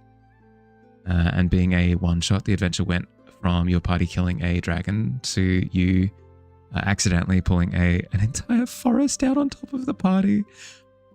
In top of a party of bandits killing everyone within the forest. Oh, surprise! Have a few bits of flash done. Ooh. Great thing is the tattoo is by one of your friends who's extremely good at what she does. Oh yeah. I'm not too familiar with the world of tattoos, but I've been lucky enough to be privy to other people's tattoos that they've gotten. And it looks heckin' cool. It looks heckin' cool. I don't think I'd ever get one. I can definitely see the appeal. And a spooky tattoo specifically. Like if I were to get a tattoo, a spooky tattoo would absolutely be the vibe. Tried to jump into a tree and rolled in that one, so instead pulled the tree over it. Oh no. I mean, if you are gonna do it, a one shot is the environment to do it in. No regrets. Free will as well. She agreed to it for... Wait, what? A free tattoo? Oh my goodness. Incredibly generous. Because tattoos are heckin' expensive. Got a dip, but actually concentrate on work. Thank you again for the tree tips. Of course, Tom. Good luck with work. Look after yourself, bud. Chat with you later. DM wanted to end the game soon, so it was a good way to end it. Yeah, it's a good bookend on it. Transportation via milk, tavern pantry. Oh no. Like, you're taking a full tour of the pit today, bitch. Around the world, around the world. Or went and got drunk, then went LARPing. Hell yeah.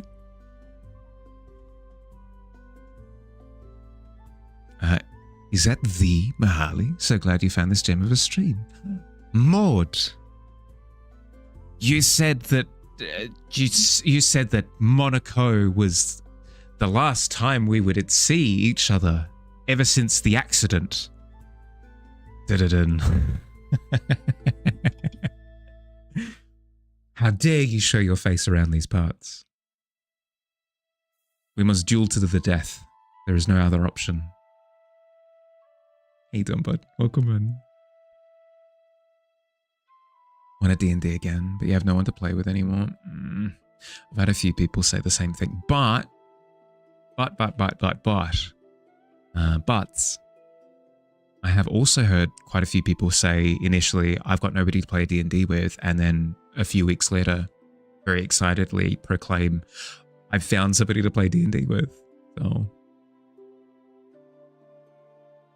just keep appearing to different corners of the pit, literally. Focus on sorting your arm out, so the spooky one will be a break. No, it's going to be on your shin. That's all you know. Ooh, hell yeah. Hell yeah.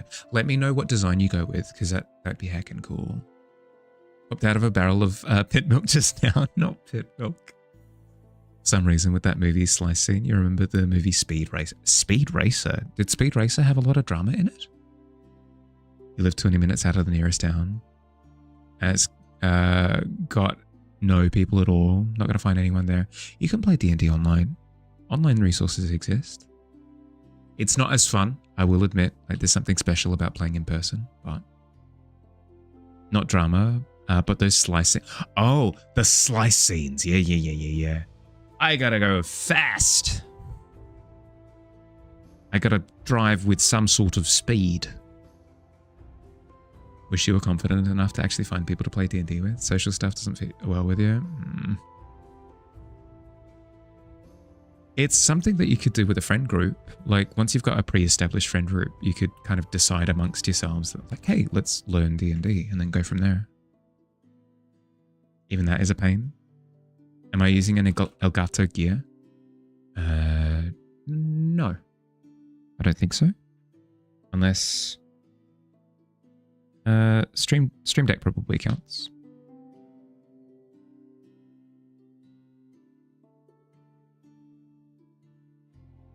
You'll post it? And the arm once it's finished? Yeah, yes please. It's never finished, but at some point you can start. Yeah, fair. It's one of those things where you kind of need to call it at some point, right? Surely. Your barbarian would need a bag of holding. It's just full of various sized rocks, each rock being a different spell, quote unquote. Yes, throws boulder fireball. I have wanted to do something like that in the past. Like, essentially my character is misguided in his interpretations of what he is as a character.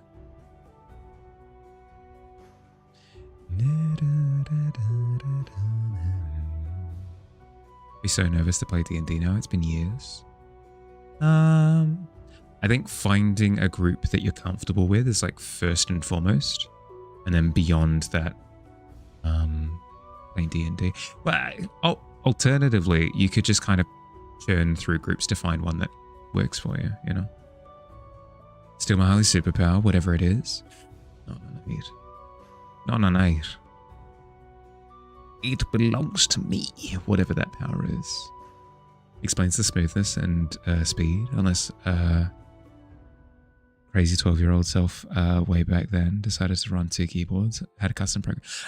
Yeah. I mean, that's what I had before. I had all of my commands on my number pad, but I had a real estate. You'll play D&D with us? Well, thank you. Although, saying all that, I do need to end stream. The timing could not be less fortunate. I do need to end stream in a second because I've got a cat that I need to go and feed. No, number pad wasn't enough. Yeah. You're D&Ding viciously through your world building compass vicariously. Yeah.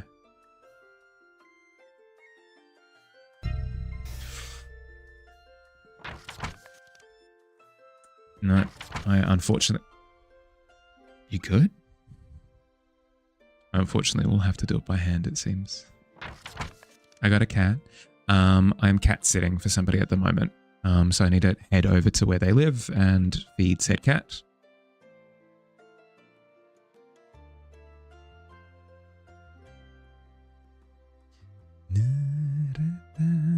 Poor cat, I know. Not getting fed by chat at all. Not a single time. Base shift to the cat food realm. On a 9. Let's see. I'll cook you up a DC, okay? There you go. Straight through to the cat food realm for you.